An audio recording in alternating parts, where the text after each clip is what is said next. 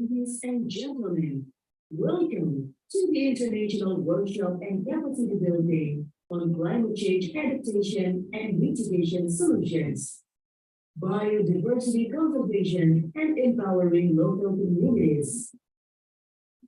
This event will be started in 3, 2, 1.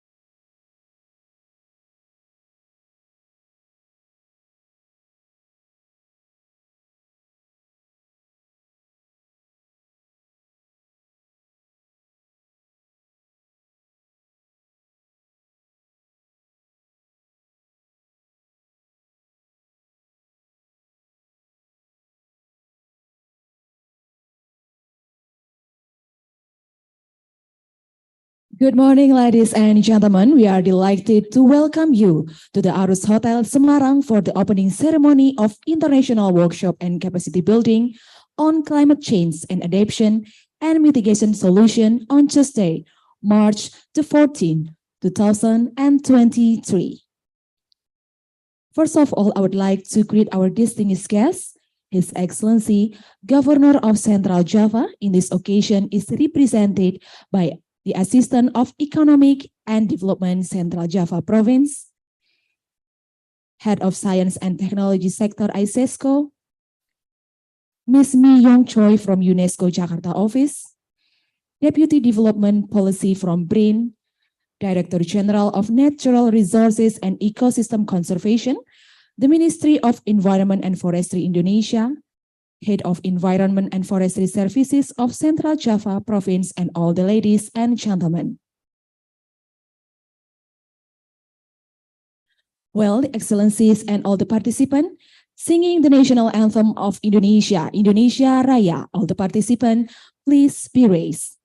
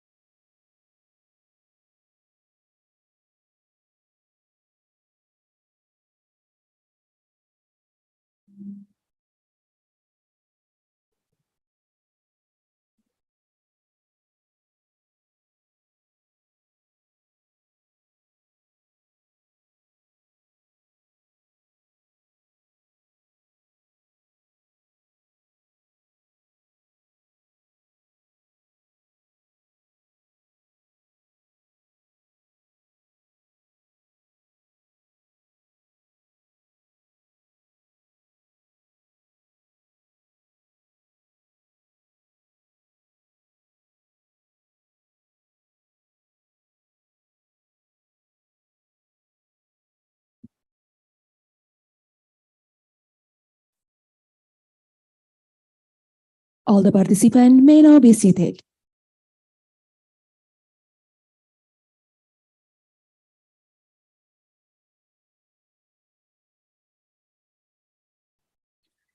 Ladies and gentlemen, let us raise our praise to God that will be led by Mr. Meswari Dwi Hadianto.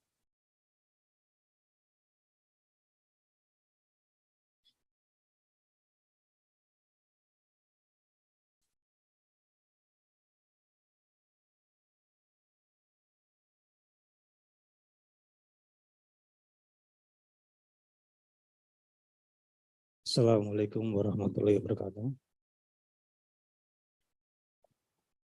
Yang kami hormati Bapak Asisten Sekda Provinsi Jawa Tengah, yang kami hormati Bapak Kepala Dinas Lingkungan Hidup dan Kehutanan Provinsi Jawa Tengah, yang kami hormati pimpinan-pimpinan instansi yang terkait. Selamat pagi dan salam sejahtera bagi kita semuanya. Sebelum kita mulai acara hari ini, marilah kita sejenak menyempatkan diri untuk bertawadhu, berdoa pada Allah agar acara hari ini bisa berjalan dengan lancar. Tanpa mengurangi rasa hormat, izinkanlah dalam kesempatan ini saya membantu doa sesuai dengan tuntunan agama Islam. Bagi yang Bapak Ibu yang beragama non-Islam, sekiranya bisa berdoa sesuai dengan agama dan keyakinan Bapak Ibu masing-masing. Kita mulai. A'udzubillahi minasyaitonirrajim. Alhamdulillahirrahmanirrahim. Wassalatu wassalim ala asrofil anbiya'i wal mursalin wa ala alihi washabihi ajma'in.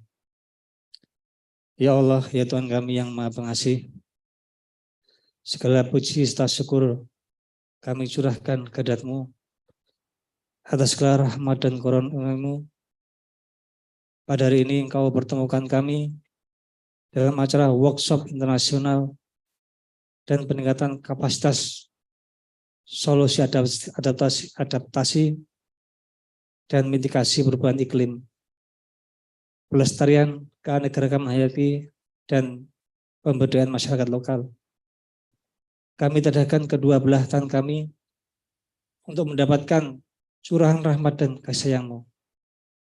Untuk itu ya Allah, kiranya Engkau berkenan memberkahi dan meridhoi acara kami yang kami laksanakan pada hari ini. Ya Allah, ya Tuhan kami yang Maha Pengampun, perubahan iklim menyebabkan ancaman yang sangat serius bagi kami.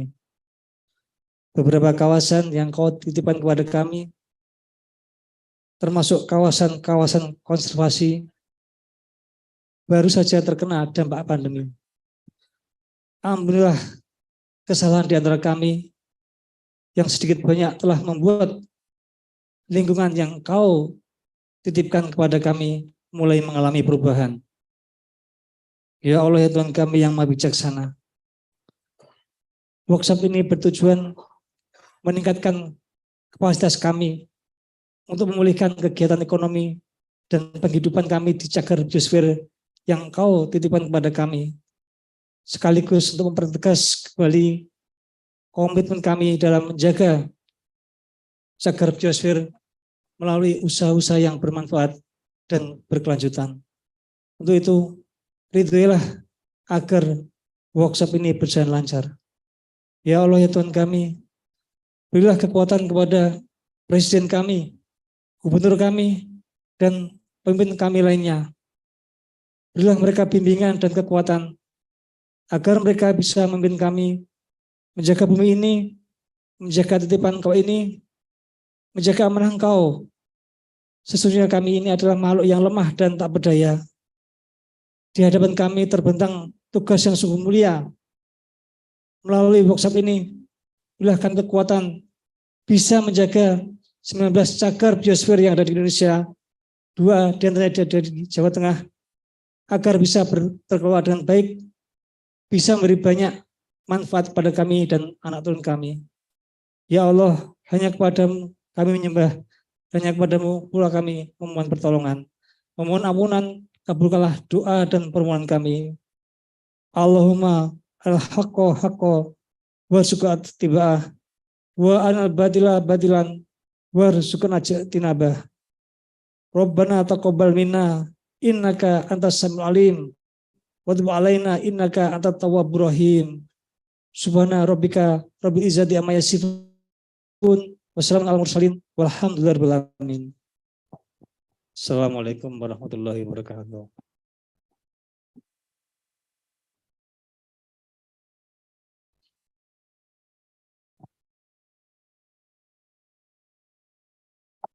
And we are now going to listen to report of organizing committee delivered by the head of Environment and Forestry Services of Central Java Province, Mr. Widi Hartanto. The stage is yours.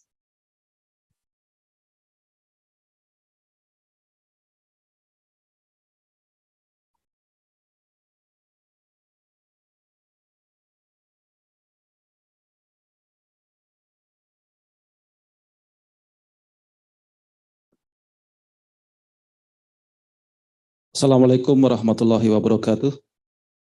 Selamat pagi dan salam sejahtera untuk kita semuanya. Yang saya hormati Asisten Ekonomi dan Pembangunan Sekda Provinsi Jawa Tengah.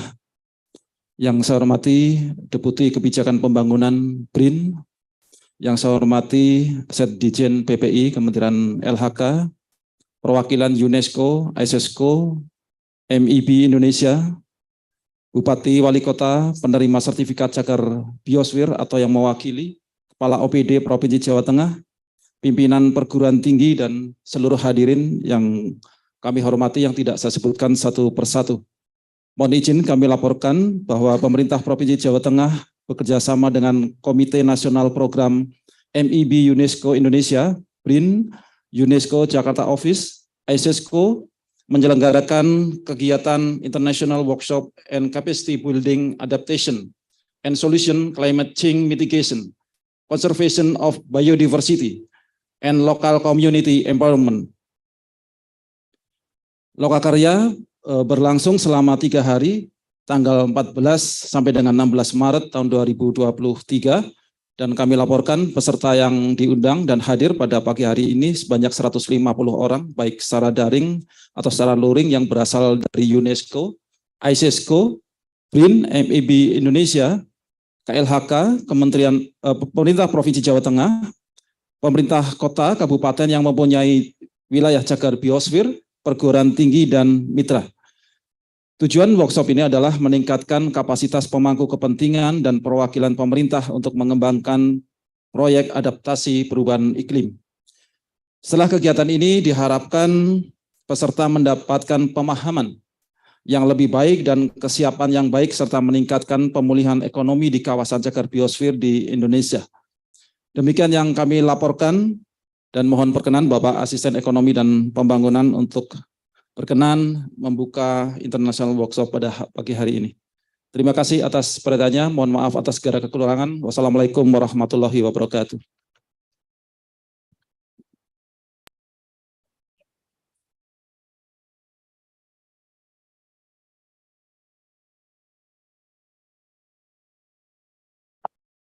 Now let's move to the next agenda, opening remarks from Head of Science and Technology Sector ISESCO, Mr. Professor Dr. Rahil Khamar. Please get on the speech.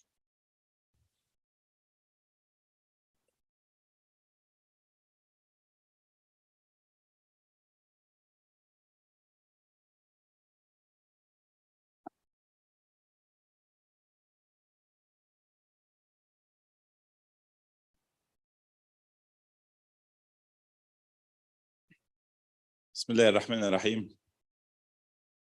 Excellencies, ladies and gentlemen, I am glad to be with you today in this international training and capacity building on climate change adaptation and mitigation solution, biodiversity conservation and empowering local communities.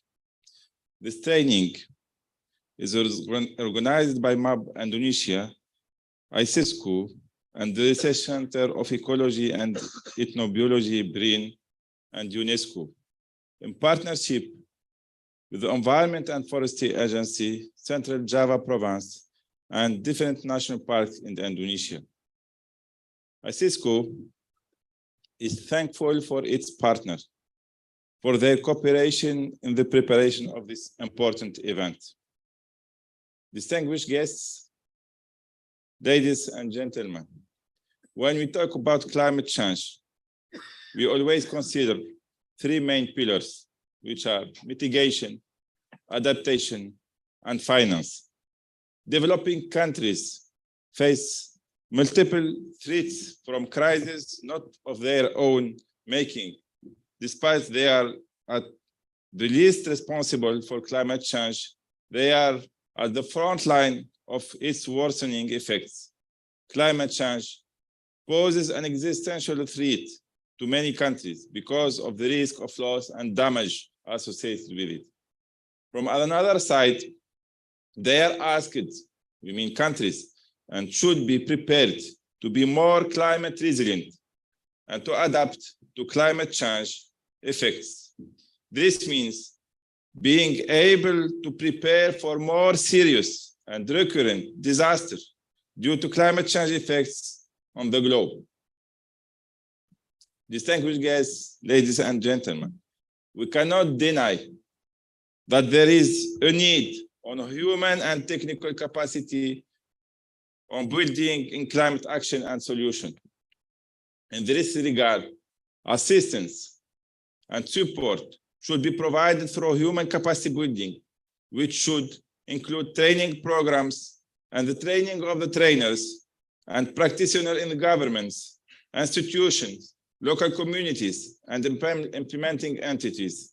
ICESCO is aware of all these challenges for our Islamic world, has developed an ambitious capacity building program for the various actors in ICESCO member countries, using several tools, training, studies, conferences, in order to promote adaptation and mitigation solutions for climate action. Furthermore, to better understand natural disasters and train on the use of emerging technologies to deal with. Indeed, ICESCO contributes to the implementation of some small adaptation projects in its member countries. At pilot level, we have our flagship program, which is WASH in rural schools. This program in rural schools in order to improve the resilience of rural communities to help adapt to extreme conditions.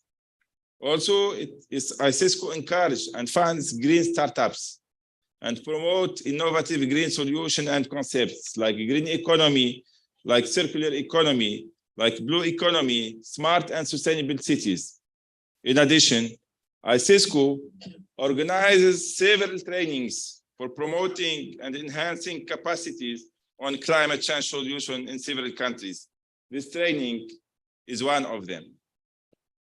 ICESCO is pleased by the presence of high-level experts from our member states.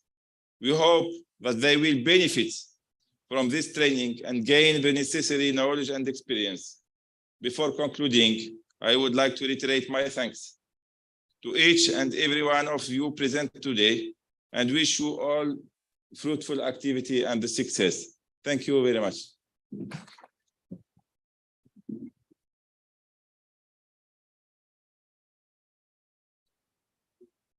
The countries of the Islamic world are and have always been rich in vibrant culture, productive human capital, and abundant natural resources, in need of collective efforts that employ this richness to achieve sustainable development.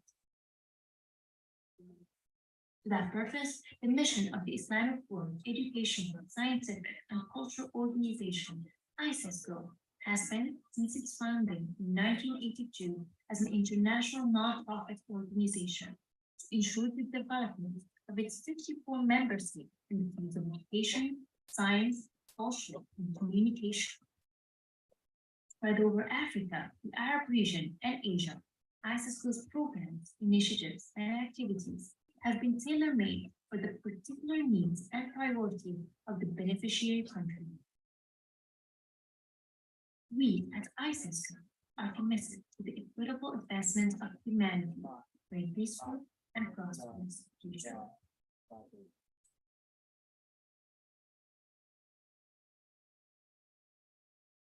Well, ladies and gentlemen, we would like to invite to the podium to deliver the opening remarks Ms. Mi Young Choi from UNESCO Jakarta office.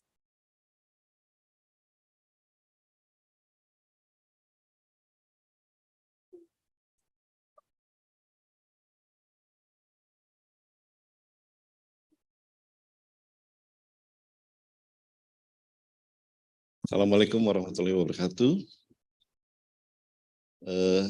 Representative of the Central Java Province, Dr.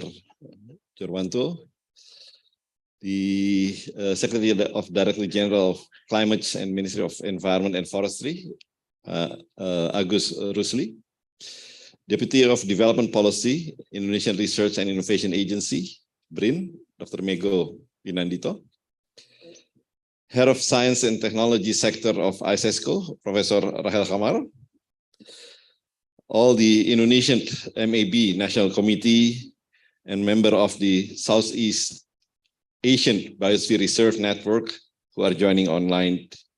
Good morning. Allow me to convey the regret of Dr. Myong Choi, the officer in charge for UNESCO Office Jakarta, as she has to be in Timor-Leste during this week, and regretfully, she couldn't join this important meeting today. However, she has prepared a remark that she would like me to convey on her behalf. Dear colleagues and friends, a warm welcome to all of you to these workshops and capacity training, climate change adaptation and mitigation, biodiversity conservation, and empowering local communities.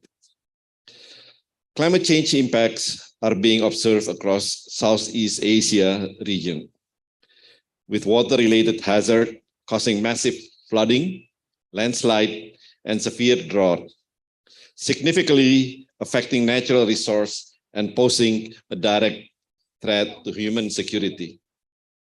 While climate change is driven by global processes, the solutions of the offset of the negative effect of climate risk are particularly dependent on local conditions.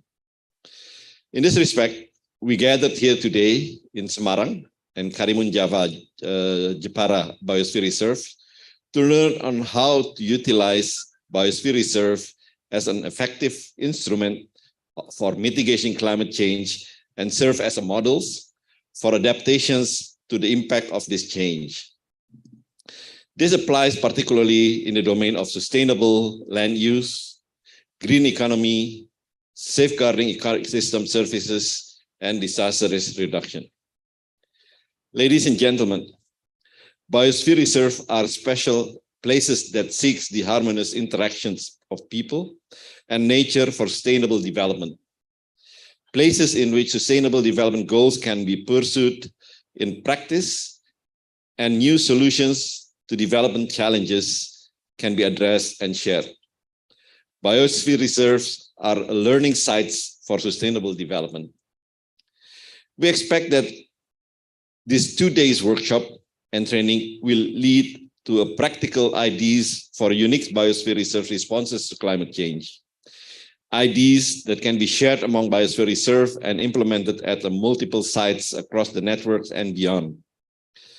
My colleagues in the Secretariat Southeast Asian Biosphere Reserve Network at UNESCO Office Jakarta stand ready to facilitate, document, and support the follow-up on the ground and to continue discussions as we already begin today.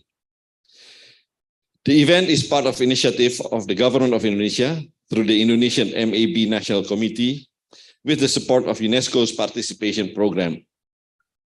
The UNESCO participation program provides direct assistance in initiatives undertaken by member states, in line with the priority that they themselves determine and in the organization's field of competence.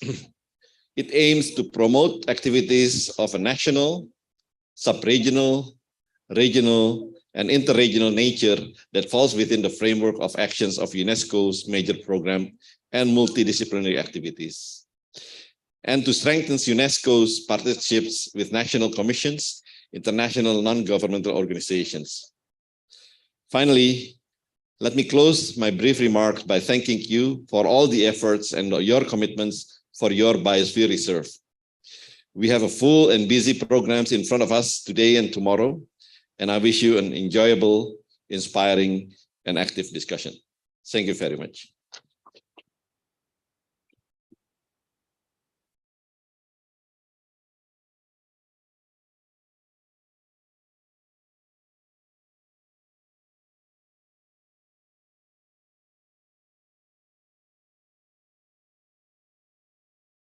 Well, for the next agenda, we are going to listen opening remarks from Deputy of Development Policy of Natural Research and Innovation Agency, Mr. Mega Pinandito. Please get on the speech.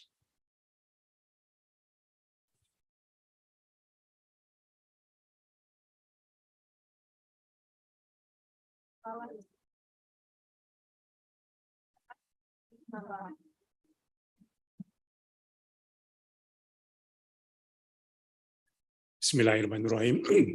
Assalamualaikum warahmatullahi wabarakatuh. Selamat pagi, salam sejahtera, salam sehat untuk kita semuanya. Om Swastiastu, Namo Buddhaya, salam kebajikan. Please allow me to speak in bahasa and gado-gado, campur.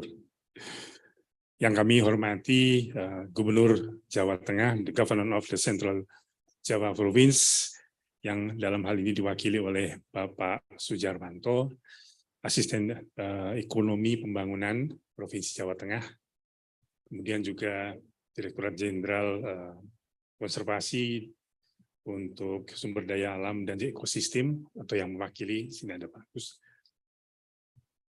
The major and region in the Biosphere Reserve of the Merapi, Merbabu, Menoreh, and Karimun Jawa, Jepara, Muria, Biosphere Reserve, kemudian juga region of Wakatobi, or representative yang mewakili head of the Science and Technology Sector, ISESCO, thank you, Officer in Charge UNESCO Jakarta Office,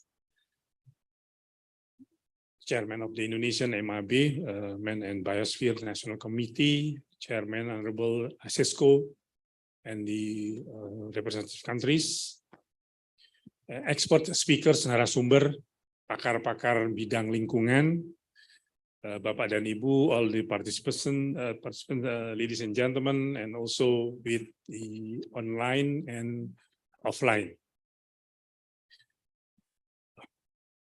Firstly, I would like to thanks to UNESCO Jakarta Office and also the ISESCO, the Ministry of the Environment and Forestry, the Republic of Indonesia, the government of the Central Java Province, Gunung Merbabu Merapi National Park, Karimun Jawa, Jepara Muria, and also the Man and Biosphere Indonesia that organized the international workshop and capacity building on climate change, adaptation, and mitigation solution, especially with the biodiversity, conservation, and empowering local community.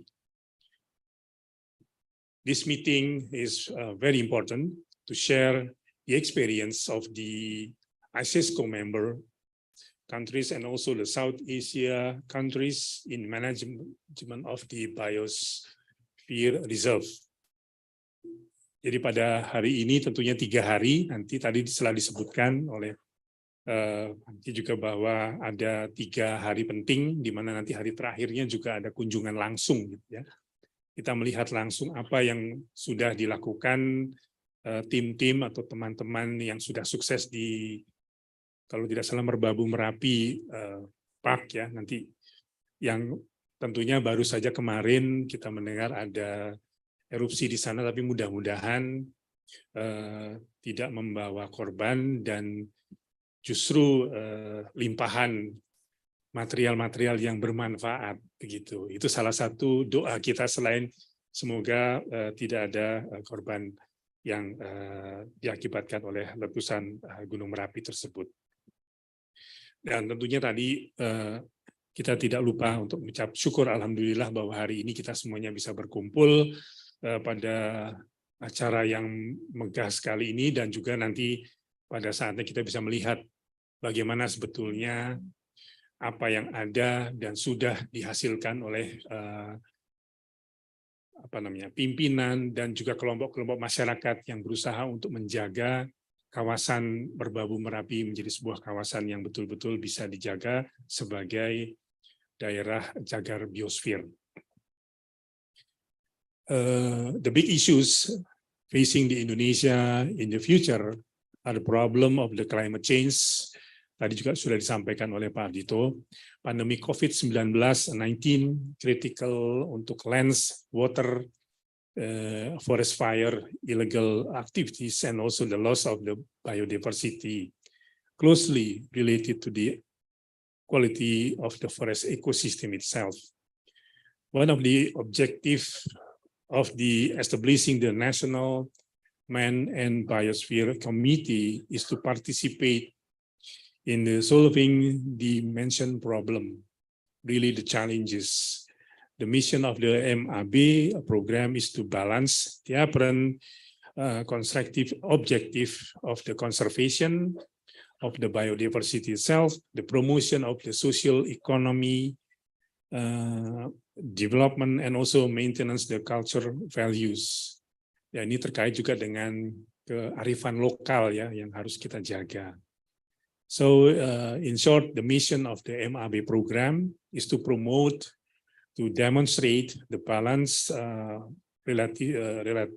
relationship between the people, the nature, through the landscape ecosystem approach, leading to the improvement of the welfare of Indonesian people.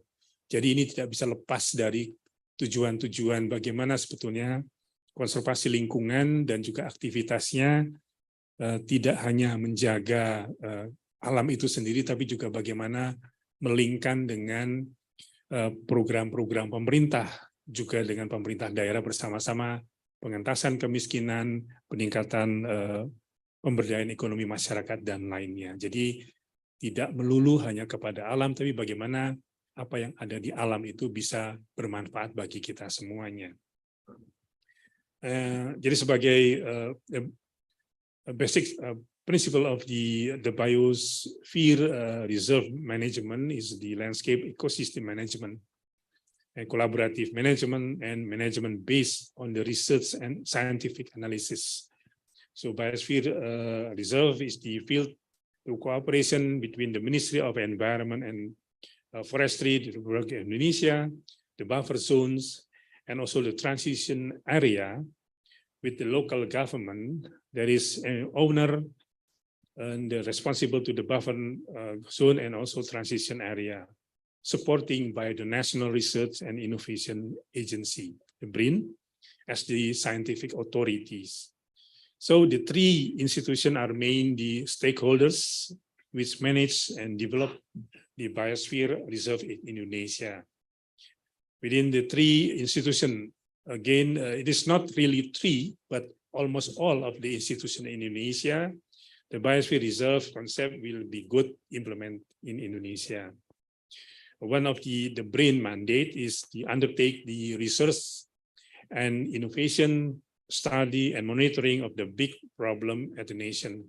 So including these challenges, the data update have to be accurate, actual, and in line with the dynamic of the community, should be applicable as the input of the government policy decision, whose the results can be implemented. Jadi apa yang kami harapkan bersama-sama dari sebenarnya tidak hanya dari tiga institusi, tapi seluruh komponen masyarakat. Jadi ada yang mungkin dari pemerintah pusat, ada yang pemerintah daerah yang justru memiliki daerah tersebut. Pak Asisten Daerah tentunya ini juga sangat concern dengan masalah-masalah ini. Bapak Gubernur juga demikian. Oleh karena ini bagaimana kita bisa memanfaatkan cagar biosfer yang ada. Indonesia has 19 biosphere reserve, and all of the biosphere reserves have conservation area status as the core area. In 1977, this is the first phase, Cibodas, Tanjung Puting, Lore Lindu, dan Komodo. And the second phase, itu Gunung Leuser, Pulau Siberut, kemudian tahun 1989 is Komodo as the national World Natural Heritage Site. And the third phase yang terakhir ini adalah Giam Siak kecil, Bukit Batu, Berbak 9, Wakatobi, Takabonerate, Kepulauan Selayar, Bromo Tengger, Semeru, Arjuno, Blambangan, kemudian Merapi, Merbabu, Menoreh, Karimun Jawa, Jepara, Muria, Bunaken, Tangkoko, Minahasa, Togean, Tojo, Una-Una. That is all of the what Indonesia now as representative for the Biosphere Reserve. And now in the area of the globalization, I think not only with local, but national, international cooperation is necessary to improve the welfare of the Indonesian people. And of course, the alleviation of the poverty and management minutes, and also updating the maintenance of the health and the quality of the environment, not only responsible of the national and local government, but of course the global perspective, the global community, including the NGO. So related to the topics of the international workshop and capacity building on the climate change adaptation and mitigation scheme solution, the biodiversity conservation and empowering the local community, it is very neat today. And we discuss how to foster the collaboration between Man and Biosphere Indonesia, MAB Indonesia, ISESCO, UNESCO, Ministry of Forest and Environment, local government, private sector, NGO, and of course the people who live surrounding the reserve area. Research, implementation, and monitoring, and including the exchange between the biosphere reserves are very important. How to enhance the participation and the active networking within the parties. And also, not only the ISESCO, UNESCO, MAB community in the region, but also the inviting and also including the UNESCO National Commission, the members of the UNESCO, so we can collaborate, we can extend and exchange the experience and also what the experimental activity that has been done in member state can be also copy and passed, of course, with some modification into Indonesia. And of course, how to communicate and also disseminate activities in the AMI program to the network all of in Indonesia, and how to identify the potential, the pilot biosphere reserve management, participate in peer-to-peer capacity and also capacity development activities, and trial and review the series of the new good governance measure for the biosphere reserve. And finally, how to brand the biosphere reserve product, quality standard, regulation, and so on, and to establish the coordination and cooperation between all of the stakeholders. I think, jadi ini sebetulnya yang ingin diharapkan, bahwa dengan pertemuan seperti ini kita bisa yang pertama kenal di Indonesia ada siapa saja, di mana saja. Dan kemudian kami memang berharap dari MAB Indonesia bisa kemudian mengkolek seluruh apa-apa yang sudah dilakukan, termasuk juga mengkolek produk-produk yang sudah dihasilkan. Jadi Bapak dan Ibu, ladies and gentlemen, outside ada pameran kecil, small exhibition that you can now what the reserve activities by them can also produce many product. Saya kira juga kalau dilihat kopi juga banyak, jadi bisa dicicipi juga di sana. Dan tentunya ini yang terakhir, bahwa sekali lagi bisa mendorong peningkatan pemberdayaan masyarakat secara ekonomi, secara khusus, dan tentunya juga sambil menjaga lingkungan yang bisa tetap dijaga dan menjadi satu warisan nantinya untuk anak cucu kita ke depannya. Jadi bukan hanya kita yang bisa mendapatkan manfaat, tetapi juga nantinya generasi-generasi mendatang masih tetap bisa melihat betapa hijaunya daerah Merbabu Merapi atau juga Karimun Jawa, Jepara, dan Muria, serta cagar-cagar biosfer yang sudah ada, bahkan bertambah lagi.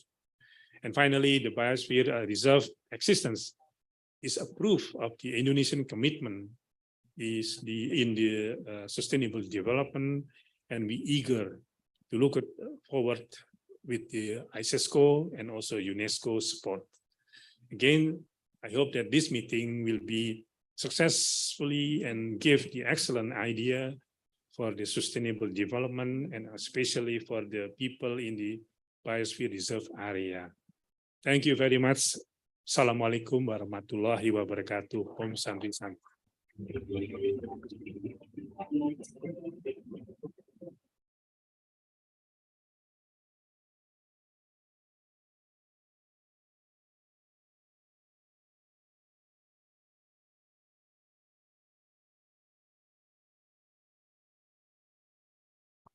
Well, ladies and gentlemen, and all the participants, we are now going to invite Governor of Central Java to deliver his welcome remarks, who will be represented by the Assistant of Economic and Development, Central Java Provincial Office.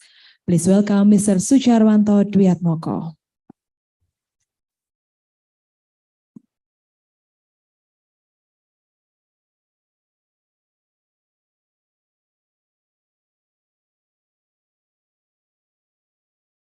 Terima kasih. Assalamualaikum warahmatullahi wabarakatuh. Selamat pagi, salam sejahtera untuk kita semuanya. Sebelum saya melanjutkan pengantar ataupun sambutan, saya sampaikan salam hangat dari Bapak Ganjar Pranowo, Gubernur Jawa Tengah, kepada kita semua yang hadir, dan juga permohonan maaf beliau tidak bisa hadir secara pribadi karena bersamaan waktu sedang diselenggarakan sidang paripurna DPRD Jawa Tengah untuk beberapa agenda. Dan tentu saja beliau sangat menyambut gembira event ini yang sangat baik untuk bisa membuat masyarakat Jawa Tengah khususnya dan para peserta workshop semuanya untuk bisa memetri bumi, memelihara alam biosfernya. Untuk itu izinkan saya membacakan sambutan resmi Gubernur Jawa Tengah. Yang saya hormati jajaran pemerintah pusat yang hadir dari Kementerian Kehutanan dan Lingkungan Hidup, khususnya di Direktur Jenderal Konservasi Sumber Daya Alam dan Ekosistem. Juga terima kasih hadir dari BRIN, Badan Riset dan Inovasi Nasional. Terima kasih juga sambutannya luar biasa, menyemangati kita semuanya.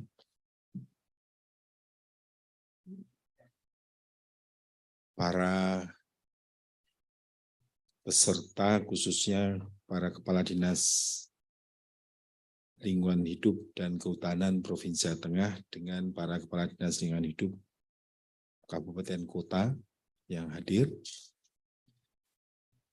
representative of UNESCO Indonesia, terima kasih Pak, dan juga ISESCO, thank you for your facilitation for this workshop. Terima kasih.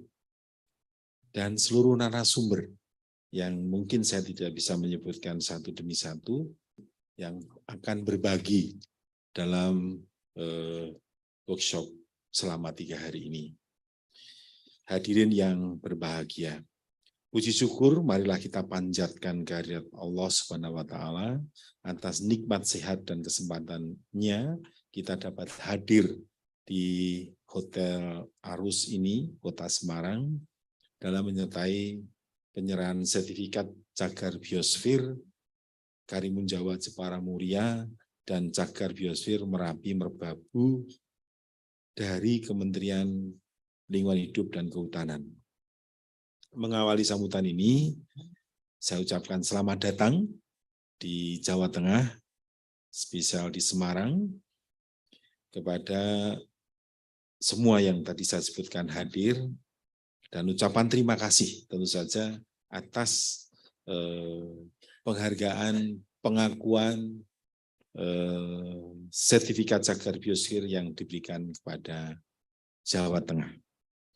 Perlu kami sampaikan bahwa cagar biosfer Karimun Jawa Jepara Muria dan cagar biosfer Merapi Merbabu merupakan situs yang ditunjuk oleh berbagai negara melalui kerjasama program Man and the Biosphere MAB UNESCO.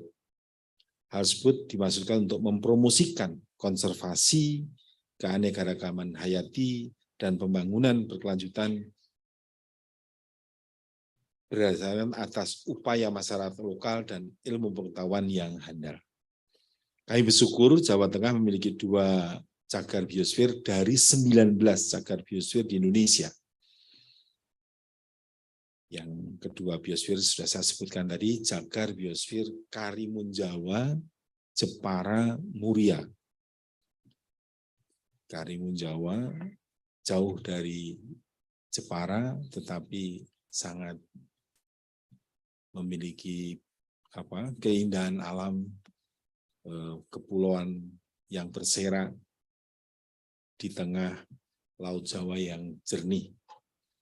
Muria ini bagian dari puncak gunung atau vulkano tua yang berada di sistem vulkano Jawa sebenarnya, tetapi punya uniqueness karena Gunung Muria ini tidak dalam satu sejarah genetik dari pegunungan gunung api Ungaran, Telomoyo, Merbabu, Merapi yang paling muda. Jadi cerita sejarahnya berbeda gunung api ini, maka ini pasti ada keunikan. Yang kedua adalah biosfer Merapi, Merbabu, dan Menoreh. Kalau di utara sebenarnya Merbabu, Merapi, baru Menoreh. Gitu ya. Nah, tapi kalau dari sejarah Menoreh duluan, gitu. Karena Menoreh itu gunung api purba. Dia merupakan dominanly adalah endapan vulkanik submarin yang terjadi paling tua untuk sejarah Jawa. Baru kemudian muncul vulkanisme dari Ungaran, Telomoyo, Merbabu, baru Merapi. Ini yang generasi vulkanisme di Jawa Tengah yang paling muda. Dan hari ini tadi sudah dijelaskan dari BRIN sedang beraksi, meskipun status siaganya udah panjang, hampir dari tahun 2020 sampai hari ini. Dan hari ini masih ada batuk-batuk kecilnya, dan sejak tanggal 11 kemarin. Nah, tapi batuk-batuk itu tadi sudah dijelaskan, kadang-kadang membahagiakan ya, bagi para pencari nafkah di Merapi, gitu. Tapi kadang menakutkan kalau sembrono ya. Tapi alhamdulillah letusan sampai hari ini tidak ada korban harta dan jiwa. Penetapan 2 cagar tersebut diumumkan dalam sidang ke-32 International Coordinating Council ICC Man and the Biosphere MAB UNESCO secara daring pada tanggal 27 sampai 28 Oktober 2020 oleh UNESCO Headquarters di Paris, Prancis. Capaian penambahan 2 cagar biosfer baru tersebut merupakan prestasi bagi Jawa Tengah yang dimotori oleh Komite Nasional MAB UNESCO Indonesia yang didukung oleh Dinas Lingkungan Hidup dan Kehutanan Provinsi Jawa Tengah. serta tentu saja tidak kalah peran pemerintah kabupaten kota yang berada pada sekitar wilayah tersebut. Untuk itu saya ucapkan terima kasih kepada pemerintah kabupaten kota yang mendukung keberhasilan tersebut, antara lain untuk Jepara, Kudus, Pati, ya, untuk cagar biosfer Karimun Jawa, Jepara Muria. Juga terima kasih untuk Kabupaten Klaten, Boyolali, Purworejo, Salatiga, Kota Salatiga, Kabupaten Semarang, Kota Magelang, dan atas dukungan untuk cagar biosfer Merapi Merbabu Menoreh. Mendukung hal tersebut, maka disinilah perlunya kita terus mempertahankan cagar biosfer sebagai kawasan yang ideal untuk menguji dan mendemonstrasikan pendekatan-pendekatan yang mengarah kepada pembangunan berkelanjutan pada tingkat regional. Oleh karena itu, kami mengajak semua pihak, khususnya di wilayah biosfer tersebut, untuk tak henti-hentinya menangani mitigasi dan adaptasi perubahan iklim, sebagaimana yang disarankan oleh BRIN, melalui kontribusi yang ditetapkan secara nasional untuk mengurangi emisi gas rumah kaca. Selain itu juga mengintensifkan komitmen dalam penyelesaian konflik tenurial terkait lahan hutan. Nah, ini susah juga ya membicarakan ini, kayaknya mudah ya. Karena apa? Di daerah yang sedang tumbuh dan pertumbuhan penduduknya yang luar biasa, mereka menyadari bahwa daerah manapun bisa dijangkau untuk kehidupannya. Maka kepentingan ekonomi sangat tinggi dalam kawasan-kawasan ini. Sementara kita sadar kadang orang harus ada watchdogs-nya yang seolah melihat dan marah-marah terus terhadap perilaku yang orientasinya ekonomi. Nah, workshop ini tentu saja kita kehendaki untuk memberikan kesadaran konservasi, kesadaran untuk menjaga sustainabilitas itu embedded dalam perilaku ekonomi. Kayaknya itu yang penting. Karena kalau nanti ada yang menjaga, ada yang berorientasi ekonomi belaka dan berhadapan, itu nggak pernah selesai. Itu yang terjadi hari ini. Orang yang pengen pasir saja, batu saja, itu sudah pokoknya hantam saja gitu. Nah, itu akhirnya apa? Keseimbangan lingkungan di lereng Merapi, bahkan mulai masuk ke lereng-lereng gunung api yang lain, yang tua, yang pasirnya berada di bawah lapisan itu pun sudah mulai tembak juga gitu. Nah, sementara kelompok yang lain sedang marah-marah gara-gara berpotensi rusak loh gitu.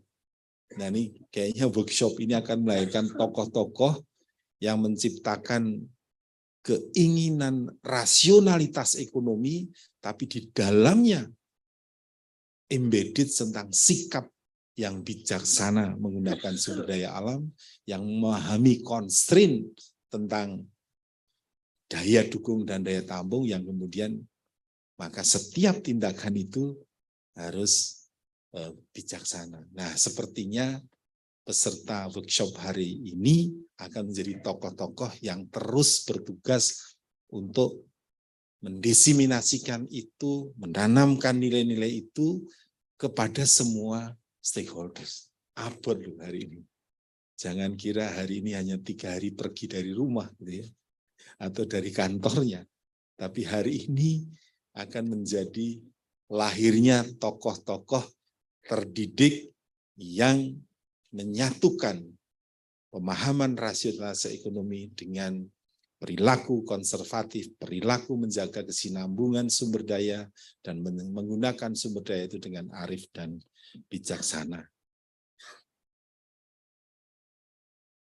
Itu tugas ISESCO untuk memberikan itu. Mudah-mudahan bisa dilakukan dengan baik, karena pengalaman ISESCO dalam mendidik berbagai kelompok masyarakat di dunia. I'm sorry, I say with bahasa.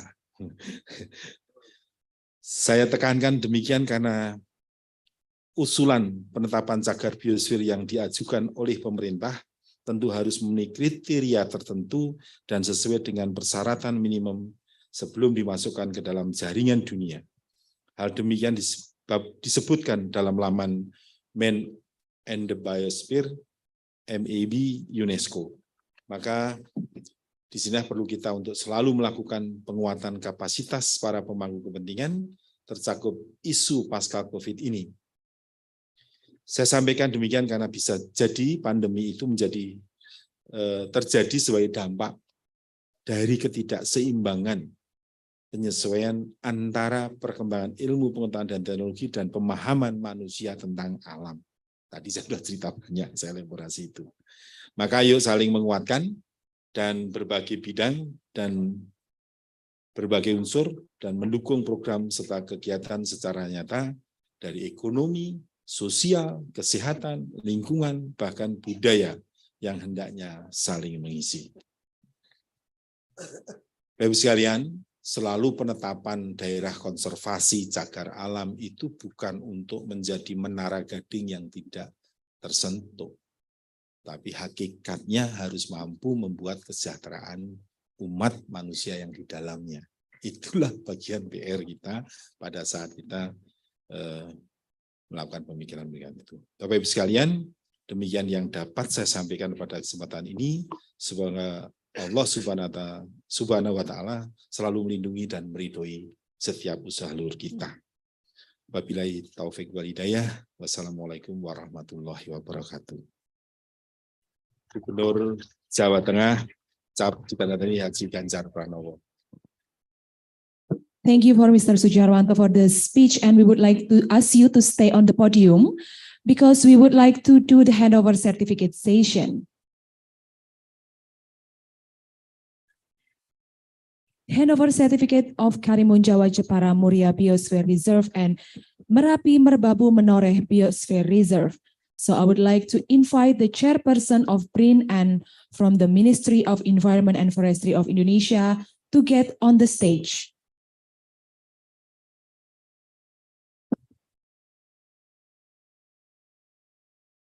Kami undang untuk ke atas panggung chairperson dari BRIN dan dari Kementerian Lingkungan dan Kehutanan Indonesia untuk bisa naik ke atas panggung, serta asisten ekonomi dan pembangunan Sekda Provinsi Jawa Tengah. The first handover certificate from Karimun Jawa Jepara Muria Biosphere Reserve from BRIN to the Governor of Central Java.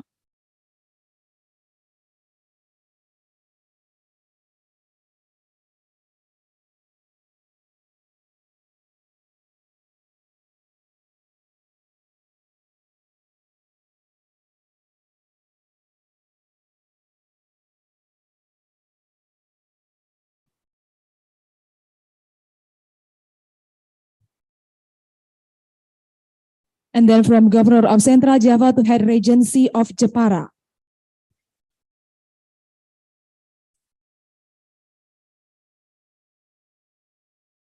And the second handover certificate of Merapi Merbabu Menoreh Biosphere Reserve from Ministry Environment and Forestry Indonesia to the Governor of Central Java.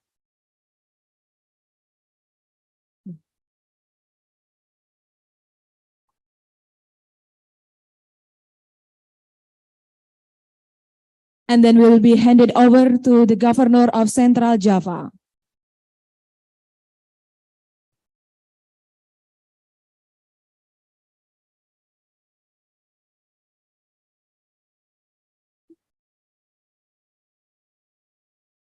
Dan kami undang Bupati Jepara dan Bupati Magelang untuk naik ke atas panggung untuk mewakili penerimaan sertifikat.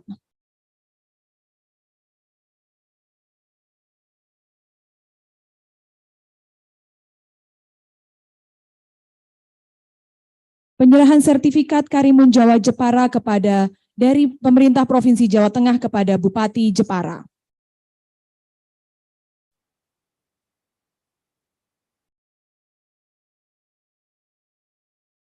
Sertifikat ini mewakili dari BTN Karimun Jawa, Kabupaten Jepara, Kabupaten Kudus, dan BKSDA Jawa Tengah.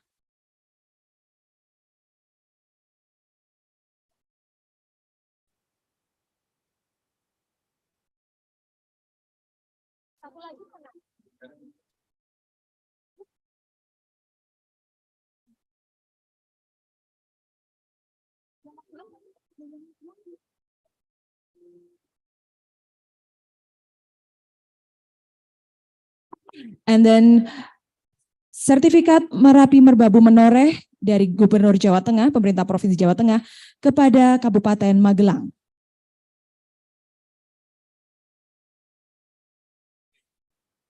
Atau kami mohon untuk naik ke atas panggung kepada Kabupaten Klaten.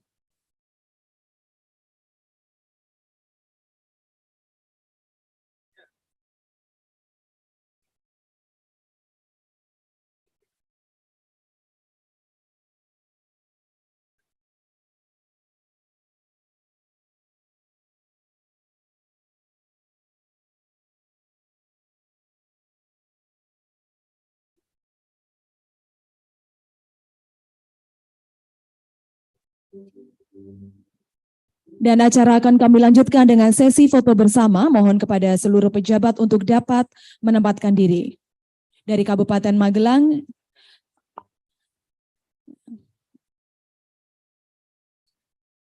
now we will hold a photo session. Please to take the position.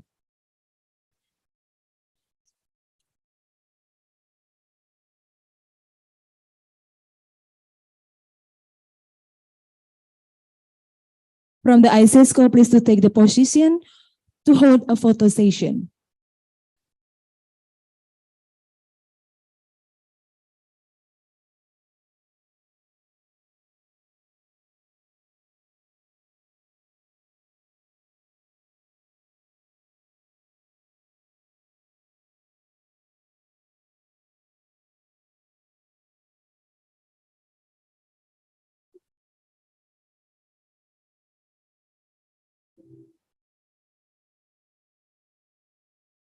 Enough. As the photo session is over, all the participants may now be seated.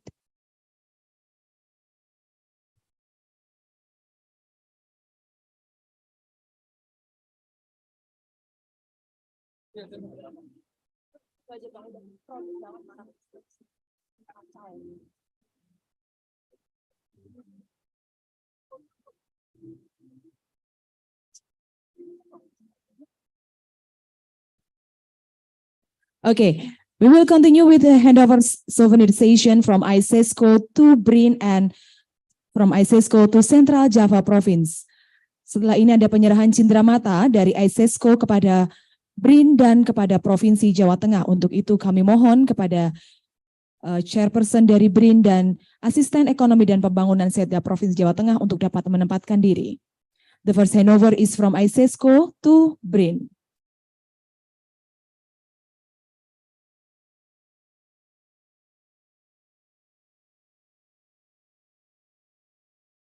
And the second round is from ISESCO to Central Java Province.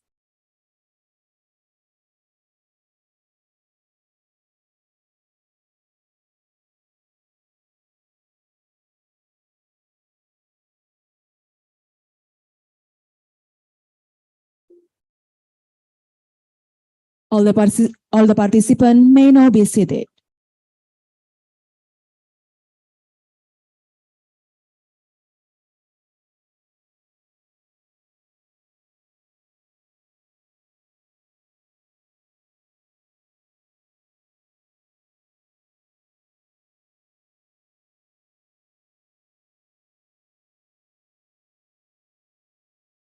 Well, ladies and gentlemen, the opening ceremony is going to an end.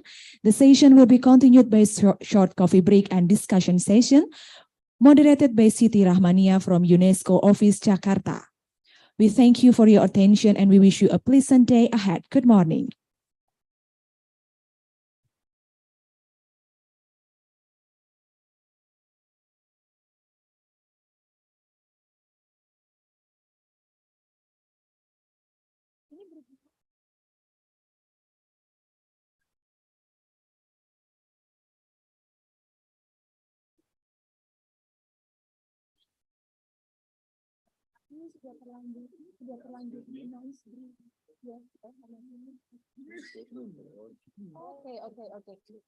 All being the same. Bapak Ibu hadirin yang kami hormati, sebelum meninggalkan tempat acara, kami mohon untuk dapat melakukan sesi foto bersama dengan tetap berada di tempat duduk masing-masing.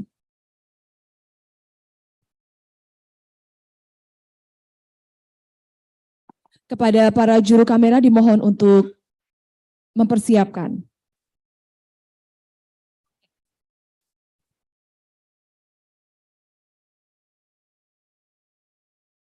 Mohon kepada Bapak dan Ibu sekalian, acara akan dilanjutkan dengan sesi foto bersama, dimohon untuk dapat menempatkan diri.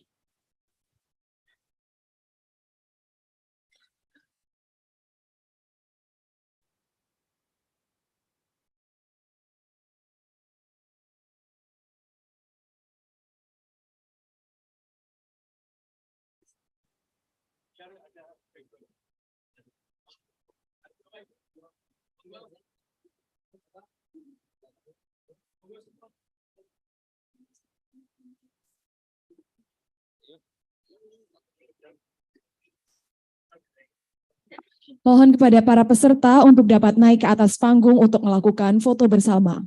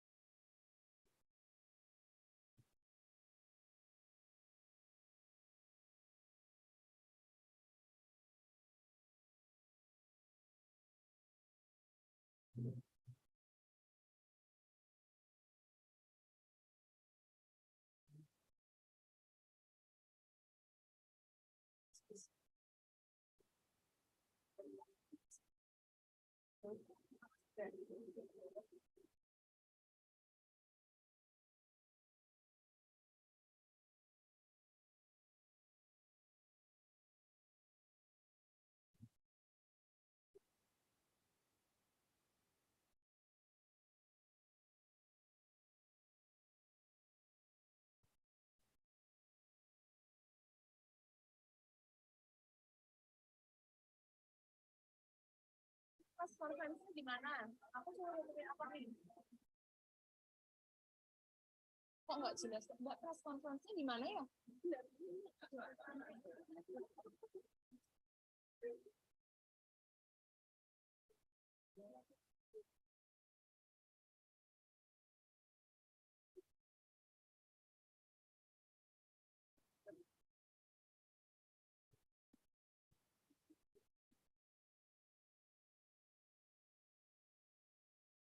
Nggak dikasih tahu.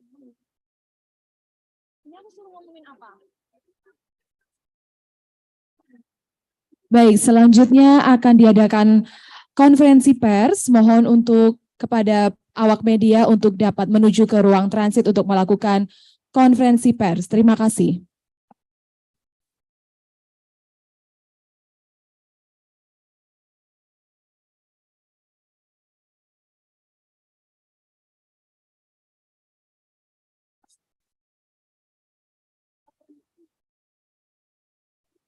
Banyak ya.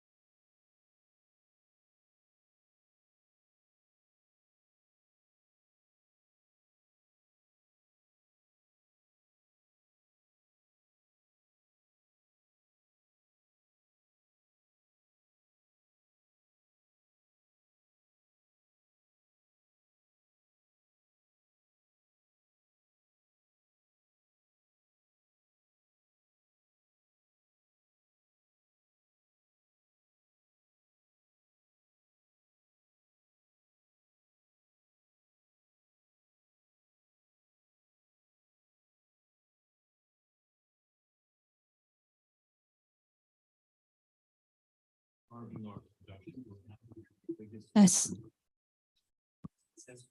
Ladies and gentlemen, we cordially invite you to be seated because in a few minutes, the next session will proceed in no time.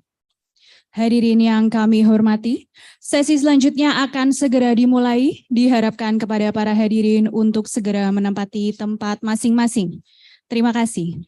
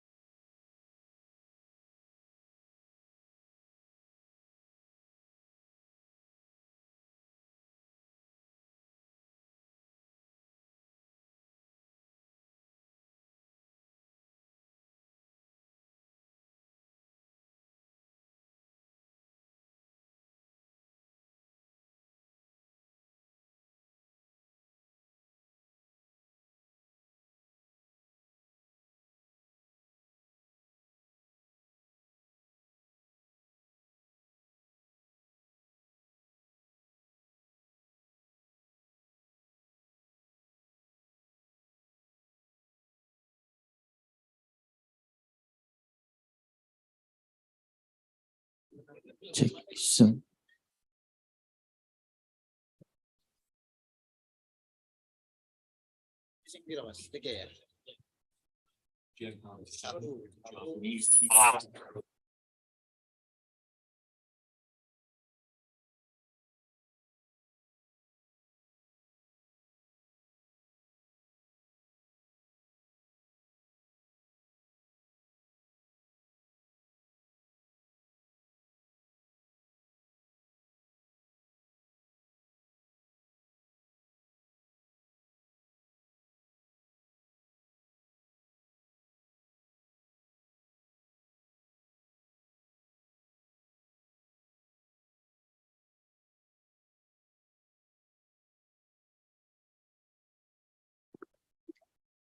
Hadirin yang kami hormati, sesi selanjutnya akan segera dimulai. Diharapkan kepada hadirin untuk segera menempati tempat masing-masing.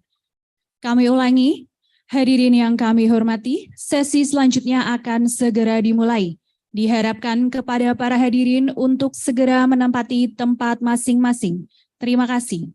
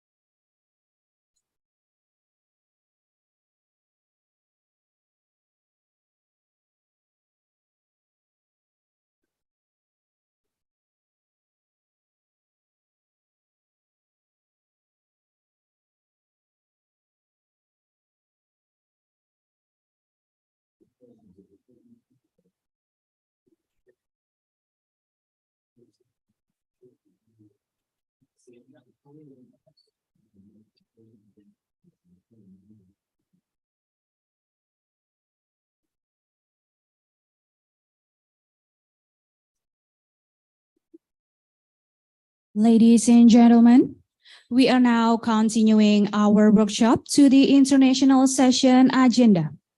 That is to hear the speeches which will be delivered by the keynote speakers and will be moderated by Mrs. Siti Rahmania from UNESCO Office, Jakarta. I will hand over the session to our moderator. And please, Mrs. Siti Rahmania, the stage is all yours.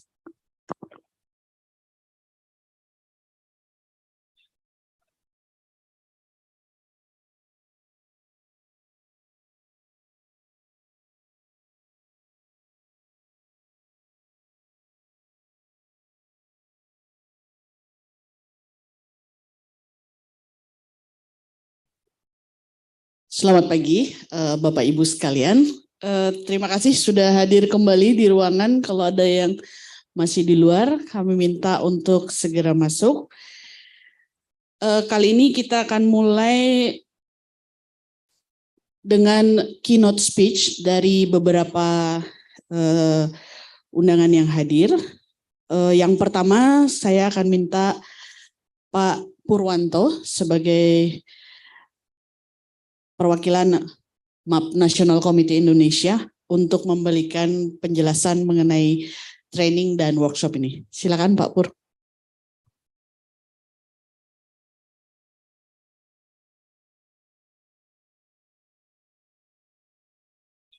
Bahasa Inggris atau bahasa ya, tapi disiarkan ke luar negeri. Oh gitu ya? Oh, jadi bahasa Inggris. Okay. Saya ngomong benar ya, ngomong benar.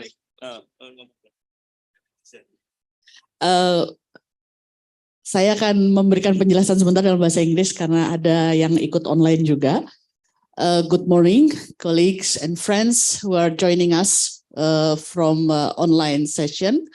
Now we start with the keynote speech from the expert who are already here in Semarang. So for the first keynote speech, we would like to invite Professor Purwanto, from the MAP National Committee Indonesia, to give an introduction on the workshop and training that we are going to join for the next 3 days. Silakan Pak Pur.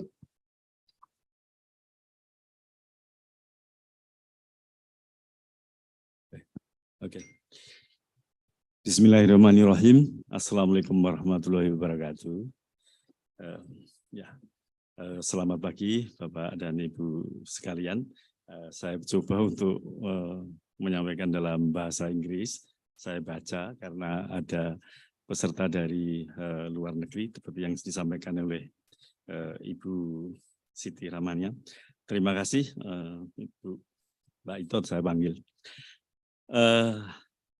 Ladies and gentlemen, distinguished participant, very good morning, and I wish you, your colleagues and loved one are always in safe and healthy condition during this global pandemic. It is a great honor for me to organize this event, international workshop and capacity building in climate change, adaptation and mitigation solution, biodiversity conservation and empowering local communities. These activities was carried out in collaboration between MIB Indonesia and UNESCO, supporting by Government of Central Java Province, Minister of Environment and Forestry, Karimun Jawa National Park, Gunung Merapi National Park, and Gunung Merbabu National Park. For that, I would like to express my gratitude for all of the support. I would like to take this opportunity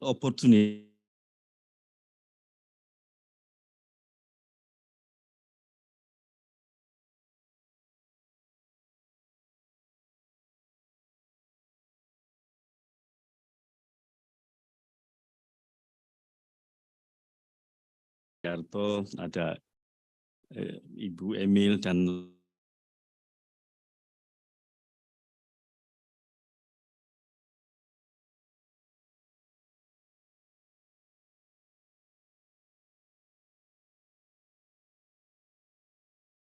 lain-lain, and from MIB Indonesia and Ethnobiology, BRIN, Dr. Anastasia Asmati, also Dr. Yunita and another, and from Ministry of Environment and Forestry, Director of Conservation Area Management, Head of Karimun Jawa National Park, head of Gunung Merapi National Park, head of Gunung Merbabu National Park, head of BKSDA Jawa Tengah, and parties in the Karimun Jawa Jepara Muria Bauzi Reserve and the Merapi Merbabu Menoreh Bauzi Reserve.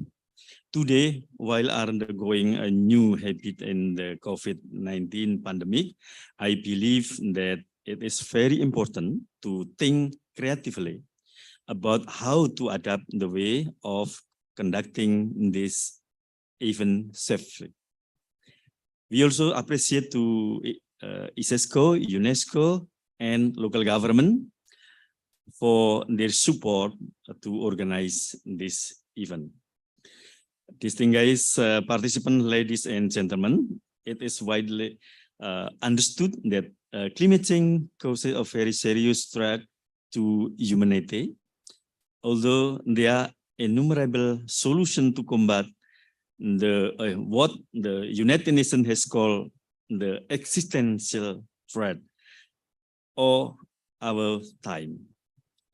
To cope with and anticipate climate impact, countries have prepared adaptation strategy, plan a national determined contribution, and have begun to address climate change adaptation, such as the 2013 Agenda for Sustainable Development, the Paris Agreement of the National Determined Contribution, NDC, at COP 21, Marrakesh Partnership for Global Climate Action, and COP 22, the Sendai Framework for Disaster Reduction 2015-2030, etc.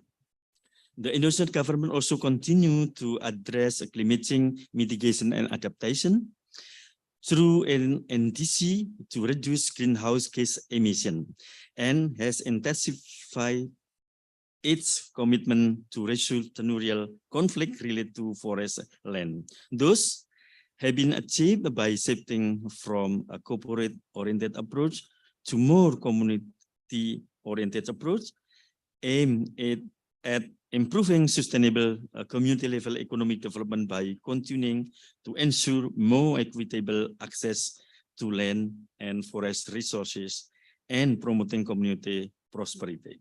Ministry of Environment, Forestry 2020. Those considering above-mentioned government priority, it is indispensable to strengthen capacity of stakeholders on this issue, particularly during this post-COVID period. In the last 2 years, the world has experienced the COVID-19 pandemic and may have an effect of the imbalance adjustment between the development of science and technology and human understanding of nature, make the world vulnerable to various disasters, particularly in economic, social, health, and environment. There be increasing the complexity of human problem.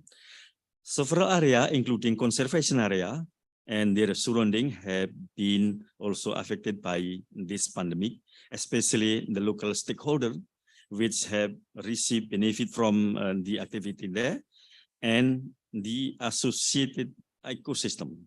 This is observed in the coastal and small island of Indonesia, which strongly dependent on tourism activities, where the local communities have struggled with the plummeting income amount and source. The empowering of stakeholders in the midst of this pandemic is considered urgent to speed up the recovery of the economic and ecosystem in the coastal area and small island of Indonesia, especially in biodiversity. On the other hand, there is an urgent need to accelerate the implementation of 2030 agenda through climate action and facilitate access to finance. In that, climate finance is essential to achieving the goal of the Paris Agreement, but it remains a difficult target to secure. For low and middle income countries to reduce emission transition to low carbon economic and adapt to the impact of climate change, they need technical and financial support to put their plan into action. But unfortunately, the financial question emerges every year as one of the Spanish issue in international climate negotiation. Many climate finance fund exist, but assessing this fund and preparing appropriate project remain a big challenge for stakeholders. For the above-mentioned purpose, we organize training on climate change, adaptation solution for biodiversity conservation and post-COVID-19 period. The objective of this workshop on training activities are for sharing information and lesson learned between parties on adaptation and mitigation strategy for the effect of climate change and the COVID-19 pandemic on biodiversity conservation and empowering local community. And the end of the training, participants should have better understanding on the management of biodiversity area, especially regarding to conservation and climate change adaptation issues, including financing scheme. Furthermore, I wish this important international conference will run well and smoothly and keep great impact, especially for the sustainable of biodiversity management and our community. I wish you all happiness and good health. Thank you very much for your kind attention. Terima kasih. Wassalamualaikum warahmatullahi wabarakatuh. Terima kasih Pak Purwanto. Jadi dalam speech-nya beliau mengatakan bahwa kegiatan ini adalah kolaborasi dari Saya lanjutkan sebentar. Oke. Oke, sekarang saya akan berbicara dalam bahasa Indonesia karena ini menyangkut tentang logo kedua cagar biosfer yang oleh para pihak telah disetujui, dan pada kesempatan ini kami dari Komite Nasional MIB Indonesia pada kesempatan yang berbahagia ini dan juga dengan forum yang sangat terhormat ini, dan juga oleh para pihak dari seluruh cagar biosfer Indonesia dan juga cagar biosfer yang ada di Jawa Tengah, yaitu Karimun Jawa, Jepara, Muria, dan juga Merapi, Merbabu, Menoreh. Maka pada kesempatan ini kami menetapkan dua logo dari cagar biosfer ini. Moga-moga dengan mengucapkan Bismillahirrahmanirrahim, moga-moga logo ini akan menjadi branding untuk produk-produk cagar biosfer kedua cagar biosfer di Jawa Tengah tersebut. Demikian, jadi nanti untuk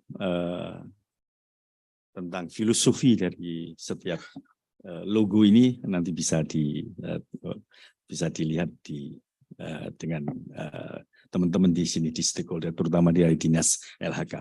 Terima kasih. Jadi dengan ini saya nyatakan untuk digunakan logo ini. Terima kasih. Wassalamualaikum warahmatullahi wabarakatuh. Thank you.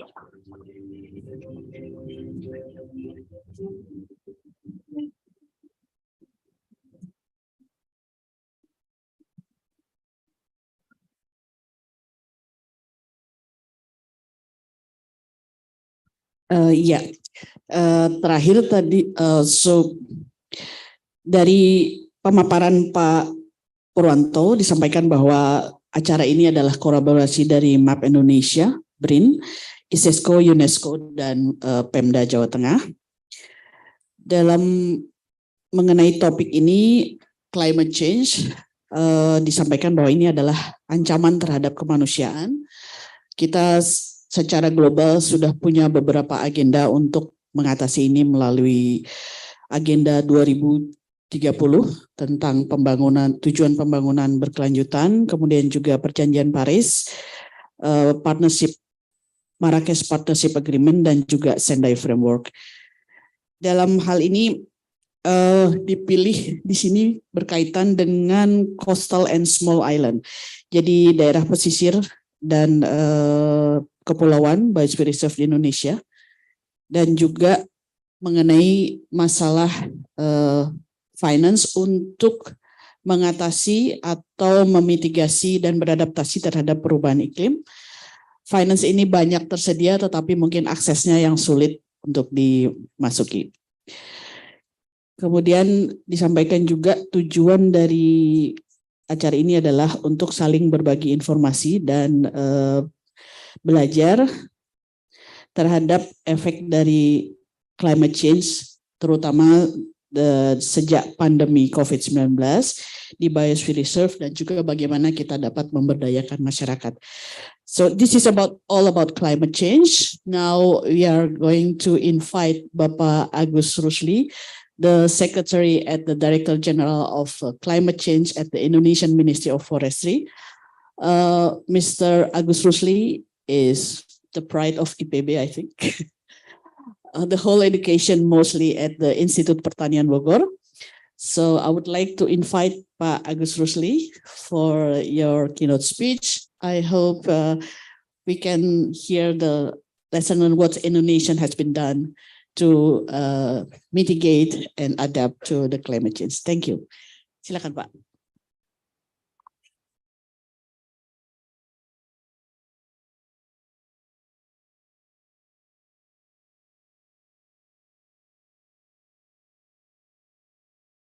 Thank you, moderator. I will, first of all, I will inform that Ibu Laksmi, my DG, is not coming since she has so many activities in Jakarta, and she asked me to deliver her keynote speech for this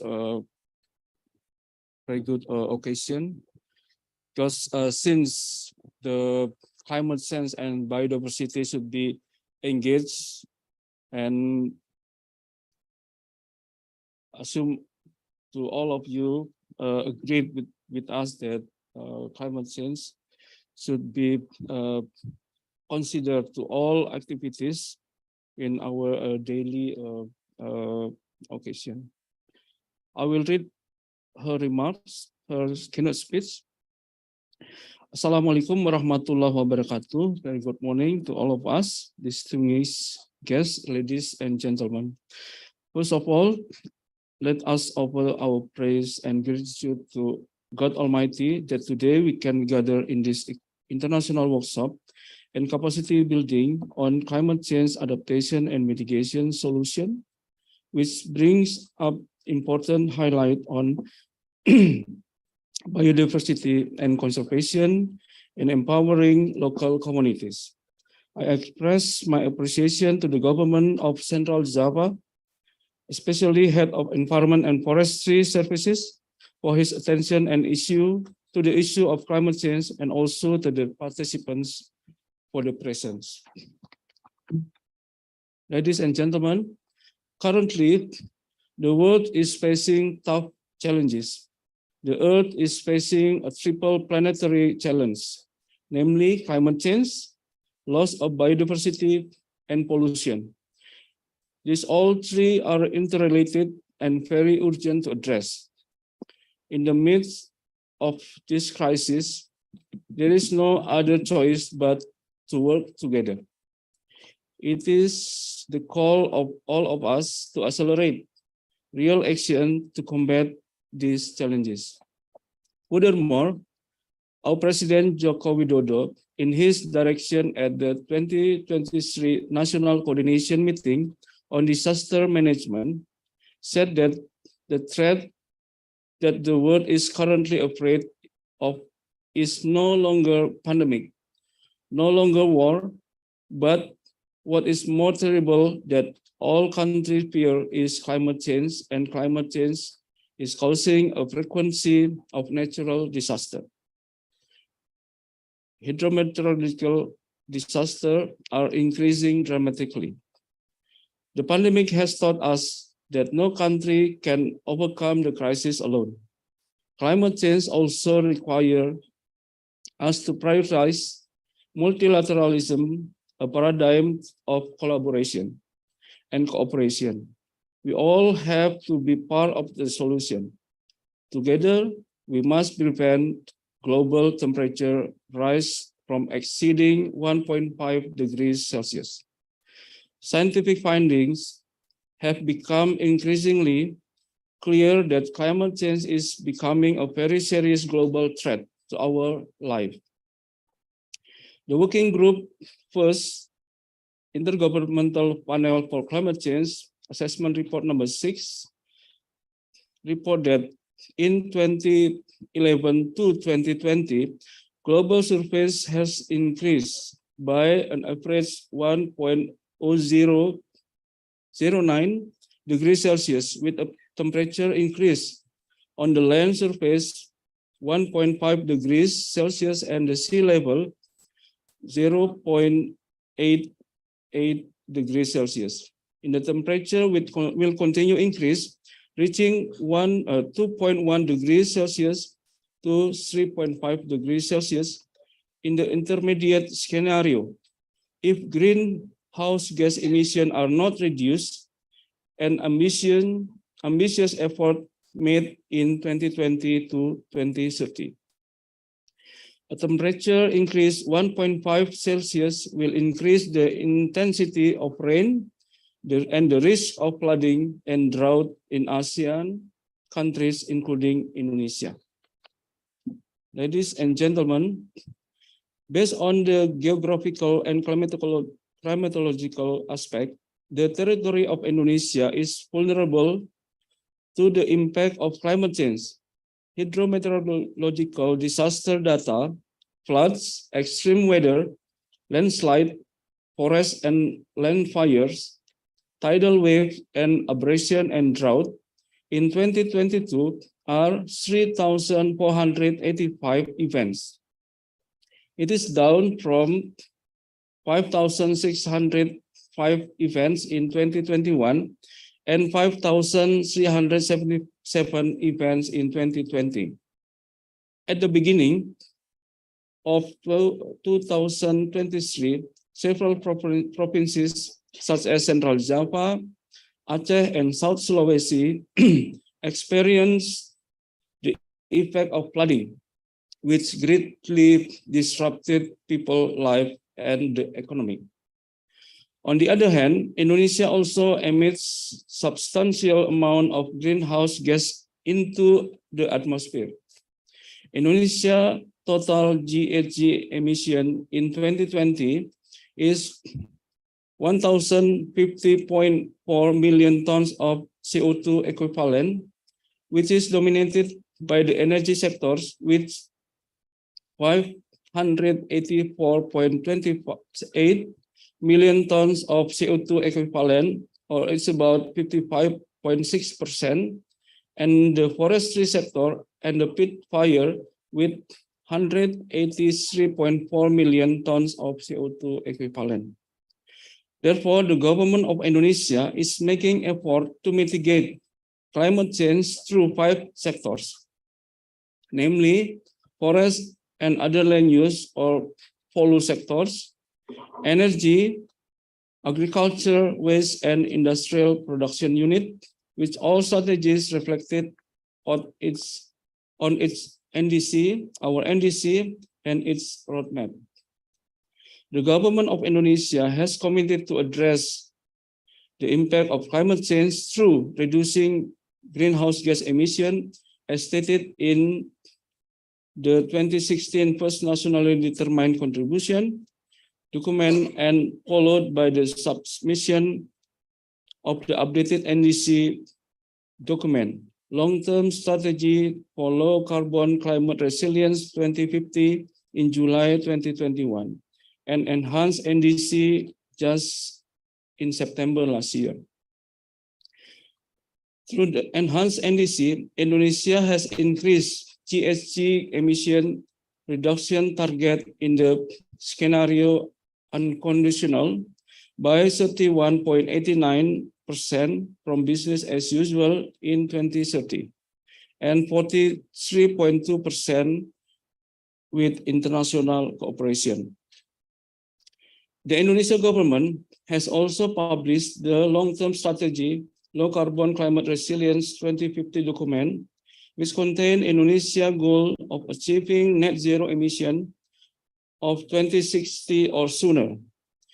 To ensure the achievement of net zero emission, the forestry sector must start a net sink minus 140 million tons of CO2 equivalent in 2030. The Indonesia Polo Net Sink 2030 has been translated into plans for 12 provinces in 2022 and will be complemented by the others 22 provinces in 2023. And currently, Indonesia is also preparing for second NDC, which is expected to be completed by 2024. Distinguished participants, considering the condition, in addition to ambitious climate change mitigation effort, climate change adaptation effort in Indonesia are targeted to be able to reduce the impact of climate change by building resilience and increasing adaptation capacity to reduce the risk of loss around 2.87% of our national GDP through economic, social, and livelihood resilience, as well as ecosystem and landscape in meeting the basic needs of society, namely food, water, energy, and healthy environment. Based on the result of the analysis to the potential impact of climate change on the water, energy, food, and health sector can reduce GDP from 0.66% to 3.45% in 2030. As an illustration, Indonesia GDP in 2022 is 19,588 trillion Indonesian rupiah. This is potentially impact really needs to get attention by considering the national economic growth of between 5.4 to 6% per year, which aim to reduce poverty, unemployment, and inequality, as well as increase people welfare. The negative effect of climate change can disrupt the achievement target for economic growth, which in turn hinder the achievement targets for development. Distinguished guests, ladies and gentlemen, one of the challenges in the effort to control climate change and the achieve of nationally determined contribution target is related to the need for climate finance. Until 2020, climate budget tagging data reveals that capacity of Indonesia's state budget can only meet 34% or 3,461 trillion Indonesia rupiah of the total climate change financing needed. To effectively fill the 66% funding gap, a strategy needed to assess private and international funding sources. On the relation to this, the government of Indonesia has issued Presidential Regulation numbers 98/2021 concerning the economic value of carbon for the achievement of nationally determined contribution target and control the greenhouse gas emission in national development as an operationalization of the law number 16/2016 concerning the ratification of the Paris Agreement. Carbon economic value is further regulated through the Minister of Environment and Forestry Regulation number P21/2022 include performance-based payment or result-based payment for the reduction emission for the degradation and forest degradation, carbon trading consisting the emission and offset trading, levies, and other mechanisms. East Kalimantan province has received an advance payment of result-based payment funds from the Forest Carbon Partnership Facility Carbon Fund for reducing greenhouse gas emission of a total 22 million tons of CO2 equivalent. Jambi province has received pre-investment from Biocarbon Fund ESFL for the preparation of result-based payment for reducing GHG emission of 14 million tons of CO2 equivalent. In addition, fund available for Green Climate Fund at the BPDLH or Indonesia Environment Fund for national performance of 20.3 million tons for activities that meet the provision of the result-based payment from the reduction emission from degradation and forest degradation at the provincial level. Indonesia's success in reducing deforestation, preventing and control the forest fire, increasing the conservation and social forestry has increased the world trust in good forestry governance.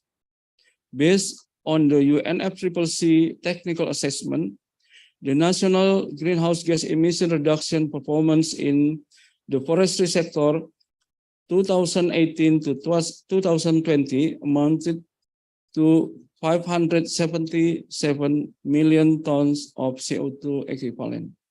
At the same time, many developed countries and foreign private sectors are interested in buying carbon from Indonesian forests because they are considered cheaper than reducing GHG emission themselves.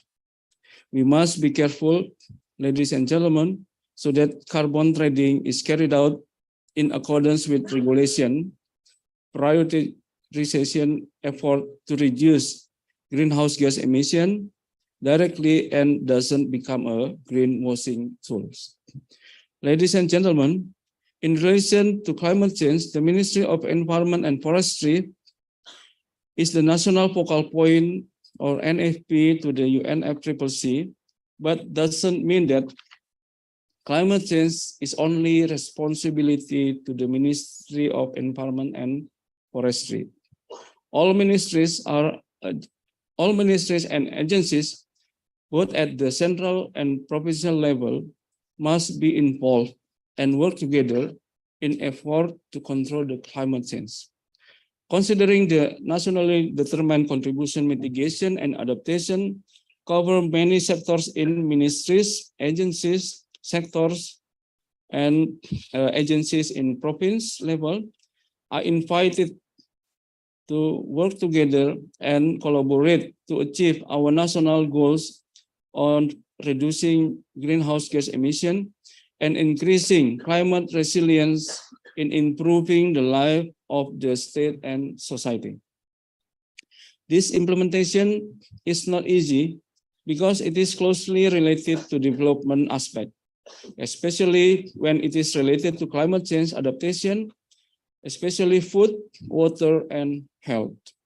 In particular, most of the national GHG emission reduction action are carried out at the site level, such as prevention and control the forest and land fire, which are the key achieving target in the forestry sectors.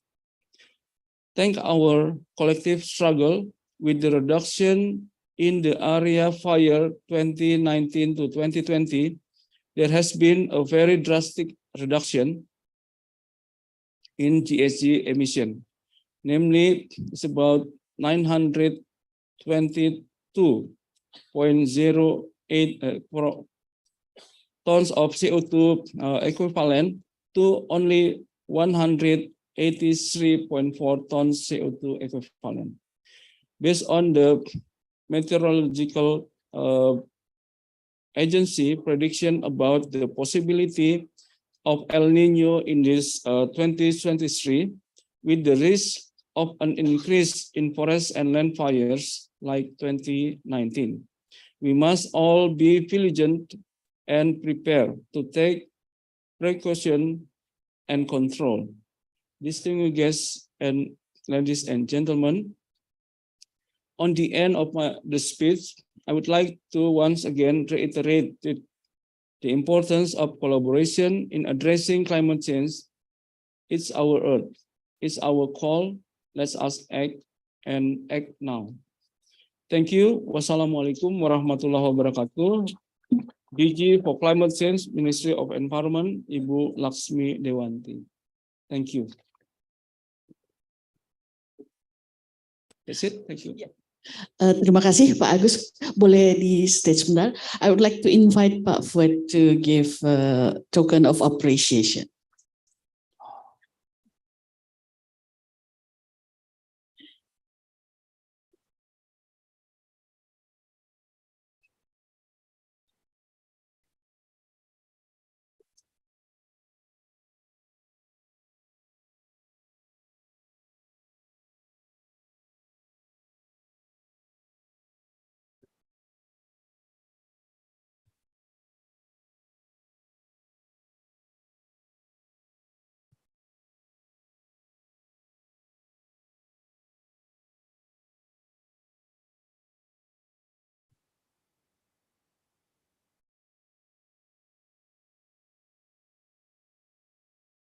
Thank you Pak Fuad dan Pak Agus.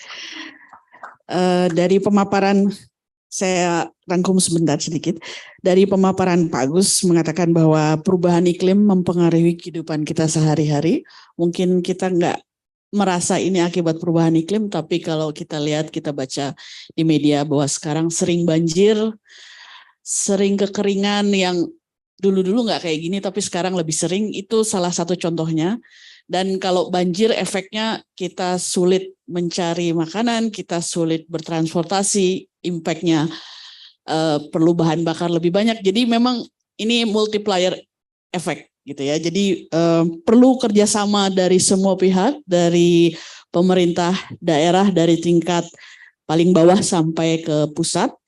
Kemudian juga bahwa kita sedang berusaha untuk mengurangi kemungkinan kenaikan suhu, bahkan naik suhu hanya 1,5 derajat Celcius. Kita berusaha di bawah itu karena mungkin kalau Bapak Ibu yang kerjanya di daerah pesisir atau kepulauan mungkin bisa tahu apa efeknya dari kenaikan suhu, ada pemutihan terumbu karang, kemudian juga efek yang lain, suhu laut lebih hangat, ada efeknya juga, bisa diperhatikan juga di situ.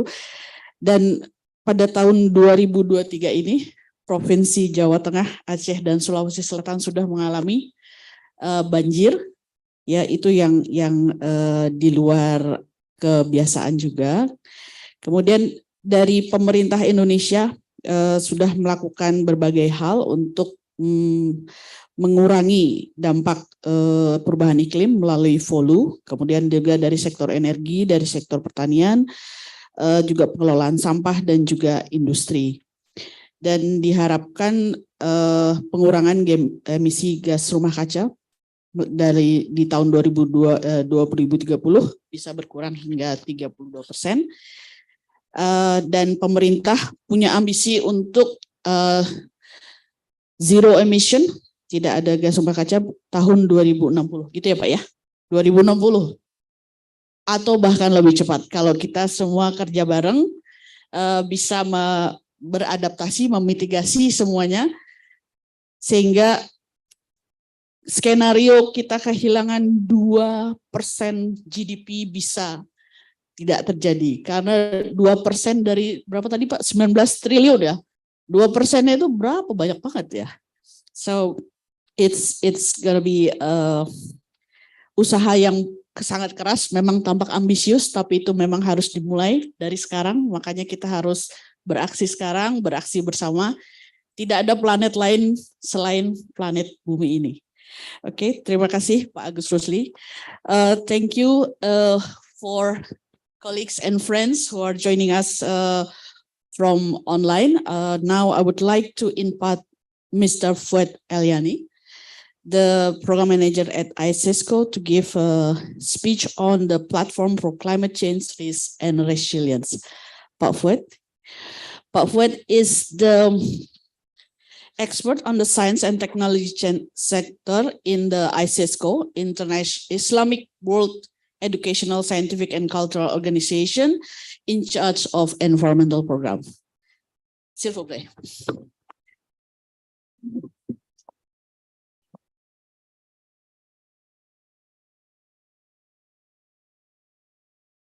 Can you please put the presentation on the screen?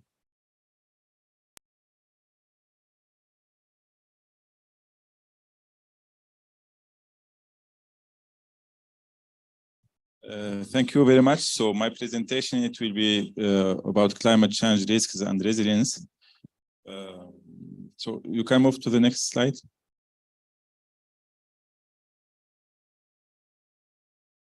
So I will start, before starting my presentation, I will start very quickly to present ICESCO. Today, we already saw the video, but let me, for the participant who doesn't know ICESCO, just briefly, I will introduce my organization. Please, next slide. So this is our headquarters in Morocco, in Casablanca. ICESCO, we have 54 member states. Next slide, please. So the Islamic World Education, Scientific and Cultural Organization is an international governmental organization. When we say international governmental organization, it means that it's intergovernmental organization. We have 54 member countries. Our member countries, this is what we call intergovernmental organization, specializing in the fields of education, science, and culture. ICESCO was established in 1982, and our top 3 official languages: Arabic, French, and English. As I said, our headquarters is in Rabat, the Kingdom of Morocco. Please.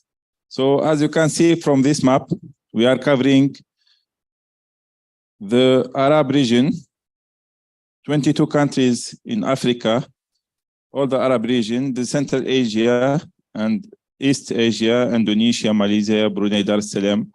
All these countries are our member countries. We have 17 countries in African region, 21 in Arab region, 14 in Asian region, and in Latin America we have 2 countries, and we have 54 member countries and 2 observer countries. So please.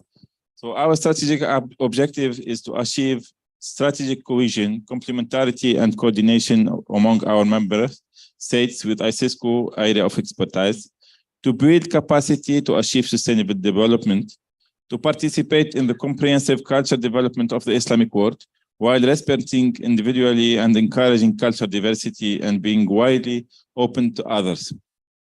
We help in expediting our member states' effort to join major economy that rely on knowledge innovation, and also to contribute in our member states' social reform and help them to overcome challenges. So our vision is to be a global beacon of knowledge in education, science, culture, and communication. And our mission, we are an accelerator of development by designing policies, promoting knowledge, adopting innovation, building leadership, and offering consultation and technical support. So you can move to the next slide. Our values are solidarities, innovation, transparency, leadership, and coexistence. As I already said, our main area of expertise, we have social and human sciences, culture and communication, education, science and innovation, and I am representing today the science and technology sector. So now we will move to our presentation, and let's say our planet is living in a crisis. When we see that climate change and environmental degradation are existential threat to the world and are the most pressing issue facing humanity today. Human activities are the main driver for climate change. Almost everything we do release emissions, energy use, industry, transport, buildings, and agriculture are the main causes of release of greenhouse gases to the atmosphere. The consequence is manifested through increased intensity and severity of droughts, water scarcity, wildfire, rising sea level, flooding, melting polar ice, catastrophic storm, and declining biodiversity. We are living today, we can see that disaster and natural disaster are recurrent and more intense and severe. All these issues are the climate change impact on our globe and in our world. So climate change when we say climate change adaptation and mitigation, but really what we mean by climate change adaptation and what we mean by climate change mitigation. Very briefly and very easily, climate change adaptation and mitigation are two strategies that aim to address the impacts of global warming and climate change on our planet. When we say climate change adaptation, we mean and we refer to the measures taken to help individuals, communities, and countries adjust to the impact of climate change and to deal with the climate change, to bear the impact of the climate change. So the goal of adaptation is to reduce the negative impacts of climate change and help people and ecosystem cope with changing conditions. But in the other side, when we say climate change mitigation, we refer to the efforts to reduce greenhouse, what we do to reduce greenhouse emissions. So climate change adaptation is how to adapt to climate change. But climate change mitigation, what really the governments, the community, the stakeholders do to reduce greenhouse gas emissions, and this to prevent or slow down global warming. So climate change mitigation is to reduce the amount of greenhouse gas in the world and with limit severity of climate change. Please. So now there is no doubt. We need to coordinate our efforts, to coordinate global efforts to ensure that humanity stays within safe limits for environmental protection and continue failing to deliver meaningful change. We need to urgent action to reverse the negative environmental impacts and restore planetary health. And according to UNEP, still there is a lot of efforts to be done, because according to UNEP, emphasizes that the world is not on track to meet this obligation to the environment under a mid-range timeline for 2030 and long-term sustainability by 2050. So in reality, we need all to federate our efforts. We need all to collaborate together, because it's real that the climate change impact can happen in one country, but the climate change is a global issue. So we need all the countries and all the stakeholders should federate the efforts and the climate action to build, to make an impactful efforts and impactful action to limit the greenhouse gas emission and to adapt to climate change. So I think now we all realize that this is time for green transformation in the world. We cannot continue like this. If we will continue like this, I think the situation will be more and more worse. So we need to have impactful action, and we have to have a green action. So green transformation this is a concept, and the green transformation has increasingly become a key concept within climate change and sustainability research over the last decade. Defined as a combining economic growth with caring about the environment in order to guarantee a high quality of life for present and future generation. It involves the development of green technology and the creation of legal regulation enforcing more environmental friendly technology and legal norms. So please. So as I said, business as usual cannot continue. So must not continue. So we need to transform to more sustainable business model of modernization, resource efficiency, and competition in ecosystem that minimize environmental impact.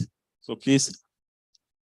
So we can see here the model that we are living. This is linear economy. We take resources, natural resources. We make our product and what we are consuming. We use. This is what we are doing now. For example, for bottles, water bottles, we use the bottles, we use the water, and then what we do, we dispose and we pollute. We need to shift to another model. The model that can ensure sustainability and the model that can preserve the environment and the planet, which is circular economy. The circular, what is different between linear economy and circular economy? We use, we make, but instead of throwing, and making garbage and wastes. We reuse, we remake, we recycle, we make again, we use, we recycle. So this is the circular economy. The product, it has no end of life. So it will be used and used many times. And the other concept is green economy, that this is an economy with low carbon growth, resource efficiency, and social inclusivity. Please. Also, from the other side, we need to rely and we need to eco-innovate and to use green technology. So the European Union defines eco-innovation as any innovation that make progress toward the goal of sustainable development by reducing impact on the environment, increasing resilience to environmental pressure, or using natural resources more efficiently and responsibly. We need to encourage innovation. We need to encourage new ideas, new concepts. And this is what we call eco-innovation and green technology. While green technology is an umbrella term that describes the use of technology and science to reduce human impacts on the natural environment. So green technology encompasses the area of scientific research, energy, atmospheric agriculture, materials, and hydrology. So can we move to the other? So in ICISCO, we are aware about all this issue, and we try to implement many activities which are in line on environmental protection and climate change, adaptation, and mitigation. ICISCO Science and Technology Strategy, I will not go through all the orientation, but I will mainly focus on orientation 4, which is greening the future and fostering a positive climate action plan. So ICISCO during, since its creation and during the last decade, has made a lot of efforts, mainly during the COVID period. I will share with you some efforts made by ICISCO just to show you what we are doing on this field. Please. So here we can see in Uganda, for example, during the COVID period, what we did, we promote, when I speak about innovation and eco-innovation, for example, here, this is a new university in Uganda. This is the Islamic University of Uganda. They show us their innovation for producing what we call motion sensitizing technology to promote safe hygiene. When you see this technology is working with solar panel, and there is 2 tanks, and this is without touching the water or the sanitation product is what we say motion sensors. So, and this device, they produce it at the first time they produce like this one, 2 tanks and the small solar panel. What we did in ICISCO, they proposed us because Uganda also is our member country. So they show us this new device and new innovative device, and we decided with ICISCO to scale up this and to improve this device. So what we did, during the COVID period, we improved the technology, and we produced at least, I think, 200 or 300 devices like this one. And we distributed it in the schools and the hospitals and in rural areas. If you can see, this is working without energy because it is using solar panels. For example, here we can see in Mali, in our member country also, with the University of Mali, we produced what we call hydroalcoholic products during the COVID period. You can see the products we produced here, and we distribute it among schools and university and hospital and to all the community for free. But the main idea from this is to build capacity in producing hydroalcoholic gel. We know during this period is where this hydroalcoholic product was in demand, and there is a great demand on this. So, but ICISCO supported its member countries and helped them. But this experience was not only in Mali. We did the same in Mali, in Senegal, in Uganda, in Kazakhstan, And in Guinea-Conakry, the same, we built capacity to produce this kind of product. And it was a very successful project. But in the same time also, we did capacity building on keeping hygiene, keeping safe behavior during the COVID period. Please. Also, we are, when we said, I said promoting eco-innovation and promoting innovation and supporting innovation. In Morocco, during the COVID period, also we support the university, the International University of Rabat, to produce masks, and we provide them with equipment. This is 3D printing equipment, and this is laser and we produce this kind of products, and we distribute it for free also for schools and for hospitals and for the local community. We can go to the... Also, when we had this COVID period, many let's say organizations, they federate their efforts, and we did what we call a series of remote lectures dealing with crisis and disaster, and all was remotely, and we started, the capacity building, how to deal with crisis and disasters during the COVID period, and also during when disasters happen. So please, this is also for still, this ICISCO lecture, virtual lectures during the COVID period, please. So, but let's now focus what ICISCO achievements on climate change adaptation and mitigation, more especially. Please. So for disaster program, we started with UNESCO on 2018. We had in our headquarters capacity building activities relevant to natural disaster in November. This one is to identify, is mainly to identify the priorities and the need for capacity building. And then we did another activity for tsunamis. Some participants from Indonesia also, they participate in this workshop. And it was a very successful workshop because we went to the field and we showed them some sensor to measure the level of the sea, some sensor to measure the level of the rivers. And it was also very successful. It was in collaboration between ICISCO and UNESCO on 2018. Please. This we can see also in Sultanate Oman. We did another training workshop, an international training workshop on natural hazard and early warning system. This is a multi-hazard early warning system. And it was mainly to promote the use of innovative technologies and emerging technologies to deal or to face natural disaster.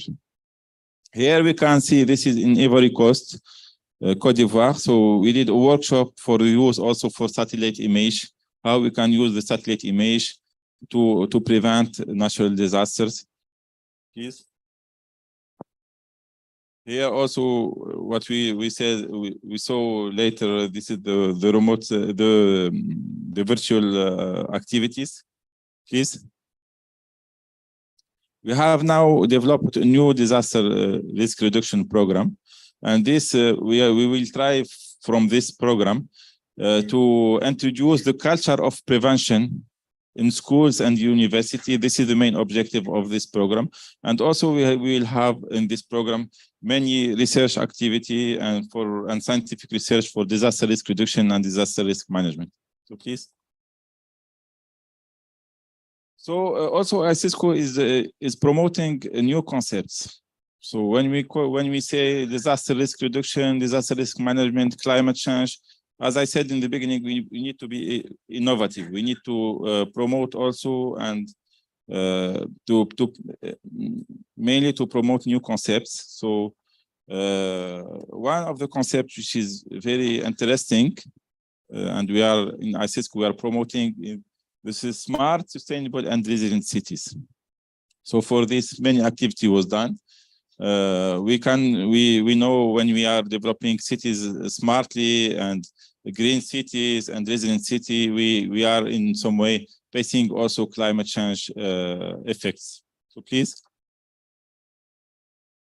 So many activities was done in this regards. One of the activity was with UNESCO and UCLG Africa is we organized an international seminar on transition towards smart cities to face future challenges, and one of the future challenges is climate change.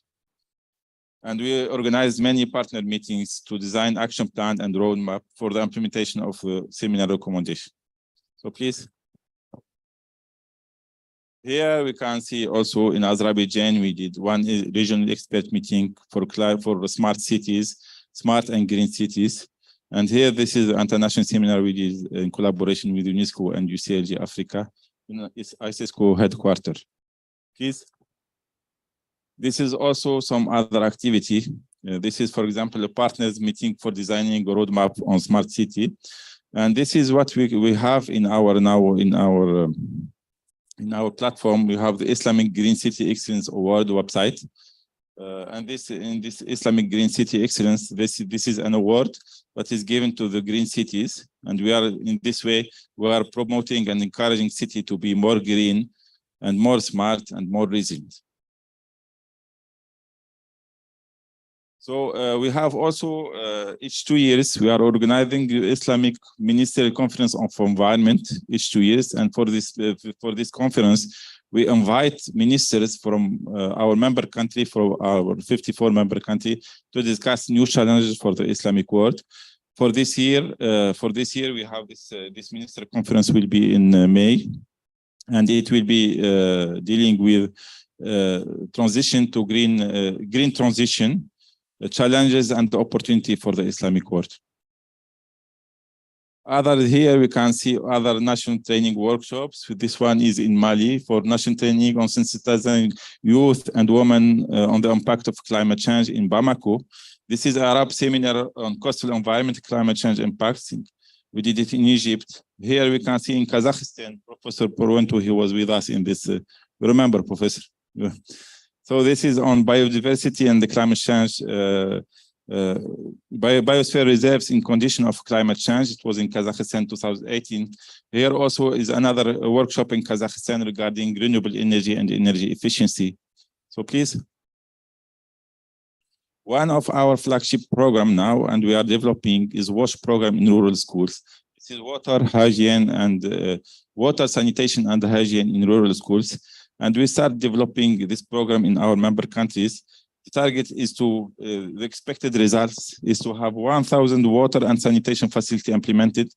We want to teach the train the trainers also, and to produce guideline on hygiene practice prepared. This is not a project. This is a program. This is not a project under construction. This is a real project. We started this project now in 7 member countries: in Senegal, in Mali, in Uganda, and in Morocco for the first stage.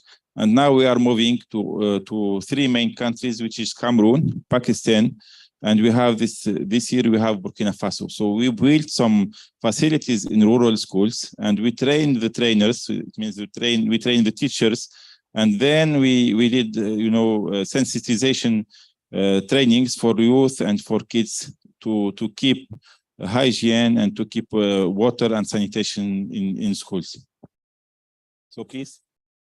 So in conclusion and recommendation, I will say that ISESCO wishes to unite efforts and collaboration with its partners, as I said in the beginning.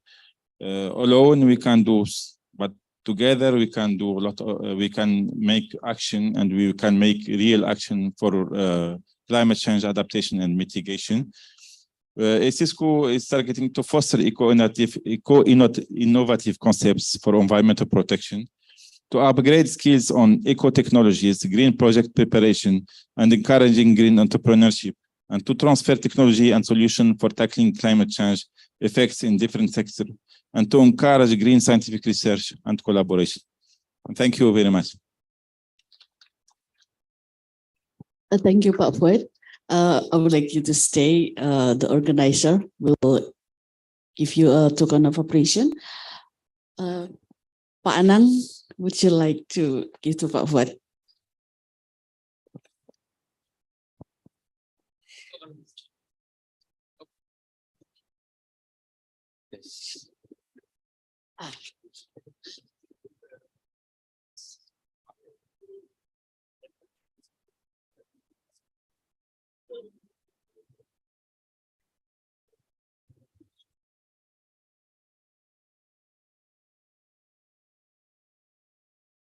Thank you, Mr. Wood. Again, we hear that climate change is not a single action, it's collaborative action.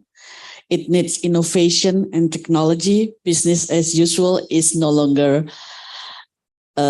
terms that we use. We have to move to green transformation with eco-innovation and green technology.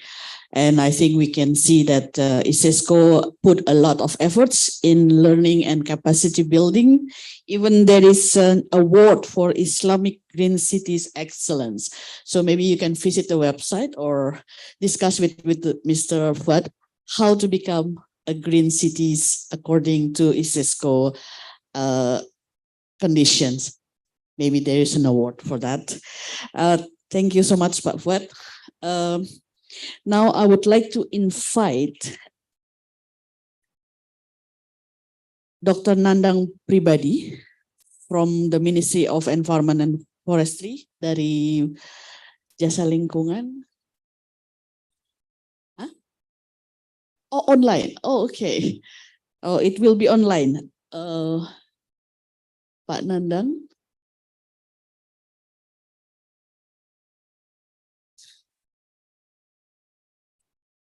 Terima kasih Pak Nandang. Silakan. Pak Nandang is the Director of Utilization of Ecosystem Services in the Protected Areas at the Indonesian Ministry of Environment and Forestry. Silakan.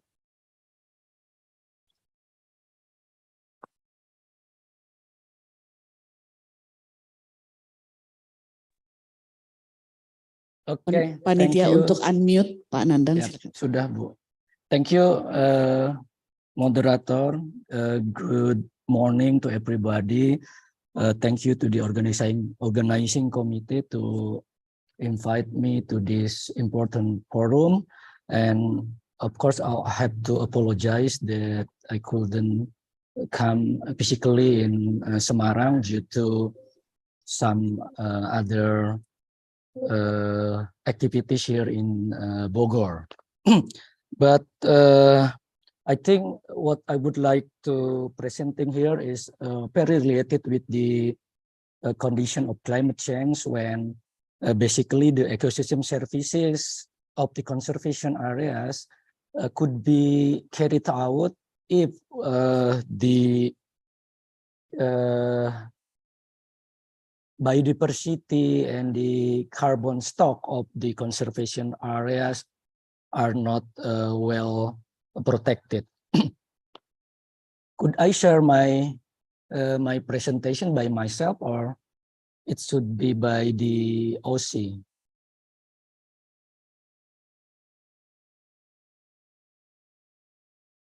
Okay.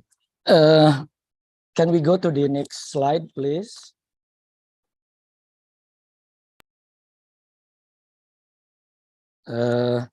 Well, here, first of all, I think I'm the Director of Ecosystem Services Utilization in Conservation Areas. It's a little bit different with the protected areas because protected areas is not only the conservation areas, but also outside the conservation areas. So I just would like to discuss the conservation areas. I'm not going to discuss the protected areas outside the conservation areas. So in Indonesia, we have about 568 units of conservation areas, which some of them have international status, like World Heritage Site, Biosphere, Ramsar Site, Asian Heritage Park, and Global Geopark. I would like to mention you that not all the conservation areas can be doing the activities of ecotourism. We have only allowed to have the conservation ecotourism in National Park, Nature Tourism Park, and Grand Forest Park, while in Wildlife Sanctuary we have the very limited ecotourism activities. Next, please. Why? Well, actually, the conservation management strategies in Indonesia we have three strategies, namely protection, preservation, and utilization. So we have to protect the conservation areas. We have to preserve the conservation areas, but in some cases, with the limitation, we can utilize on sustainable manner of the conservation areas,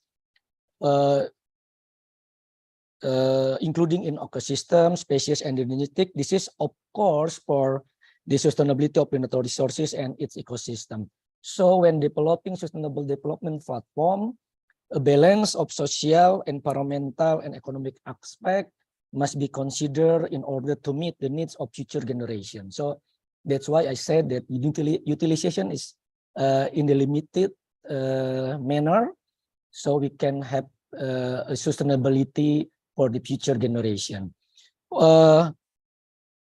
I think we can also say that ecotourism potentially fits into the parameters of uniting social, environmental, and economic aspects for achieving the purpose of conservation, and ecotourism can serve as an effective tool for sustainable forest development itself.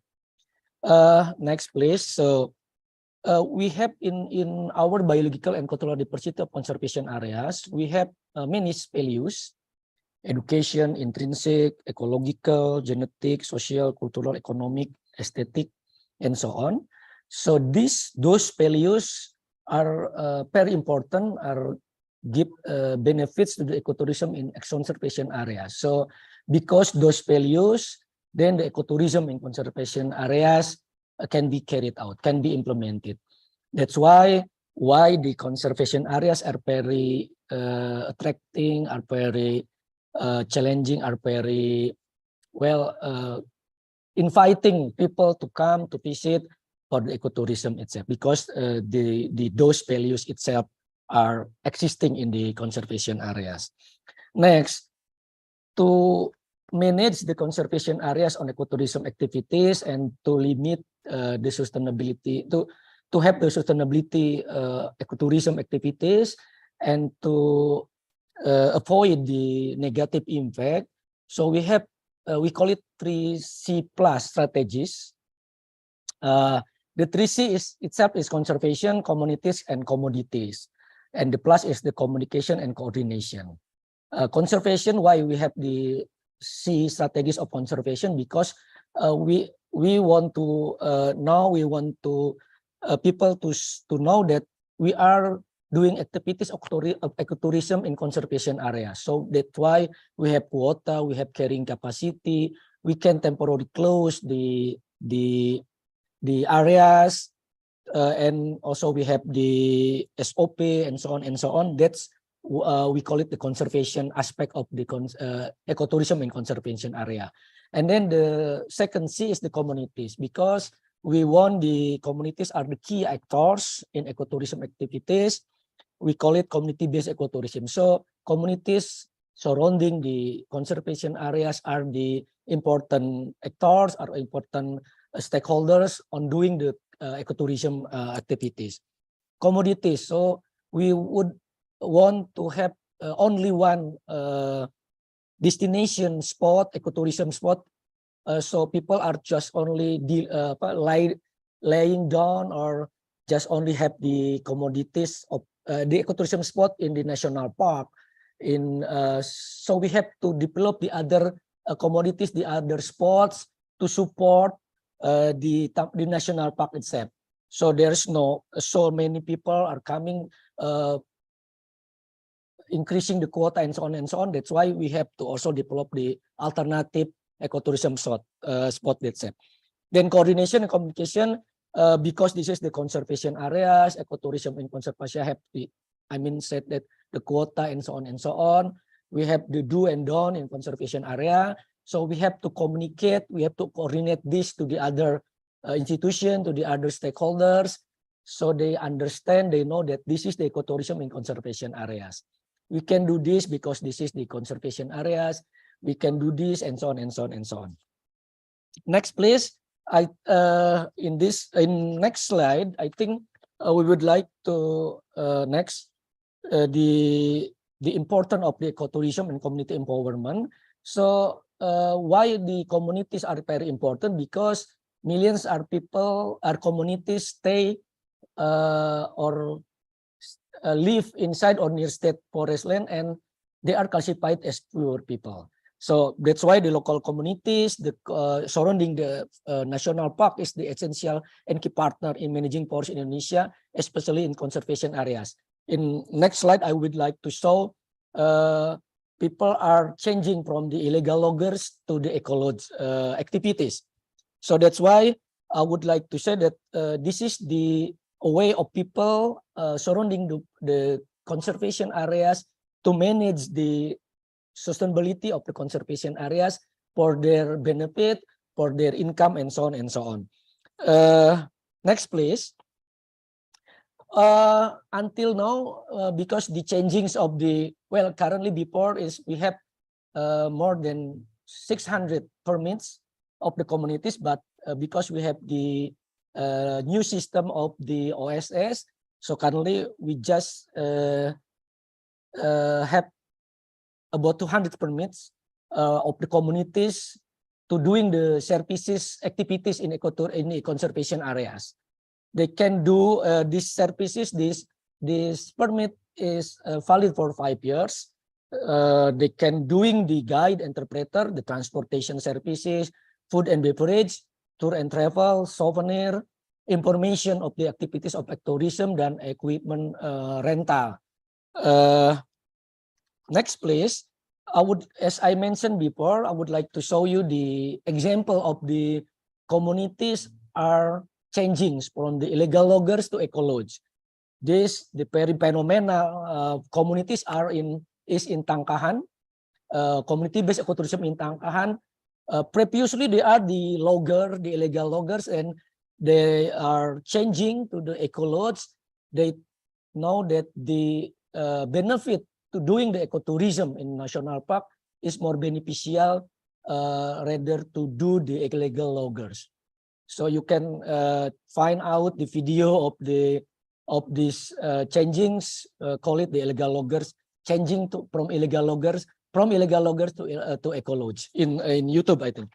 Next, I would like also to show you the economic impacts from ecotourism in conservation areas. One of them is in Gunung Tunak. This is the nature park of the in West Nusa Tenggara. Well, this is the government are develop the equipment, the infrastructures, and then manage operate by the communities surrounding the Gunung Tunak. Currently, more than almost 50 people are recruited by the professional manager of the facilities and giving a very increasing benefit, very increasing income to the Tunak Besofok. We call it the Tunak Besofok communities are now running the facilities, the infrastructure of ecotourism in Gunung Tunak itself. So you can show the PNBP, the revenue of government non-tax, and then the revenue of the Tunak Besopok. It's very, very amazing, I think, because communities are receiving multiple, more than 20 of the PNBP itself. It is go to the communities. Next, the other example is in Manusala National Park.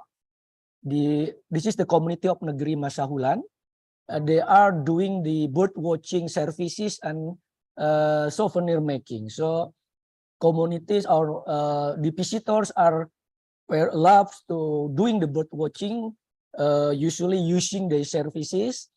They can provide the services to bring the visitors for bird watching activities, and then when they go home, they can bring the souvenir made by this community.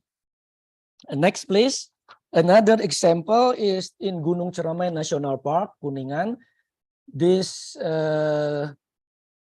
some communities are doing the lodge, or we call it glamour camping, in several locations of the Gunung Cermai National Park, when people usually stay or camping in very beautiful, scenic, beautiful areas of Gunung Cermai National Park.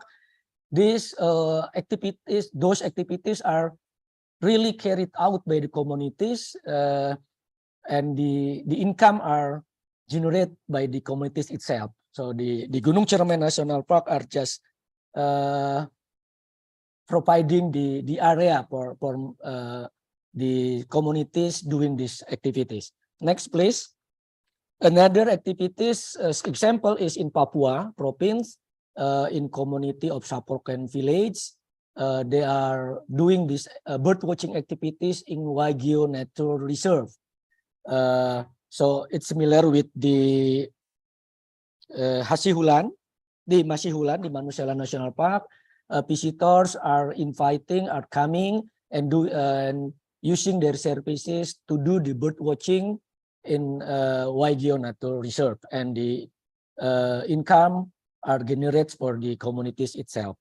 Next, please.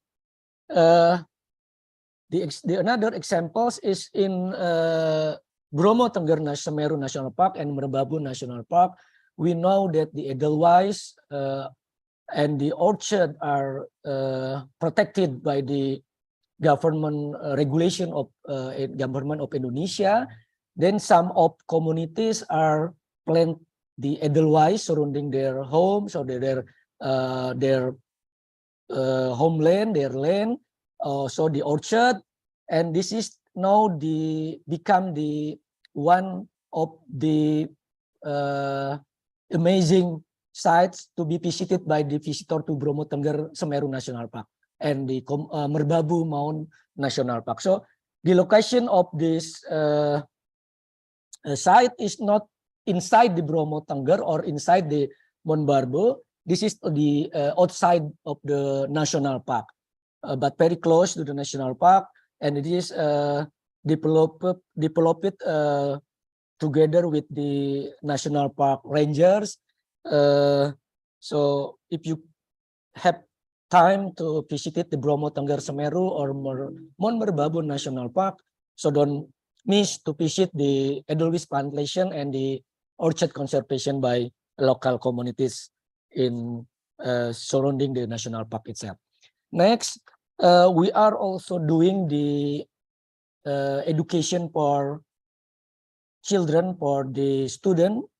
This is the example in the conservation community and student improvement in Pramuka village of Kepulauan Seribu of the Seribu Island National Parks. And then next, this is the community improvement in the conservation of Kelimutu National Park in Kelimutu. Next, please. Some of the visitors of Kelimutu National Park are also bring by the guides to the community activities in doing the their activities and can buy the cloth itself. And next, I think the last presentation is the gender improvement, the gender empowerment in ecotourism activities. We have a very heroes of the guide in Mount Rinjani National Park. Her name is Ibu Denda Sukatniwati. He now recruiting more than 60 women to work in Mount Rinjani National Park as a guide, and develop the woman guide organization, call it Rinjani Women Adventure, because some of the climber, some of the trekkers of the Mount Rinjani National Park are more suitable if the guide or the guide itself is the women, because they are the women trekker, the women climber are guided by also the women. So that's why Budenda Katni also develop or recruit the women for guiding the climber itself in Mount Rinjani National Park. So She has many awards, rewarded many awards, and the last award is Anugerah Konservasi Alam from the Ministry of Environment and Forestry in the Day of National Conservation Day in 2022 in Bali Barat National Park. I think those of what I would like to share with you, the community empowerment and developing of the ecotourism in conservation areas in Indonesia especially. Thank you. Here's our social media. If you have some time, I would like to invite you to visit our social media. And again, thank you to organizing committee to invite me to giving me time for this important forum. Thank you, and I will give back to the moderator. Thank you very much. Thank you, Pak Nandang, for your very inspiring presentation. So, dari Pak Nandang mengatakan bahwa kawasan konservasi di Indonesia seluas hampir 27 juta hektar ya Pak ya. Jadi ini sangat luas sekali dalam menjalankan mandatnya. Tidak hanya melakukan proteksi, preservasi, tapi juga pemanfaatan. Dan salah satu pemanfaatan utama yang disampaikan tadi adalah ekowisata, di mana komunitas yang tinggal di sekitar kawasan konservasi adalah aktor utama dalam kegiatan ini.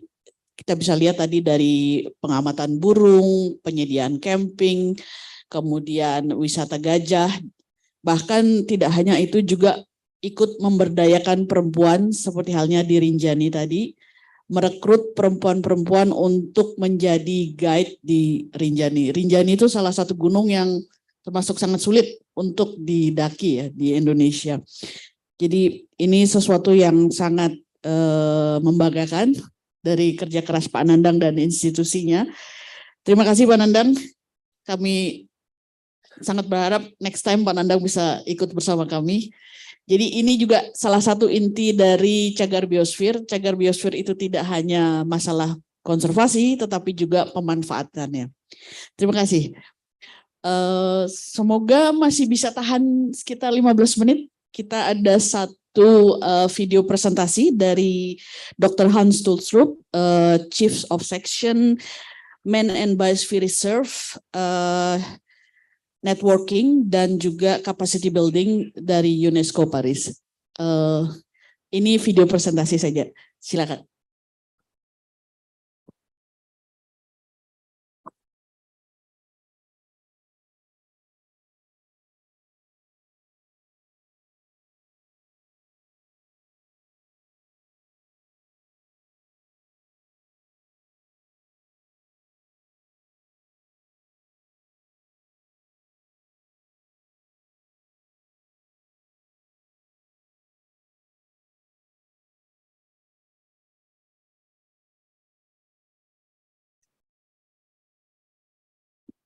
Selamat siang and welcome to this training course organized by MAB Indonesia. My name is Hans Tulstrup. I am the Chief of Section for Biosphere Reserves and Networking and Capacity Building with the UNESCO MAB Secretariat in Paris. It's a real pleasure for me to be with you today. MAB Indonesia is very close to me. Indonesia was my home for many years, and I hope to return and to see all of you in person when I have the opportunity. But for today, I'm going to be speaking to you virtually. Now, in order not to waste too much of your time, let me quickly share with you a few slides that I've prepared for the occasion. I'm going to start a small presentation here and give you just an idea about the topic of the day. Now, when I was approached about this training course, I was asked to talk about integrated management and sustainable development in UNESCO designated sites. I'm going to do that, but I'm going to put a little bit of particular emphasis on biosphere reserves, since we are today organizing the event in 2 biosphere reserves in Indonesia. So I'm going to give a little bit of extra focus to the biosphere reserves, but I will take up the other sites as well during the course of my short talk. Now, first of all, it's important for us to think about where we are. When we talk about UNESCO designated sites, what do they do? What good can they do? It's important that we consider that we are within a time of change, a time of transformation, which can give us both challenges and opportunities. It is clear that if we are to live well on this planet, the relationship between nature and people has to change.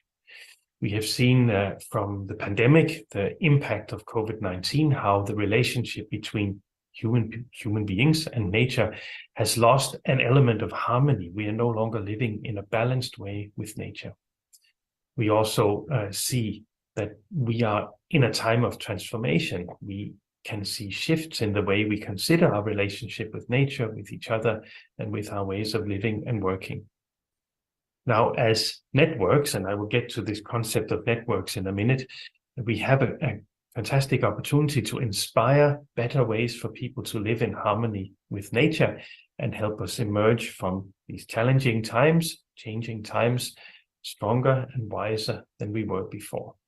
So that's a bit the context in which we find ourselves and the UNESCO designated sites today. Now, when we talk about UNESCO sites, there are 3 main categories. There are World Heritage Sites, sites that are recognized under the 1972 Convention on World Heritage.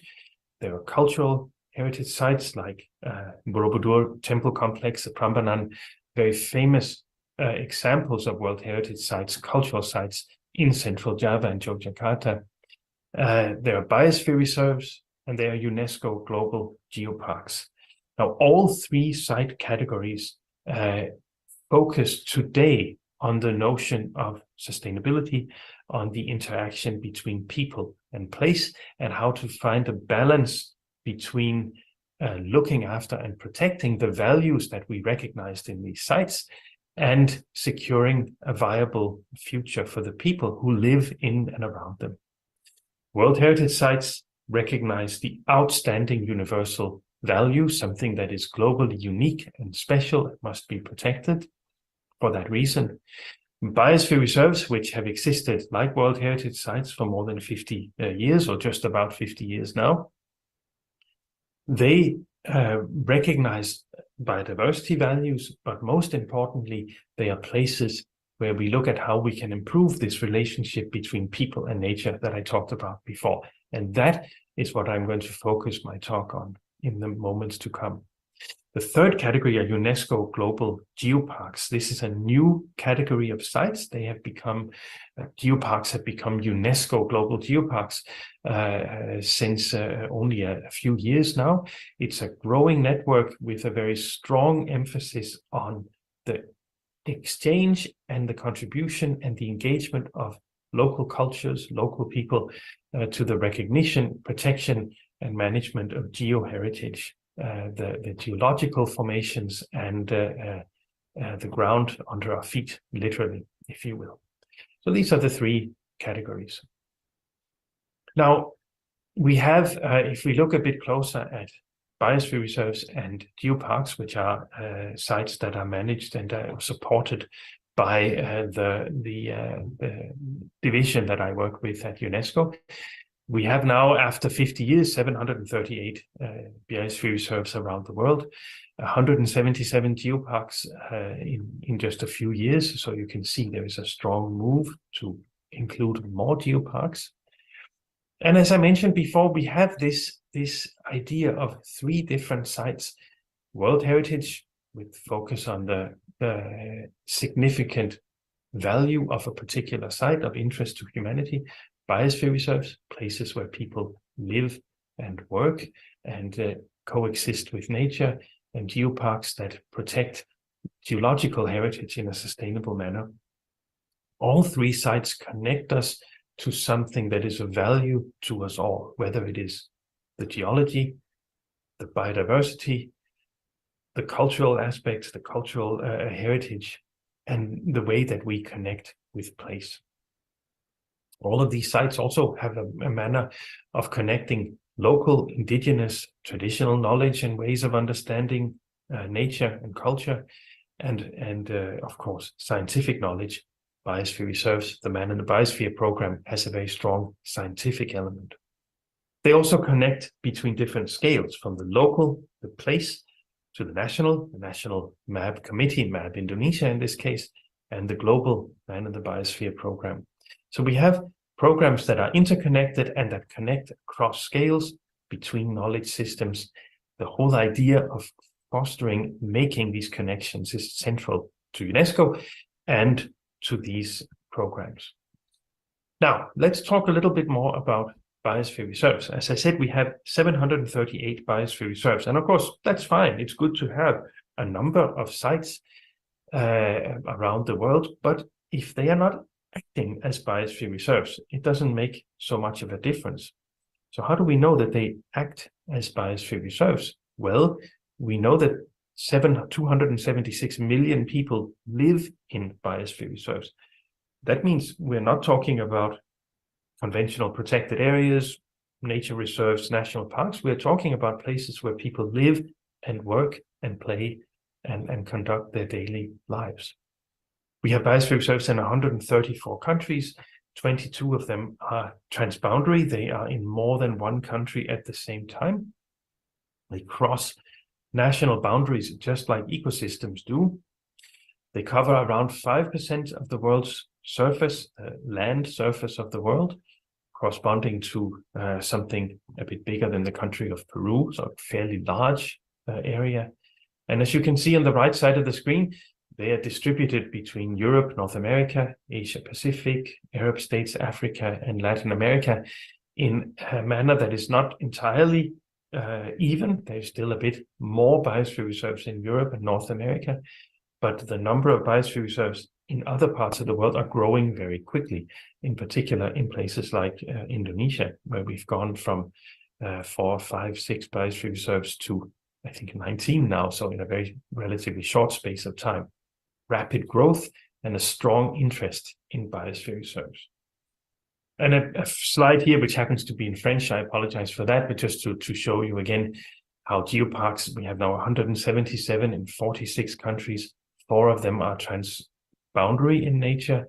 You have a distribution which is focused on Europe, North America again, but then on Asia and the Pacific, and it shows this strong interest in engaging with the global geoparks program in Asia. 60 million people visit a geopark each year, and again, that shows this tremendous interest in the concept of the geopark. Now, when we say biosphere reserve, what do we actually talk about? The idea of the biosphere reserve was first used consistently in the late 1800s. Edward Sousa defined the biosphere as the place on Earth's surface where life dwells. So when we talk about biosphere reserves, we talk about places where living things exist.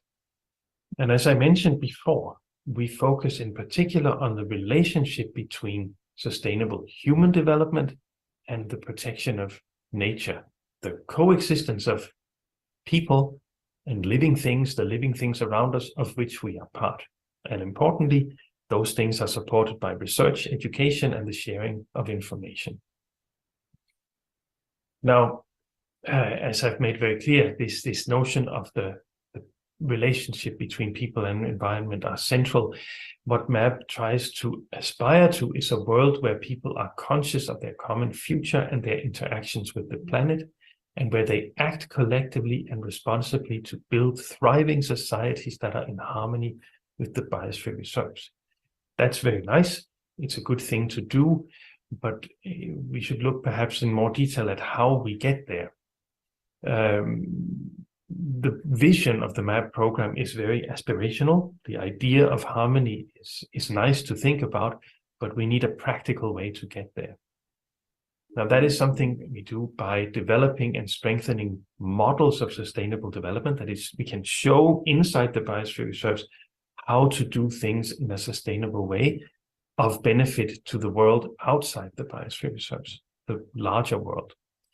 We can communicate experiences and lessons learned. We can facilitate the global diffusion and application. As a global program, Man in the Biosphere can share good practices and ideas around the world.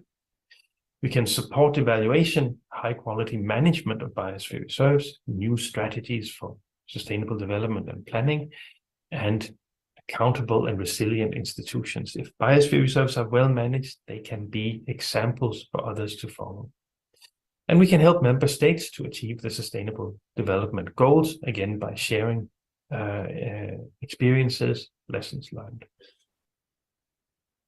So as you noticed before, I said, well, biosphere reserves have been around for 50 years. How have they changed over that time? They've changed quite a bit from places that were initially thought of as being locations where scientific research on the relationship between people and nature took place. They are today more learning sites for sustainable development. There is still science, and that is still a very important part of what biosphere reserves do, but they are also places where we can really test how to live with nature. They combine scientific knowledge, local knowledge, and a participatory governance with a view to reducing the loss of biodiversity, improving the livelihoods of local people, and enhancing social, economic, and cultural conditions. So it's a lot of things at once. It's not only looking after nature, but looking after people so that we become better at looking after nature in turn. As you may know, biosphere reserves have three core functions. They conserve biological and cultural diversity. And you notice there, not only biological diversity, but cultural diversity as well. They propose innovative approaches to sustainable development. So they conserve, they help develop. And they do that by providing logistical support, that is support for research, monitoring, education, training, and sharing of information. So three things that all biosphere reserves must do: conserve biological and cultural diversity, propose and support sustainable development, and provide logistical support. As you may also know well, biosphere reserves do these things in a system of zones. There are three principal zones in biosphere reserves. You have core zones, typically in Indonesia, the place where you have a national park that sits within a biosphere reserve. Core zones are for conservation, monitoring, very low-level impact activities. You have buffer zones for activities that are low impact, aligned with the principles of the biosphere reserve and of the core area. And you have a transition area where activities can take place that contribute to the overall economy and livelihood of the biosphere reserves and people who live in and around it, and which provide a wider management framework within which the protected area, the core zone, and the buffer zone sit. So the idea of the biosphere reserve is to manage things at a larger scale so that we integrate conservation with the development that takes place around the biosphere reserves and in different ways through the different zones of the site itself. And just to hold on a bit with this notion of management, UNESCO promotes the involvement of all stakeholders in decision-making processes for the biosphere reserves. There are new forms of institutional cooperation that we see emerging through the biosphere reserves. They ensure that political, economic, scientific, and non-governmental organizations, communities, the private sector are all part of the decision-making process in biosphere reserves. They may play different roles in the core area, in the buffer zone, in the transitional area, but all of these different actors have a say and have an interest in how the biosphere reserve is managed and how it is governed. They have a contribution to make in terms of sharing their knowledge and in terms of the decisions being made. So this is very important, the idea of a biosphere reserve as an integrated decision-making process, if you will. I think in Indonesia, we see the Biosphere Reserve Councils, Biosphere Reserve forums being established. as a way of bringing together the different stakeholders together to decide on the biosphere reserve and its future. And this is not a simple thing to do because you have many kinds of stakeholders, from managers, decision makers, experts, institutions, society. You can see in the circle here, we try to list some of all these different types of stakeholders, types of groups that have a strong and vital role to play in the way biosphere reserves are governed. And that includes elected officials, local businesses, scientists, the media, international organizations, government organizations, local communities, international NGOs, regular citizens, the public, local government, national government. So it is a complex picture that has to be resolved through the biosphere reserve and through governing mechanisms like the biosphere forums, the councils, these bodies that bring together different stakeholders to decide and plan together for the future of the biosphere reserve. Now, before I finish my speech, I want to talk a little bit about young people. Youth are an increasingly important and visible part of the MAB program. For already several decades, UNESCO has supported the MAB Young Scientists through the Young Scientists Award. Young people, young researchers doing work in and around biosphere reserves are able to get up to $5,000 to support their research through this program. Indonesia has won a number of times this particular honor, young Indonesian researchers. We're going to see an expansion of this program in the time to come. So we're going to reinvest more in the young people and in the Young Scientists Awards in particular. We also have now a MAB Youth Network, a global network of young people between 18 and 35 who live, work, study, and carry out research in biosphere reserves. And we're going to be giving a more and more strong and formal role to these young people because we are talking so much about the sustainability of biosphere reserves. And if we do that, we must give a stronger voice to the people who will be leading the biosphere reserves in the years to come. We need to bring in young people and to give them the autonomy and the decision-making power within this structure that I showed just before. Youth represent the present and the future of the program. Their involvement is extremely important. And with that, allow me to end my little presentation for today. I hope I managed to touch a little bit on the topic of your training course this time. I tried to highlight in particular what are the elements that make this integrated management of the biosphere reserve of the UNESCO designated sites so important. What are the elements that we need for sustainable development to take place? I thank you very much for your attention. I wish I could have been there with you in person, but I hope to have the opportunity in future. Have an excellent training course. Thank you very much for your attention. Ya, tadi adalah video presentasi dari Pak Hans yang menekankan pentingnya pengelolaan biosphere reserve yang terintegrasi, bagaimana meningkatkan hubungan antara masyarakat dan lingkungannya secara saintifik. Makanya diadakan BR Network, ya, seperti Southeast Asia Biosphere Reserve Network. Kemudian bagaimana mengkombinasikan sains, kearifan lokal, dan partisipasi masyarakat agar hubungan ini menjadi lebih harmonis.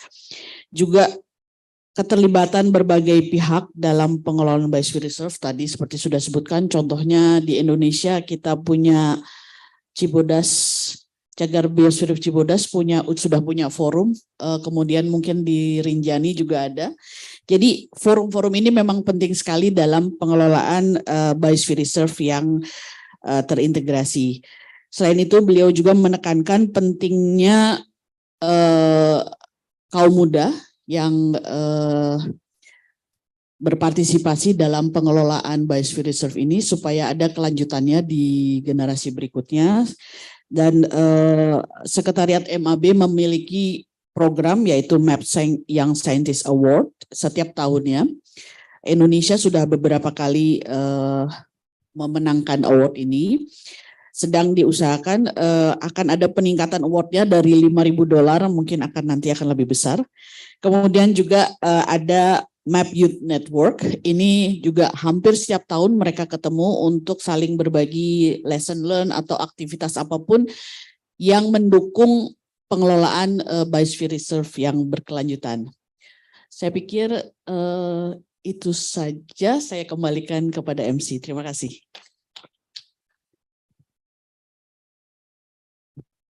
Thank you very much for the speakers for such insightful presentation.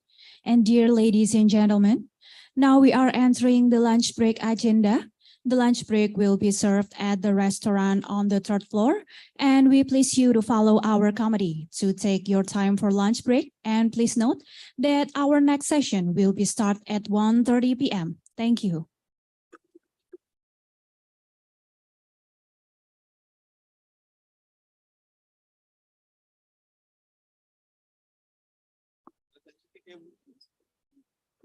Hadirin yang kami hormati, selanjutnya kita akan memasuki waktu makan siang. Para hadirin dipersilahkan untuk menikmati hidangan yang telah disiapkan di lantai 3. Dan hadirin yang kami hormati, sesi selanjutnya akan dimulai pada pukul 13.30. Terima kasih.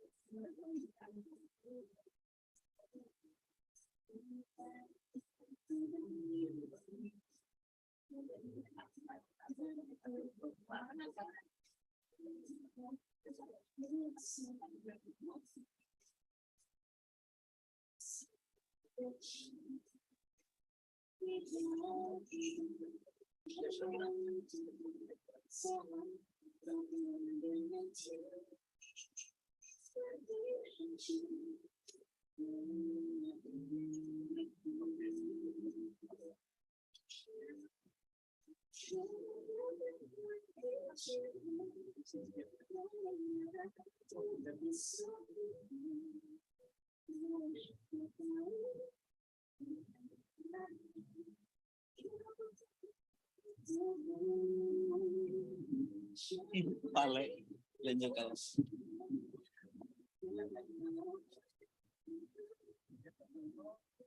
Kita ini berapa, Mbak?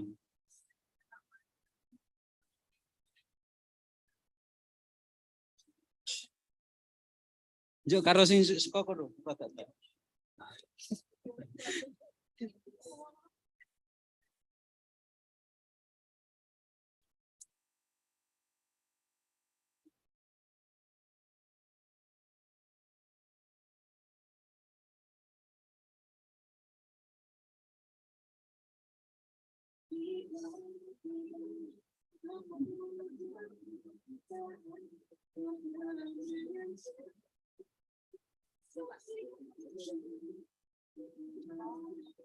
Sini Pak Bet.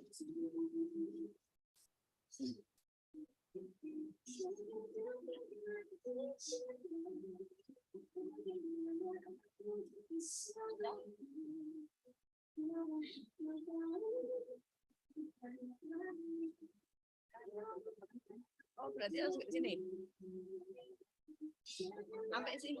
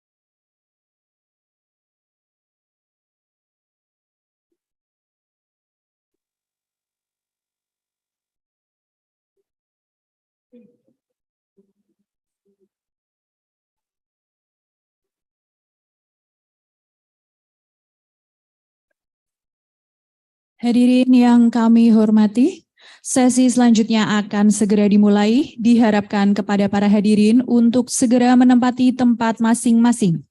Kami ulangi, sesi selanjutnya akan segera dimulai dan diharapkan kepada para hadirin untuk segera menempati tempat masing-masing. Terima kasih.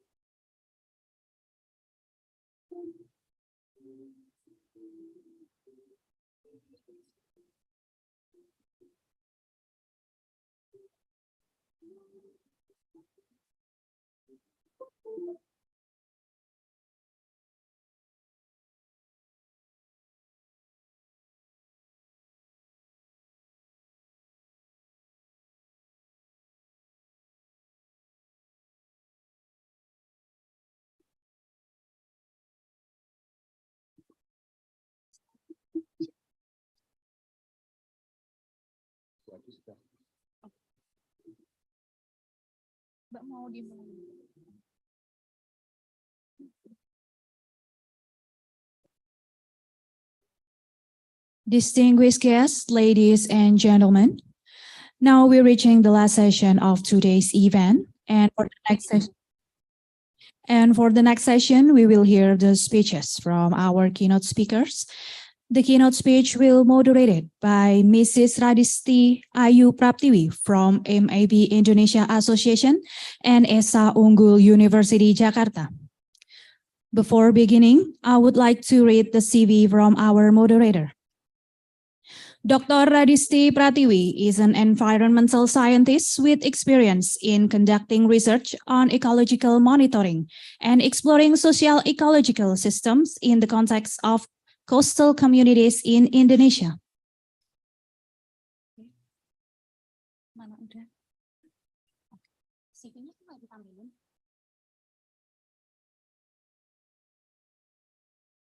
Thank you. Okay. And I will hand over the session to our moderator. For Mrs. Radisti Ayu Praptiwi, the stage is all yours.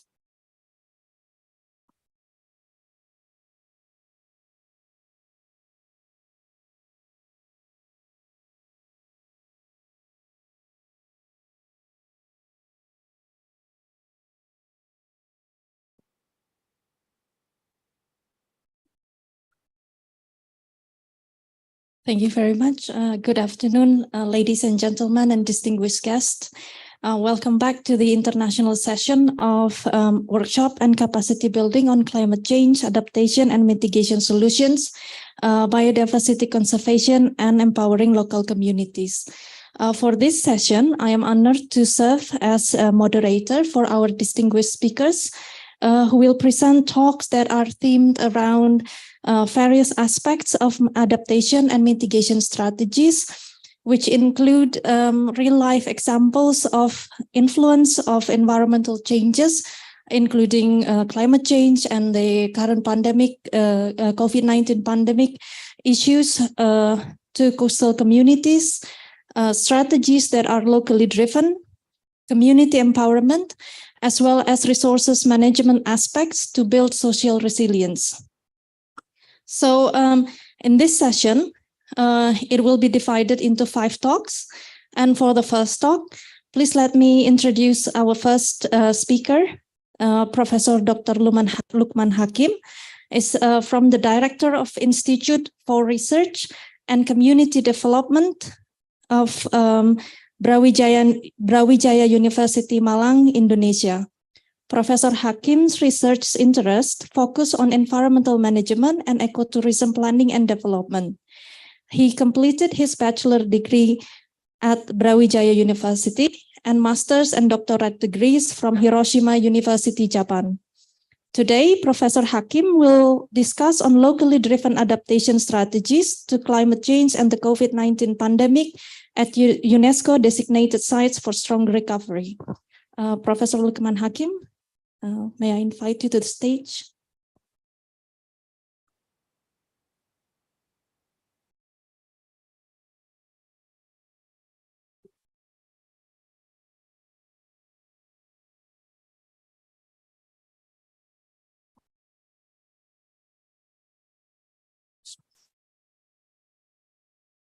Assalamualaikum warahmatullahi wabarakatuh. Morning, good evening, everybody. Today, actually, I would like to present my material that Prof. Purwanto already informed me that I should attend here. Even now in our university, I'm still should have duties to accompany Irjen. And my presentation will be related to our experience in the Brawijaya University, work with the UNESCO program called Man and Biosphere program in Belambangan Biosphere Reserve. Next slide, please. Actually, Belambangan Biosphere Reserve is located in the eastern area of Java Island, located in the East Java province. It was declared through the International Coordinating Council in the Lima, Peru, and this is the second biosphere reserve we have in East Java province. In East Java province, we have 2. The first is Arjuna Bromo Tengger Semeru Biosphere Reserve, and then the second is Belambangan Biosphere Reserve. Belambangan Biosphere Reserve actually consists of 3 national park, Baluran National Park, and then Alas Purwo, Meru Betiri, and Cagar Alam Kawah Ijen. And in the perspective of East Java community, it is actually we have opportunities to develop a kind of the sustainable use of biodiversity through the biosphere models with a focus on regional sustainable developments. The biosphere reserve has surrounded by 3 regency, namely Banyuwangi Regency here, and then Situbondo, and also Jember Regency. Next slide, please. And if we are talking about the eastern part of Java Islands, the very famous nature-based tourism actually is Ijen, Kawah Ijen. Yeah. And then also Alas Purwo National Park with the herbivore abundant in the Sadengan feeding area. And also local community in Banyuwangi Regency, we called it Osing, represent the beautiful cultural landscape, represent the close relationship between the culture and nature of local community in Banyuwangi in the slope of Mount Ijen. Next slide, please. And talking about the Blambangan Biosphere Reserve related with our discussion now, there are also affected by two issues. First is the climate change issue, and then the second is about the impact of the COVID-19. Both of the climate change issue and the COVID-19 provide a significant impact to a biosphere reserve. But also we saw that the climate change also provide opportunity as well as the COVID-19 for the Blambangan Biosphere Reserve to contribute more positive impact, especially to support mitigations, carbon capture sequestrations, and many aspects that related reducing the global warmings. The biosphere, Blambangan Biosphere Reserve ecosystem also contribute to support the conservation area, but in the wildlife habitat, wildlife ecosystem, and also support for the tourism related sector. It is actually very important to note that we know that COVID-19 also contribute impact to the biosphere reserve ecosystem, especially in the tourism sector. Next slide, please. Actually, if we are talking about the issue of the global warming in the local community in the context of Blambangan Biosphere Reserve, now many local people living in the Blambangan Biosphere Reserve, they know about the impact about the global warmings now. They identify that now there are changes in the local climates. There are also pest increase, change in the plant periodicity, and also the report about the decrease in the crop productivity, and the long drought and heavy rain, and also flooding. Then we can see that flooding in many paddy fields in Banyuwangi also occurs now, and then abundant land also increase. And I think many aspects that it is actually, if we look about the statistic data and prediction about the global production change, impact of the global warming in the local community and the Blambangan Biosphere Reserve significantly will contribute to the global production change, where many crops is decreased. So it's very important for us now to consider about how we should manage the biodiversity, more aware about the protected area in the eastern area of the East Java. And the designation of the Biosphere Reserve, especially Blambangan Biosphere Reserve, especially is very important here. Next slide, please. And if we are talking about the adaptation, adaptation is actually talking action to prepare for and adjust to both the current effect of climate change to the predicted impact in the futures. In the case of the Blambangan Biosphere Reserve, we support and then we make some action to revitalizing coffee agro ecosystem for future better living, better income. Our crisis now in the Blambangan Biosphere Reserve, I think, is also faced by many smallholder farmers is low productivity. People change the coffee orchards, the agroforestry, agroecosystems becoming more monocultures. They cultivate sengon, for example, and maybe some mahogany, but actually it is a problem.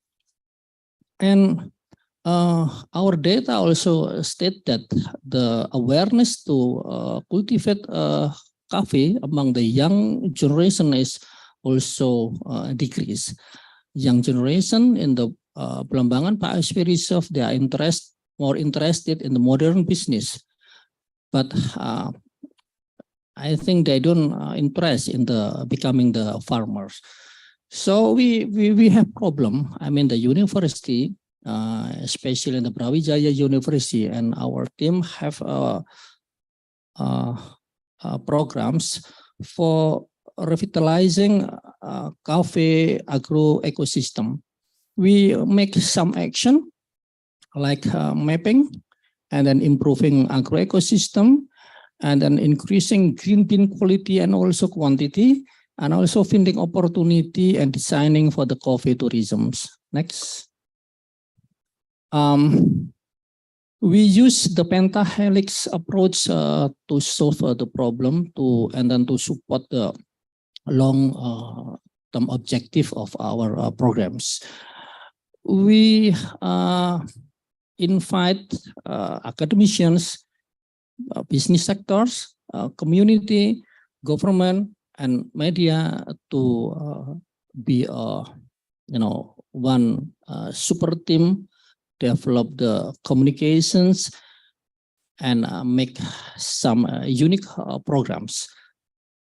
In case the University of Brawijaya, as the academicians, support for the research for the good agricultural practices, community development programs through the pengabdian masyarakat or student community service or KKN, and in the business community provide farmer assistant, especially for the farmer business man meeting, training for coffee harvesting, processing, and we invite community participate in the good agricultural practice schemes, biodiversity conservation, and any programs. And government have a task in the regulations, training, production facility, and also promotion, and media reporting, disseminating, branding for the coffee. Next slide. This is the map of our study area in the slope of Mount Ijen in the Belambangan Biosphere Reserve. That if we look this map, we can see that many areas still dominated by the green color, indicate by that the agroforestry system, orchard, and agroforestry land are still dominant. And we did mapping about the asset, and we already have a map about the asset distribution, like this figure. That we also have a meeting with the smallholder coffee farmer to do survey and assess about their asset, and we do also mapping, and we invite a student through many student activity with the farmer. Next slide. This is actually about the aspect related to coffee future of Belambangan Biosphere Reserve.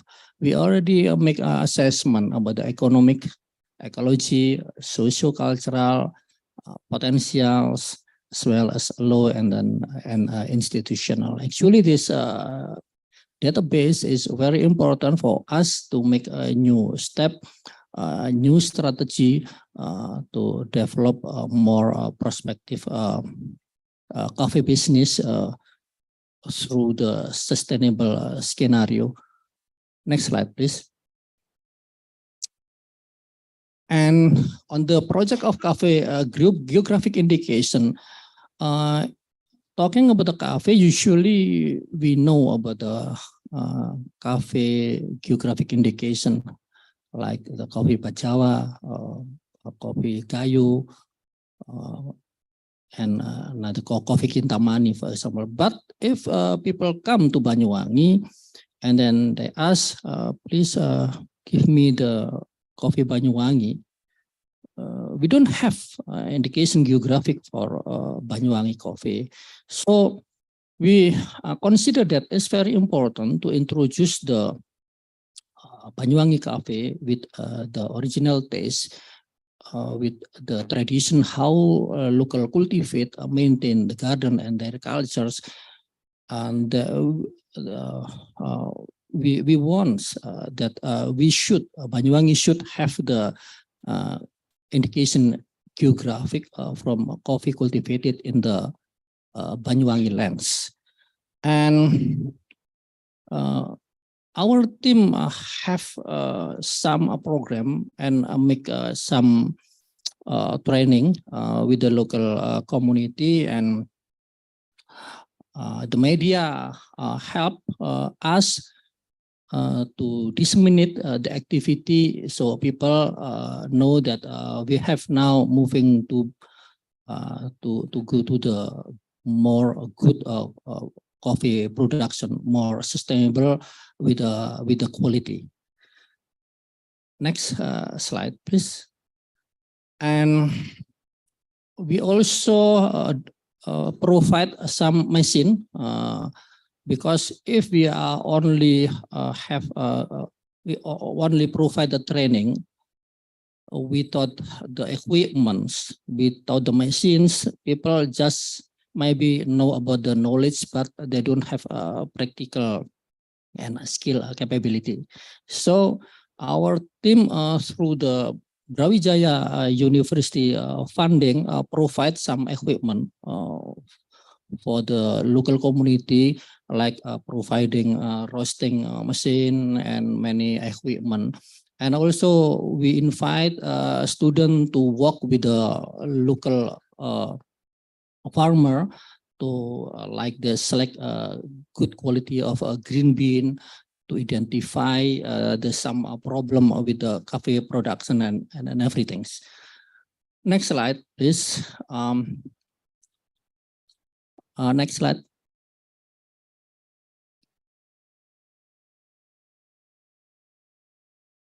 And we invite the media, because media is very important to disseminate our idea, our movements. Then it is just the headlines and then some media. Next slide. We are interested to improve the coffee agro ecosystem for sustainable livings, and we focus to the complex coffee agroforestry system in Blambangan Biosphère Reserve. We study, we want to know, and we want to know actually about the structures, composition, and the biodiversity inside the agro ecosystem, because we know that if we know about this biological and ecological aspect of the coffee agro ecosystem in Blambangan, it will be flow to the understanding about the ecosystem functions, and you know that it's very important for human welfare. So it is one of the basic characteristic of the agro ecosystem, coffee agro ecosystem in Blambangan Biosphère Reserve, that actually in the coffee farmer, they have a garden with a multi-species, with a multi-purpose. Usually still they have tall trees, fruits, coconuts, and also coffee. There are only 2 species of coffee, Coffea carnivora or robusta, and also Coffea librica or libroid coffee. They don't have Arabica coffee. Arabica coffee in the Blambangan Biosphère Reserve only cultivated in the Bondowoso highland. In the understory, we can find taro grass for animal feed and everything. Next slide. This is one of picture about the diversity of the fruit inside the agroforestry, coffee agroforestry system in the Blambangan Biosphère Reserve. Next slide, please. Yes, and we try to make some periodicity map from January to December, when we can harvest and cultivate crops, and then we know where gaps will occur, and we designs for the sustainable living. This information actually very important for us to develop the more sustainable living of the local people in in the Plambangan Biosphere Reserve, especially in the slope of Mount Ijen. Next slide, please.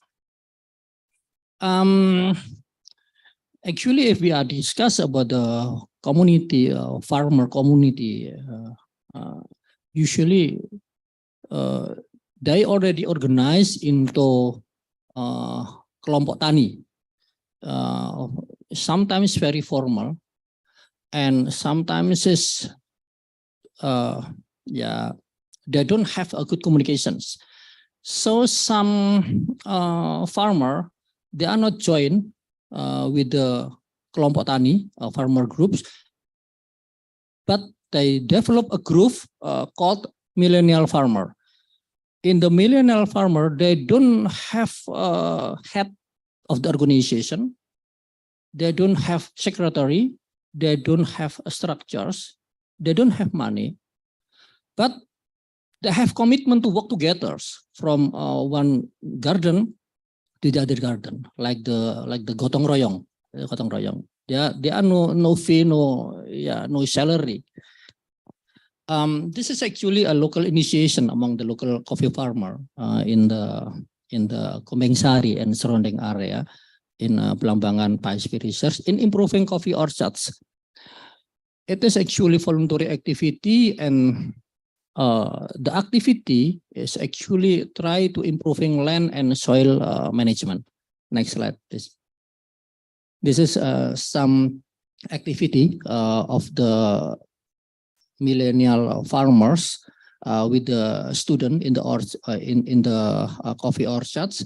The student have ability to make like the vegetation analysis, and then calculate and mapping about the diversity structures, composition, and inform to the local farmers. And then student and farmer discuss about the situation, and then many aspects I think develop from this activity. Next slide, please. We also working with the local farmer for the assessing biodiversity, learning good agricultural practice, and also learning about the gap finding to find the gap finding solutions. Next slide, please. This is one the picture that our activity in the Plambangan Biosphere Reserve with the student and the also farmer. We have we established like the roadmap of how we can achieve the objective of our activity, especially to achieve the indication geographic of Banyuwangi coffee. We have a training with the local community to identify and then to taste the coffee that they already product and process. Next slide, please. This is an example how we are with the community discuss and then have the mapping. Next. This is like the structure of the curriculum for the sekolah lapang, field school with the student and also a farmer. How we construct about the basic knowledge and then develop the innovation and develop the strategic action. Next.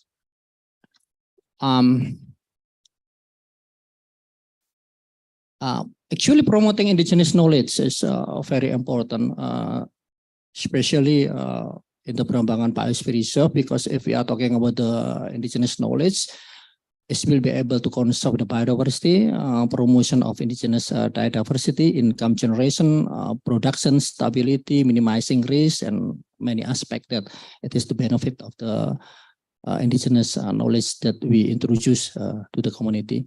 This is just one of the many aspects that are related. We already have a book, write a book, and then publish in a journal, and then working with the community to identify many aspects of the agroforestry system. Next slide. And then second, it is related to the issue of the COVID. On the issue of the COVID-19 in tourist sector in the Belambangan Paiswe Reserve. Actually, if we are talking about tourism, it is especially very prospective business before the COVID-19. But in the 2020 and 21st, tourist decline, both internationally and also in the Indonesia. Next slide, please. We are also active to evaluate and then discuss about the tourisms, but our concept is actually if we are able to develop the special interest tourism is very important because it is related with the issue of the sustainable development, sustainable tourist implementation, including ecotourism and everything. Next slide, please.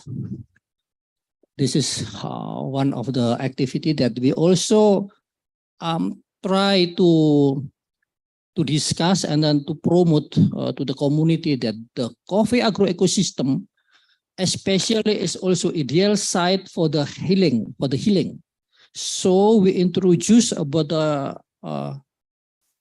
wellness tourism in the coffee area. We training tukang pijat in the kampung, and then we talk with tukang pijat, and then we discuss just improve their knowledge, the hospitality, and we are talking about the spa with the hotel quality, and we try with the student and the local community to establish the spa in the cafe orchard. The question still, how about the mosquito is problem? Next slide. Yeah, especially if we are talking about the tourism in Belambangan Biosphere Reserve is very prospective and have an opportunity because we have national park, nature recreation park, and also in Belambangan Biosphere Reserve, they have a variety of local cuisines and traditional foods, healthy environment, of course, and then landscape with the therapeutic use, rich in culture and many aspects. Next slide. Okay. So I think it is the last. So we also teach and discuss with the student and the community about the contribution of the ethnobotanical knowledge in the tourist industry. Especially we test our models in the Belambangan Biosphere Reserve. Why we are talking about the ethnobotany? Because in our concept that if we are introduce ethnobotanical aspect in the tourist industry, there will be many benefits, including conservation of biodiversity. We understand about the authenticity, uniqueness, localism, sustainability. Community will support our program, and also it is very important for the interpretations because ecotourism, especially now, we should establish the interpretation and educations. So it is related actually with the new trend in tourism that post-COVID-19, the relationship between tourists and biodiversity is very close, and then biodiversity especially is the main resource for the competitiveness of tourist attraction. We can see about the increased market of ecotourism in US and also I think in Indonesia, and also increase of wellness tourism in globally and also in Indonesia. So it is our opportunity. Next slide. This is maybe only one. This is our program in Brawijaya University. Work together to be sustainable society. In Brawijaya University, Institute of Research and Community Development develop a kind of the sustainable biosphere University of Brawijaya. we try to bring and integrate all of the potentials becoming one of the options, one of the objective. The idea actually Prof. Purwanto told me, but the problem if in Java and East Java, if we just only biosphere reserve without implementation, it is problems. It is just certificates. So it is challenge for the university to use the biosphere reserve as a model of the education, model of research, and it is need the university commitments.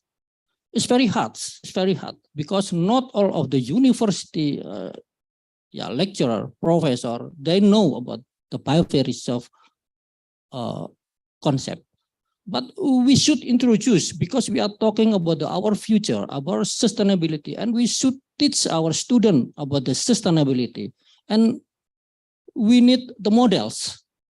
So this is just the concept that now in Brawijaya University in the June, July, we have KKN, kita punya KKN di 1000 desa.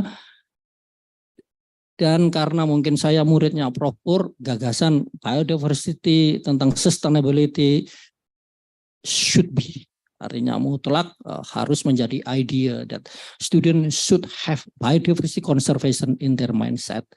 It means that it is our commitment. University should have commitment. Without commitment, we only have certificate. Next slide, I think it's finished. Yeah, thank you so much. Sorry. Assalamualaikum. Thank you very much, Professor Lukman Hakim. It's very interesting to learn on how communities in Blambangan Biosphere Reserves are involved actively in the implementation of sustainable agendas within the area, especially to learn how sustainable coffee agroforestry system and tourism sectors can be developed in the area. And also highlighting how research institutions such as university could have an important role in facilitating community-driven strategies. So before we move on to the next session, I would just like to let you know that we may have time for 1 or 2 questions after the whole speakers at the end of the session, but I will confirm to that later to the organizers. So for now, we just directly continue with our second speakers. Let me introduce our second speaker, Dr. Dewi Gunawati, SHS Hum. Dr. Dewi Gunawati is a lecturer at 11 Maret University, Yogyakarta. She completed her undergraduate study at the Faculty of Law, 11 Maret University, master's degree in law at Diponegoro University, and also doctorate degree at 11 University with dissertation on harmonization of forest protection and management laws in global climate change mitigation efforts, study on the implementation of REDD Plus program in Marubetiri National Park, Jember. And today, she will present a talk on adaptation and mitigation strategies for enabling community and empowerment in practice. For Dr. Dewi Gunawati, may I invite you to the stage?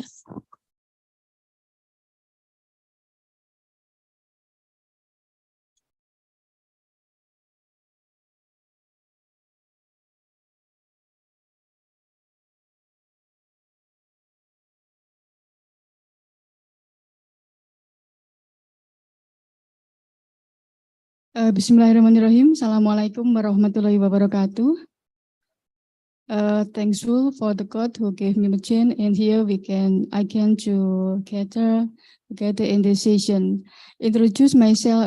My name is Dewi Gunawati. I come from 11 Maret University, and here I will present my paper related the community empowerment productive partnership in anticipation of climate change impact in Marubetiri National Park. Next, please. In here, my result is there is the new of the goal. The first is the how to reconstructing the model of the empowering farmers in the buffer zone in anticipation of impact of climate change. We know that climate change is very extreme for the society. Must be anticipating how to eliminate the impact of the climate change. And the second, how to review of the direction, objective, and program approach related in the society. Next slide, please. That is my paper who's published in many journal. The first like the Malaysian Forester, and there are many section who I can to discuss related the gender or many empowerment society. The next, please. That is in introduction, and here we can know that is the location of my research. That is in part of the Perambangan Biosphere. There is the Maret National Park. Maret National Park is located in the East Java in Jember and Panjwangi district. And here we can together is smart. And the next, please. We know that there are many cases who can be developed in the Maret National Park. That's we can to conclusion that for cases. The first like we know that Maret National Park is the one of the national park ranges in the Java is high diversity and of on the Plasmanufta and most complete ecosystem. So there is impact on the high carbon stock with the lowest emission level per year. And the second, in this photo can describe there is many critical condition related the illegal behavior like the illegal logging, illegal mining, and illegal trading, timber track in the Maret National Park. And it is very extremely the cases who surround for the society in Maret National Park that related the social economic condition. And that photo is one of the cases who surround on that. Okay, next please. That is the condition social economic in Maret National Park, not only related the cases like the social economic, there are only cases like the role of the function of the less option optimal of multi interest stakeholders. There are only and the complexity of institutional problems around the conservation area. Next, please. That is the condition. There is the area from the national Maret National Park. There are the two plantation. The first is Panjal Corporation, and the second is the Sukamati Corporation. Next, please. That is the area of boundary. Next, please. That is the village surrounding. We can focus to discuss related the village surrounding of the National Maret National Park. And that here, National Maret is divided on the two districts. The first is Jember and the second is Banyuwangi. In this district, Jember, there are 6 villages, and Banyuwangi, that is 4 villages, and that's population city, and there is many group, and that's Maret National Park. Slide next. Okay, that is the land cover. We can say that there's various land cover in the Maret National Park, like the low land tropical forest and coastal mangrove swamp and rheotype. The next, please. That is the zoning in the Maret National Park. There are 7 zoning, like the core zone, forest zone, like the utility zone, and the specific zone. Next, please. Maret National Park is very rich of the potential. The first is in the slide is show what is the identification of diversity potential. That is the ecosystem. There are many ecosystems, like the type of the ecosystem. There are 5 type, like the coastal ecosystem, mangrove, swamp, and landscape, maybe in the diversity and important species diversity, all of them like the sea of the turtle. Next, please. Slide next, please. Yes, and not only the sea turtle, there are the potential use of the source, like the potential of the medicine plant. We know that medicine plant in the Maret National Park is very high quality. There are 77 species of plant that can use to the local community by medicine herb. And the photo is show there are many potential, not only potential of medicine, there are ecotourism, environment quality, and potential non-timber forest product who choose can here. Okay, next please. There is the hydrogeology. There are the algae fiber, groundwater, and ecotourism destination. And here, all of the audience can show there is many attractive destination who give the many welfare for the society. Okay, next please. One of the way how to eliminate or to anticipation the climate change impact in the national park of the Maret is the choose by the government to be the one of the demonstration activities of REDD plus or reducing emission from deforestation and forest degradation, or reducing emission from deforestation and forest degradation. What is the goal? The first is designed by the pilot project how to reduction on emission to the community environment, but the edited is how to implementation many program and how to conservation to design it how to choose the potential for a fauna and implementation many conservation area who can give the benefit for the carbon community and biodiversity. And here we know that the design from the government is focused to the how to benefit carbon sequestration and community and biodiversity. Okay, the next please. Then the objective and the method how to identify the overall benefit, and the second that's measurement related carbon. The method who can to implement it to the REDD program related the how to measurement related the carbon. And the next please, that is the carbon stock who can be fit in the Maret National Park. And here the stock in many zone. There are in core zone, forest use, special use and rehabilitation, and to the total related 8 million ton carbon in the surround area and Maret National Park. And next, please. That's related many activity to enhancement of the G stock and the rehabilitation zone. There are how to combine many species. There are many species like the kedawung, jackfruit, durian, avocado, and kemiri. And the method who used is the proposal for the plant vivo.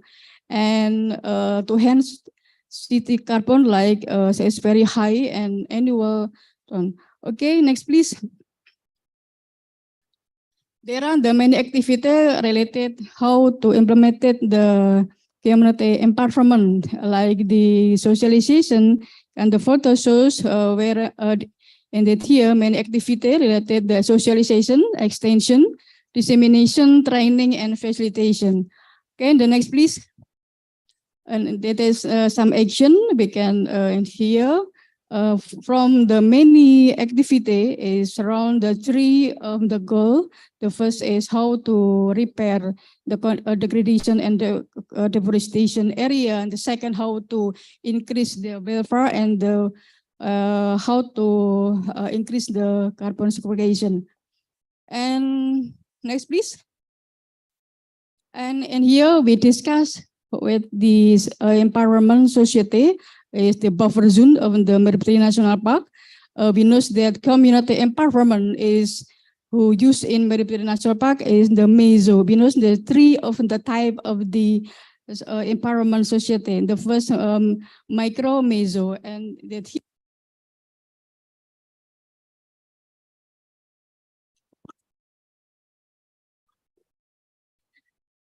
here focusing to the meso approach. Sec, please. Okay, next, please. The result of my research is I know that there are many problems related how to implementation the empowerment to the many conservation area in Indonesia. One of the conservation area is the Maret National Park. There are many factors who influence how to optimize the empowerment of society. I read for the Sarah Longway. Sarah Longway say if implementation to the empowerment must focus to the three of type or three of segment. The first is the capacity building. I think all of the conservation area who focus to capacity building, but the two or the three element is related cultural change and the structural adjustment is very dominant or it's very high about the factor. To the optimize the society empowerment must how to create many strategy how to change the cultural change.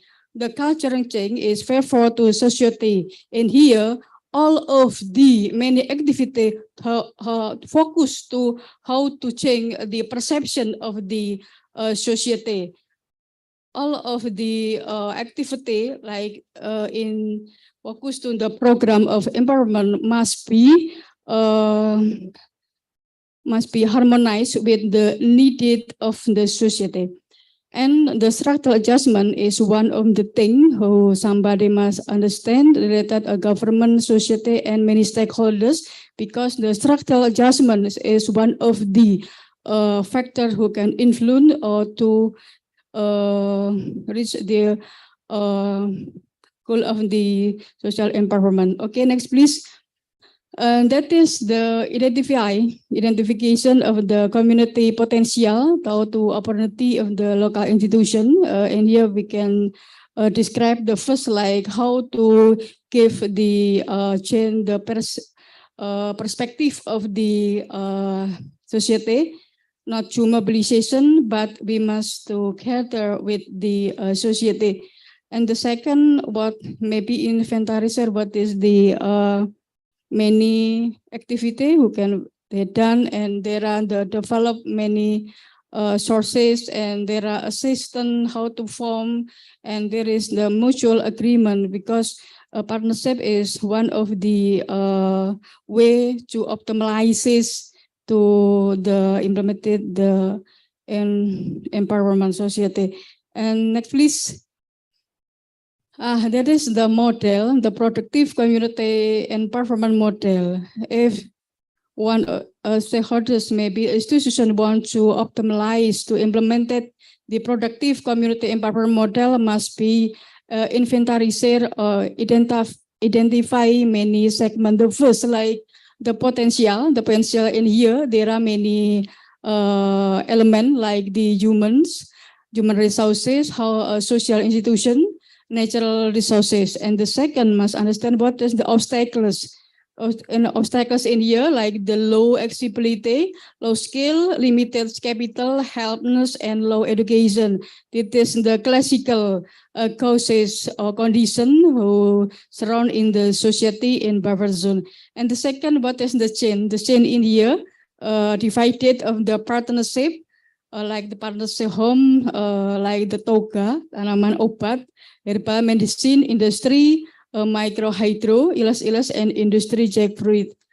And the third, that is the intervention. Intervention divided like the how to create the community capacity raiser, because that's very dominant in many factors who influence, and that social forestry strengthen the community institution, business capital, and mentoring. And that is related to independent empowerment, how to create the independent empowerment. There's many factors like achievement of the forest rehabilitation and security. There's the typical products and economic improvement, community empowerment enhanced. all of the section can to how we can reach the productive community environment model. And next, please. There is many activity who use in the National Meru Petigri until now. I think in 2020 until 2023, there are many.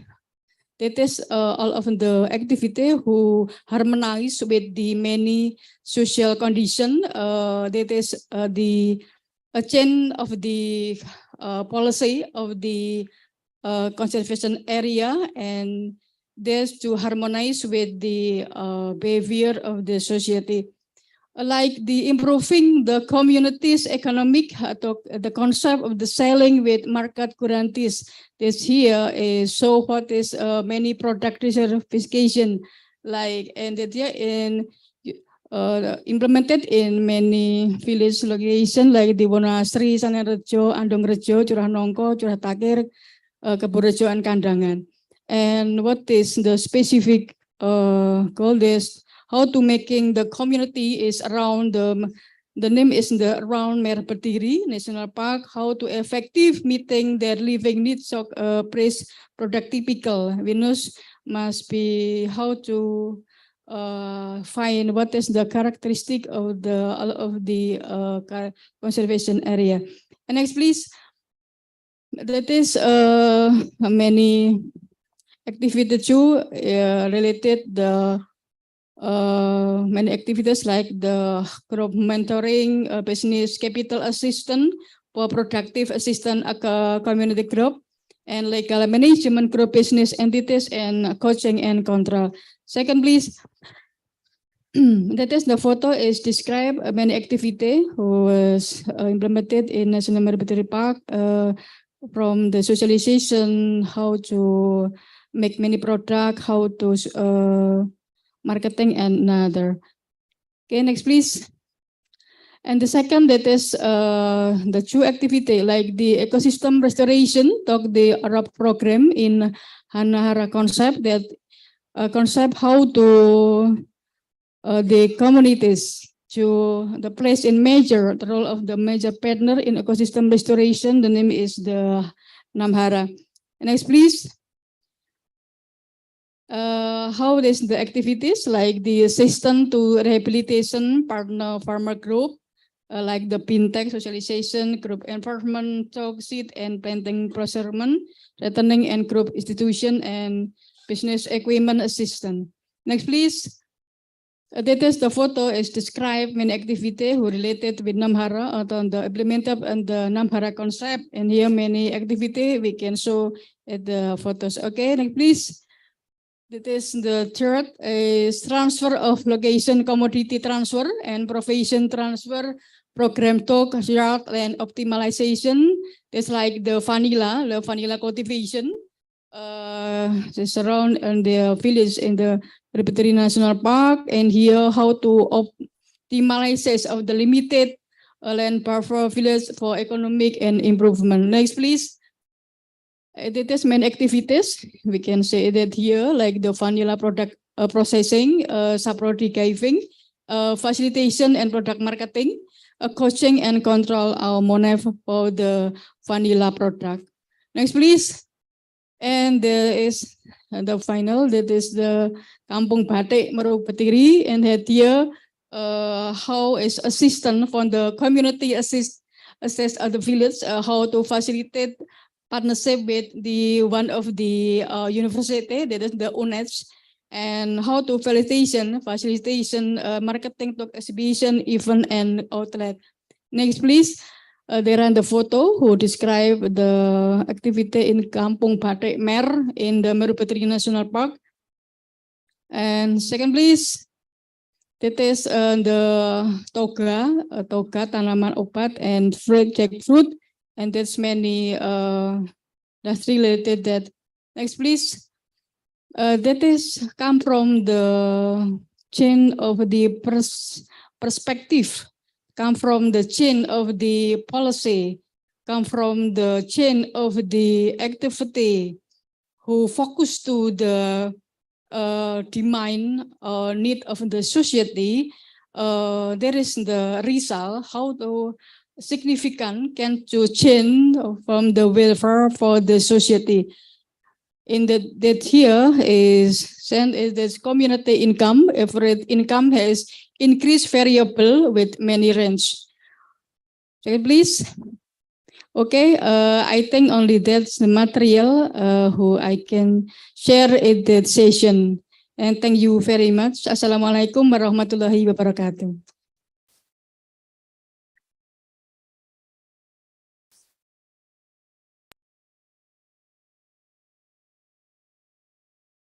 Thank you very much, Dr. Dewi Gunawati.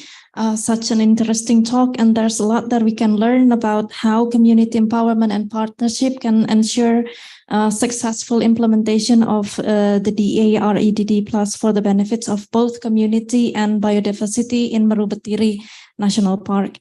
So move on to the next speaker.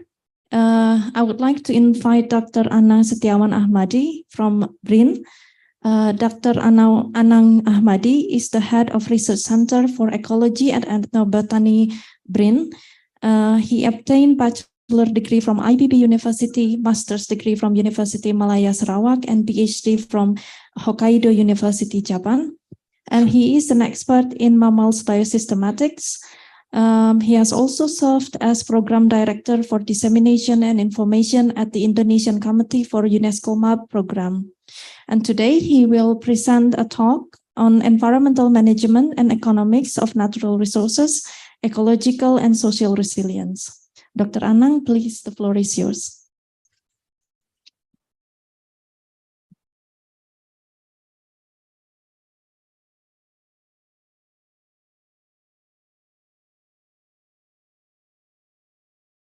Thank you very much, Ms. Radisti. Assalamualaikum warahmatullahi wabarakatuh. Good afternoon, everyone, and may I present, especially from the research and innovation perspective.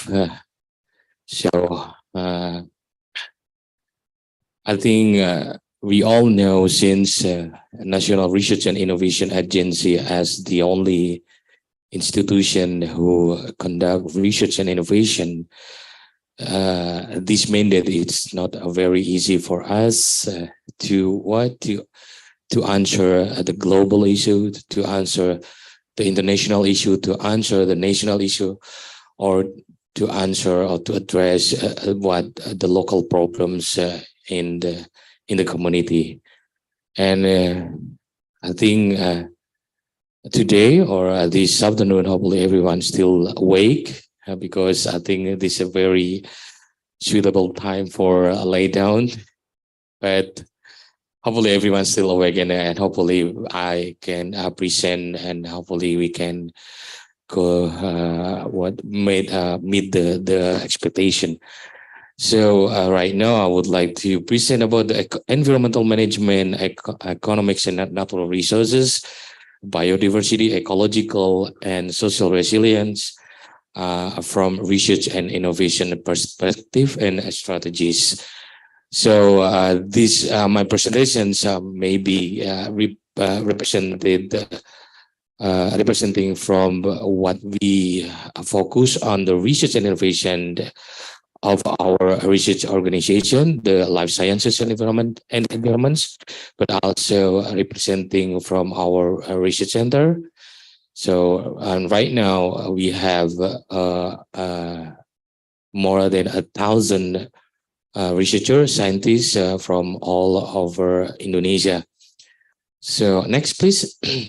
So I think this is what we try to address. We try to answer the question about, maybe everybody knows about the Rio de Janeiro 1992, and then going to the next Kyoto Protocol, New York, and then Paris Agreement about how we have to decrease the temperature, the weather, and also the last is what we call it the Kunming-Montreal Global Biodiversity Framework, which is on that document, there are 4 goals with 2023 targets. So they mostly focusing on how reducing threats to the biodiversity, meeting people's needs through sustainable use and benefit sharing, and tools and solution for the implementation. This is, I think, the challenge for us. And also the newest one is about the presidential instruction number 1, 2023. It's about how we conduct the research and innovation to support the mainstreaming biodiversity conservation in Indonesia. And BRIN is the institution who has to open collaborations with everyone, with the academic, with the university, with the ministries, and also the local government, and also the NGO and other stakeholders that can be related to each other. And also related about the document, the NDC, the enhanced NDC, how the commitment of the government of Indonesia enhance the contribution into 31.89%. It is also not easy for us, but my research organization is really focused how we try to develop the concept related with the research and innovation itself. So we try to develop, we try to answer, to address with what we call it the ESG concept. This is how we elaborate, how we combine three elements: the governance, the environment, and also the social. And we have to stand together, and we have to do together, and we have to collaborate together. If only just one from this element, I think this will be difficult for everyone to provide or to achieve the targets. Okay, next, please. So this is the mandate, the responsibility that assigning to our research organization, especially to my research center. So how we answer the volume document, which is the target is on 2030 31.89%. So start from now, we try to intensify, and we try to make a really reliable concept related with the research and innovation. We have to answer about the deforestation rate and monitoring, forest degradation, forest annual growth, the land rehabilitation, peat water management, peat land restoration, and also mangrove. And the other aspect of the document, the NDC, also how we answer the commitment with the blue carbon, the waste and industrial processes and product use, IPPU, and from the energy and also from the agriculture. So I think this is the mandate to the BRIN. The responsibility is very, very, very difficult, because we have to support, not just to support but from the research, but we have to give an impact, the direct impact, how the economic values really obvious that there is increasing based on the science. So how we try to address the economic value and potential for the carbon trading, which is right now, I think the regulation still on the preparations by the ministries. And also we address the watershed management or water conservation, and also to address the biodiversity conservation, which is this will be the next impact, the next problem that we have to solve. And also forest healing and recreation. This can be related with the ecosystem services and preventing land use changes and land conservation. And also we have to address sustainable development goals. Okay, next, please. So, and this is our research center in the research organization. We have 8 research center, which is which will be focused on collaborations to achieve all the outputs from the basic science into the applied science. We have the basic science, we have the research center for the biosystematic and evolution. Until the applied science, we have the research center for the biomass and bioproduct. So, and the scope of research is so really complex, from the explorations from the forest into the industrial. That's our scenario. So how we address with the exploration, conservation, and also sustainable use, and also related with the environmental. Okay, next. And I think for the concept also, we have to consider about the international approach that we called nature-based solution. So this concept is to elaborate 4 elements also related with the conservation, related with the biodiversity, related with climate change. Is also will give an impact with the social, and I think it's already there are so many samples already from the previous presentations, and from that concept we try to modify it into the model ecosystem-based research that we develop in our research center. So how we combine many analyses into one program, but integrated each other.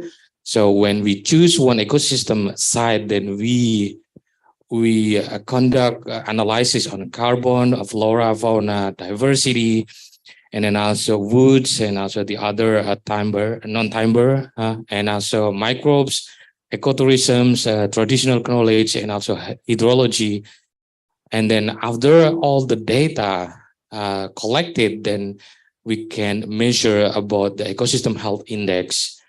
So from that, we call this concept R3P, or restoration, rehabilitation, and revegetation, combined with the pengendalian, and also the management, and also the prevention.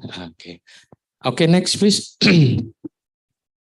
So, and then right now in our research center program and activities, since as I mentioned before. Okay, next please. So this is the program and activities we've been built, and this is on the level of research organization. As a sample here, we conducted the biodiversity assessment, which is from the assessment of the biodiversity, we can conducted some activities like related with the assessment, inventory, monitoring of the biodiversity, and also the evaluation of the species status related maybe with the IUCN or related with the CITES or etc. This some of the output that can be achieved is like how we develop or establish the management of the biodiversity as an asset, and it's supposed to be protected, not exploitation, and also given a net positive impact to the biodiversity, and how we create the standard criteria for the management. Okay, next please.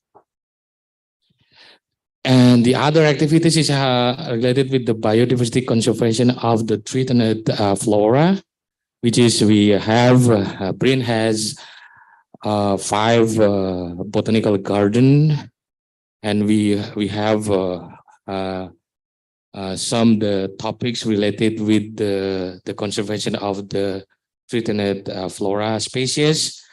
So this program has some activities like survey populations, explorations, reintroduction and restoration, and also bioprospecting related with the flora, and also conservation in situ or ex situ.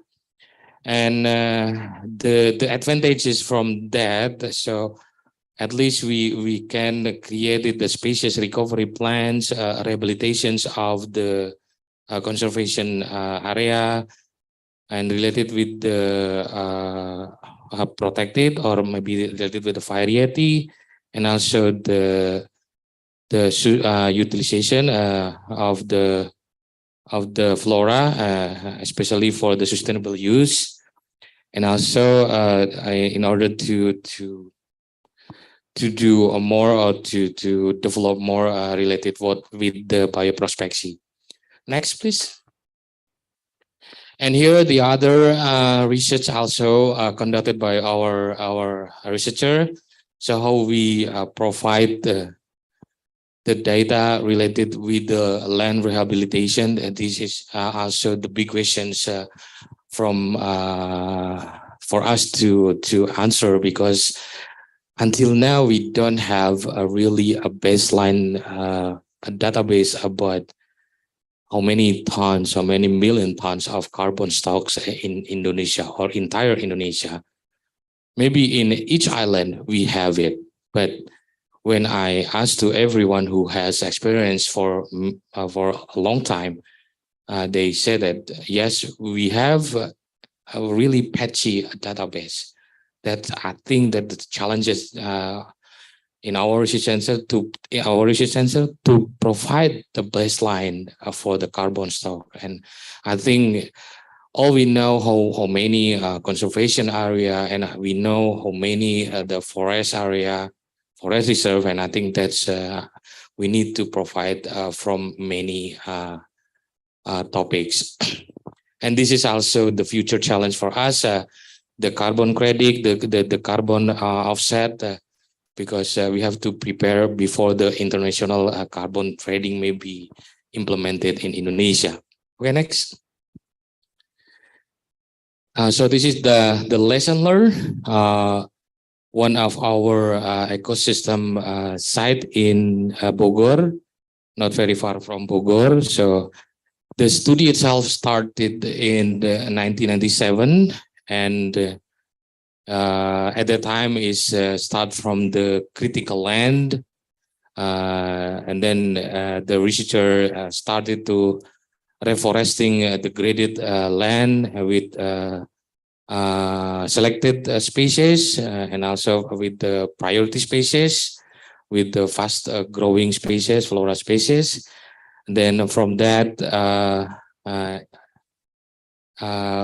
each 10 years, they measure all the analysis, and then so in the right side, we can see that from the ecosystem services, from the ecology, the economic and social, like we try to measure the total ecosystem value, at least from the carbon sink absorbed, at least from the 139 hectares, we calculate about 65,000 something carbon, and we evaluate. We doing the valuation in economic. It's about like $450,000 US.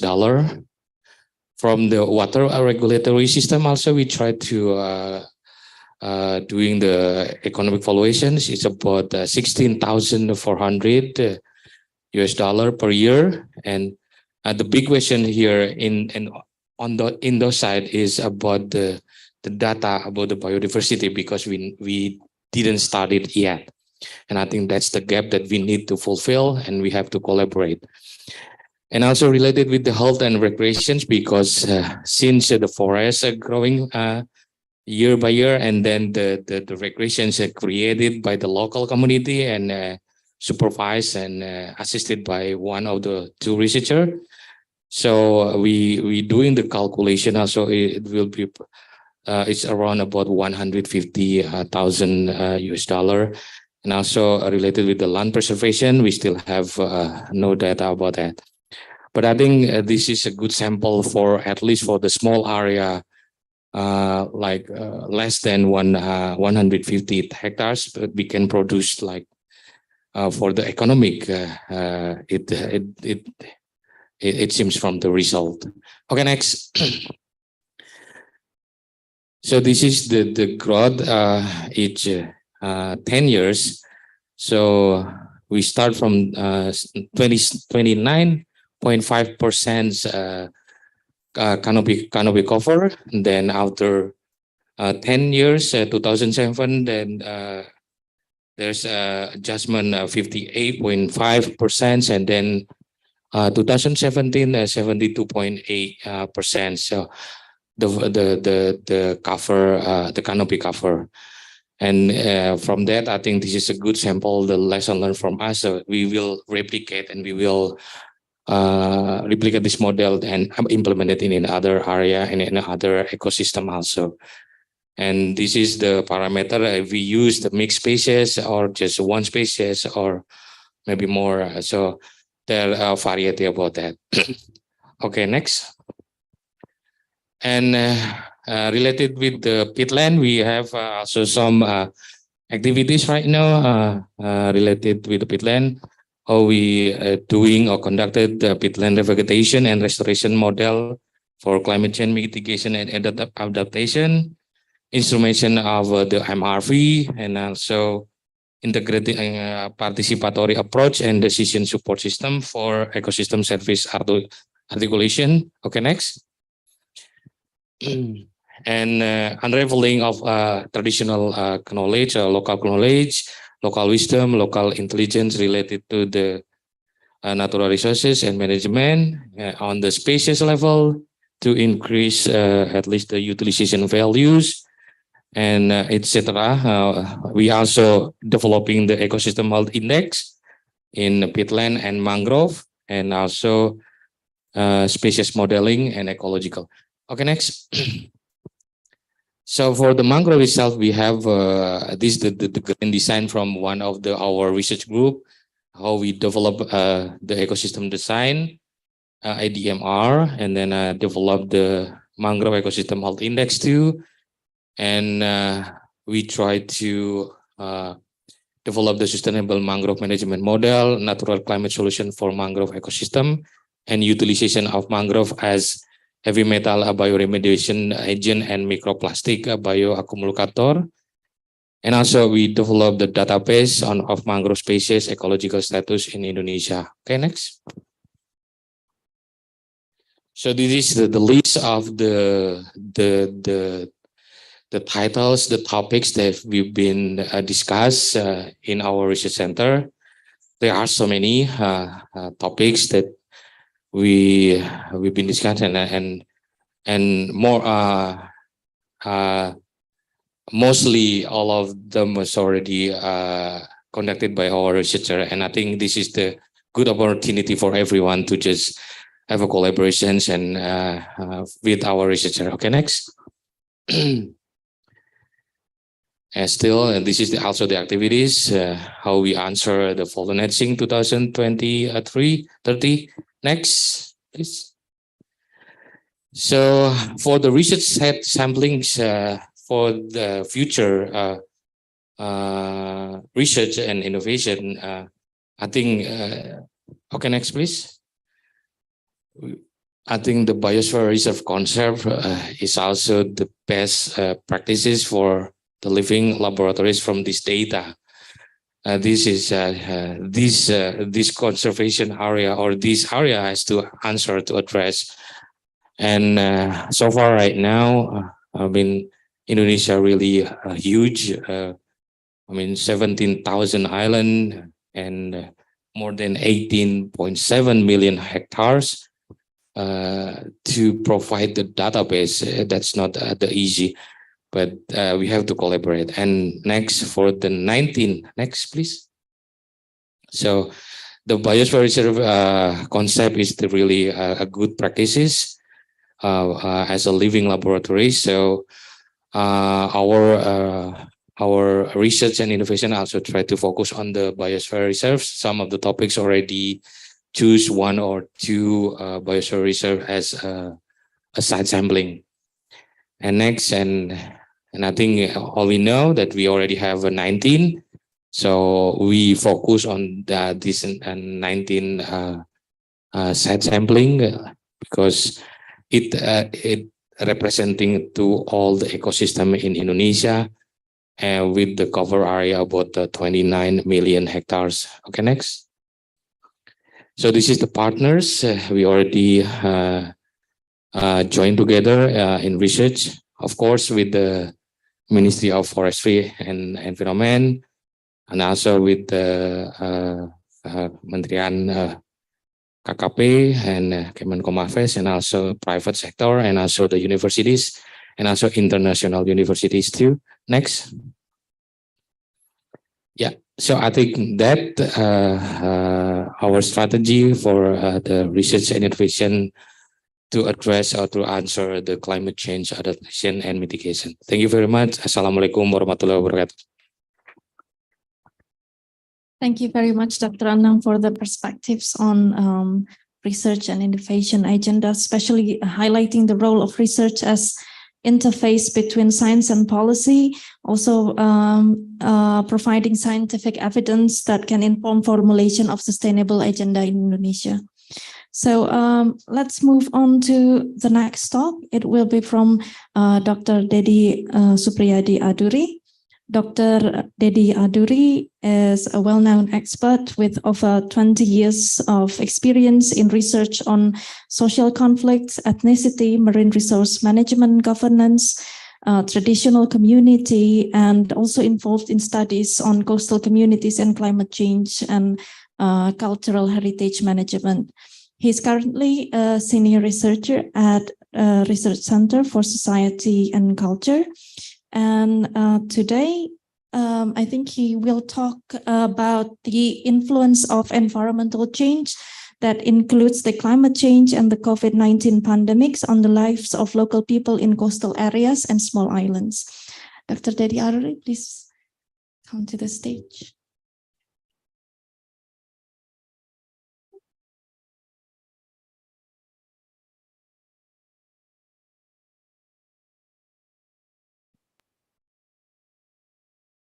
Assalamualaikum warahmatullahi wabarakatuh. Selamat sore. Good afternoon, everybody. Must be very heavy hours for us all to listen to a speech or lectures. So hopefully the way I approach the task for me now to present the case, that is the impact of climate change and COVID to coastal communities, will lighten our life, because my presentation will be mostly showing you pictures. Ya, Bapak Ibu, mudah-mudahan lebih ringan karena saya akan menunjukkan foto-foto daripada teks atau saya meminta Ibu Bapak baca. So this is my talk looking at the impact of climate change and COVID pandemic to the coastal communities' life and livelihoods. Silakan, Mas.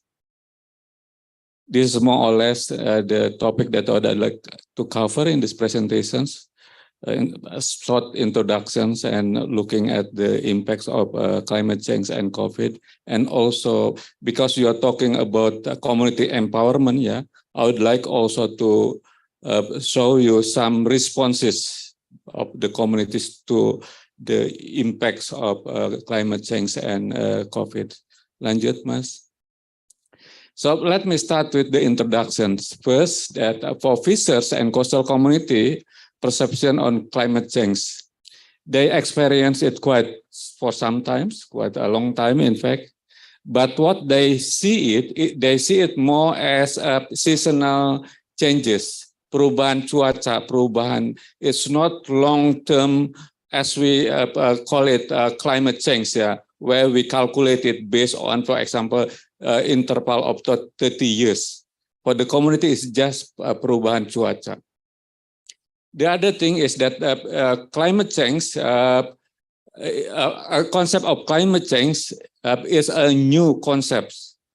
So tadi karena pemahaman mereka tentang climate change, because their understanding about climate change is more on short term, that is the changes of weather. So the concept of long-term climate change is not in their cultures. Yeah, so it's a new concept introduced mostly by NGOs and government.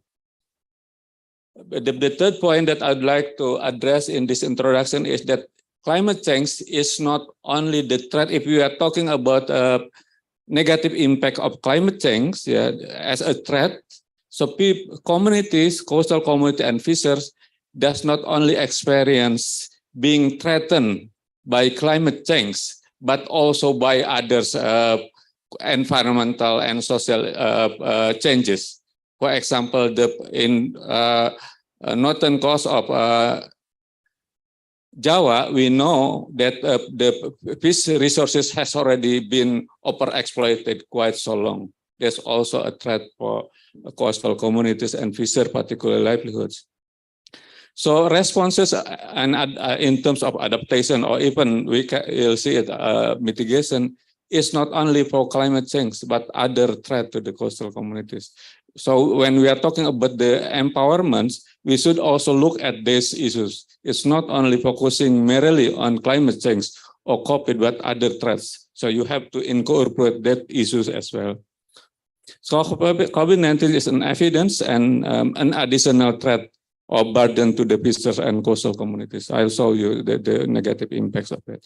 Lanjut, Mas. Lanjut.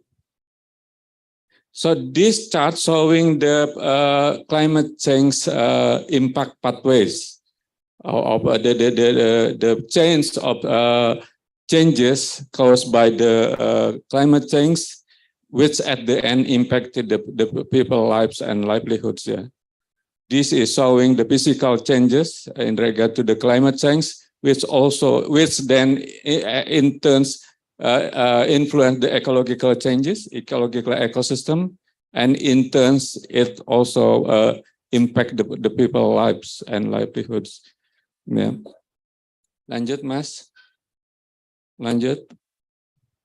So this is showing the modeling by Pak Helmi from Undip, showing the scenario of sea level rise here in Semarang. Yeah, we can see the blue color is showing the coverage of sea waters caused by sea level rise in the 10 years up to when the modeling was made in 2009.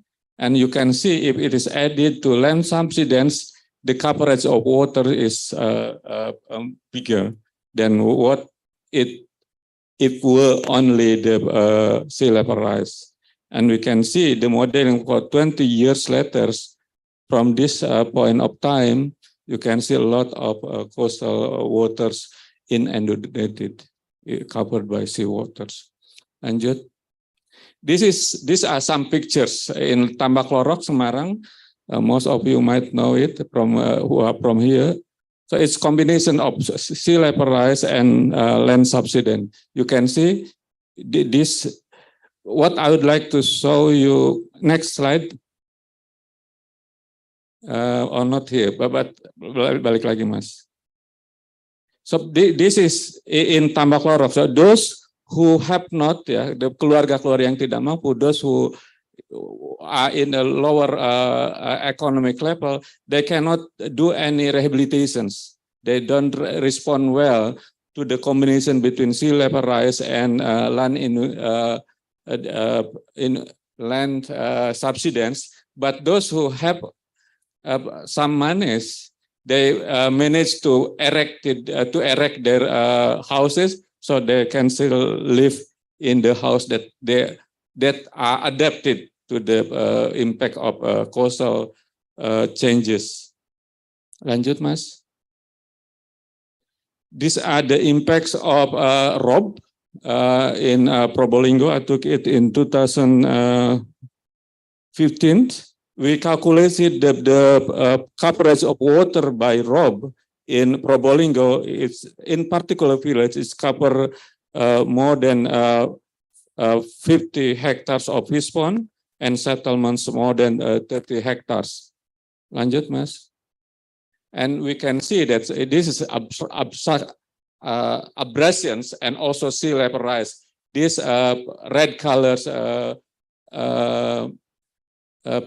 pictures here used to be constructions, houses. Ini biasa tadinya rumah-rumah, but then now it become permanently submerged on underwater. Lanjut. So this is showing the impacts of climate change to the livelihood of fishermen particularly. So the increase, the sea level rise, the climate change bring together the increase of extreme weather, and that in turn it reduce fishing days because of the climate extreme. People cannot go to the sea. It also increases the safety at the sea, the incidents, the accidents in the sea. Lanjut, Mas. The La Nina 2010 in the case of Probolinggo kills the production of salt because they're using lights, sinar matahari, to produce the salt. When there were rainy season all year long, they cannot produce salt at all.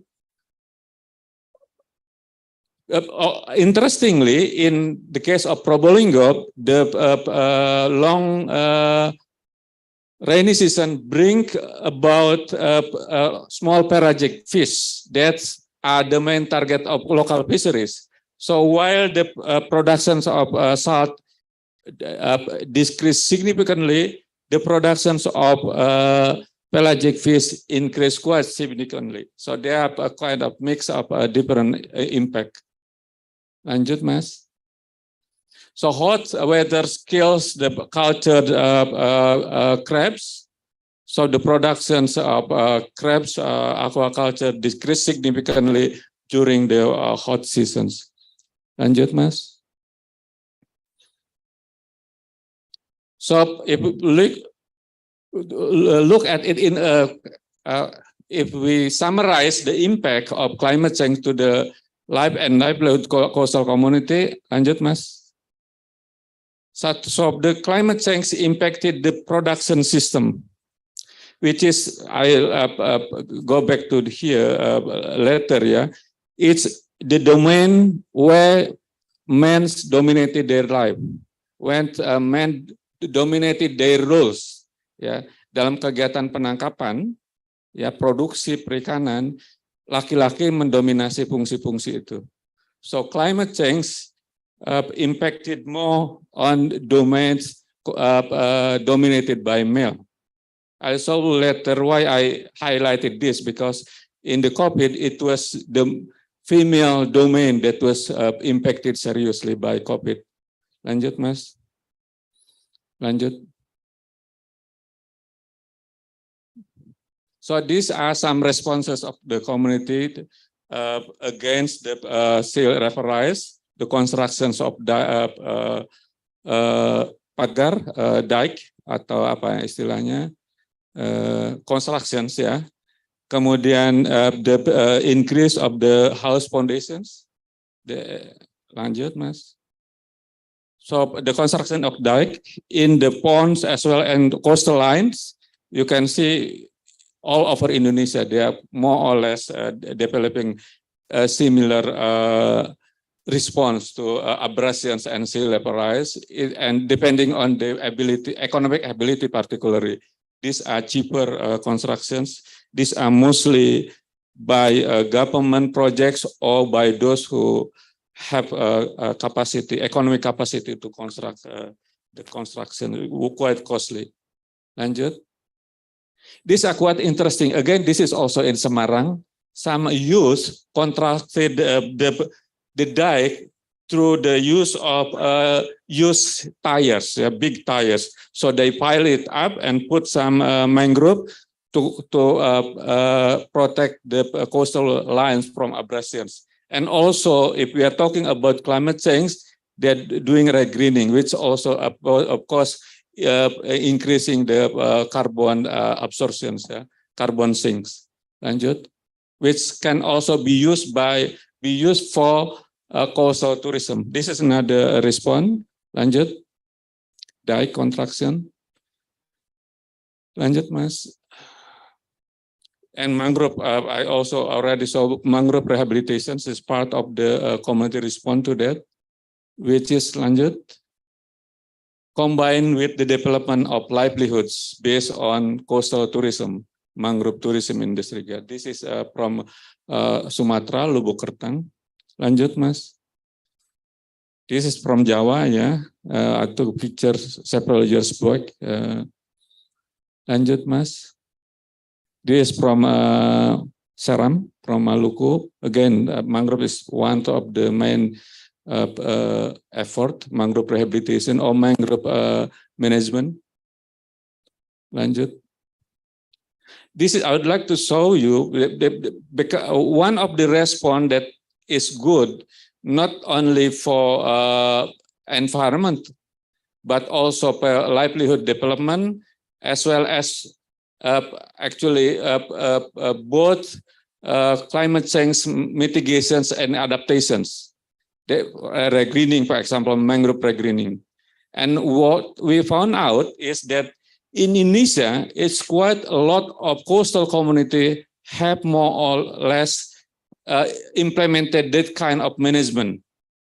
I work with around 14 NGOs, mostly they're working on conservation issues, about 1,250 units of community, if you look at these dots, where they manage their coastal area. Yeah.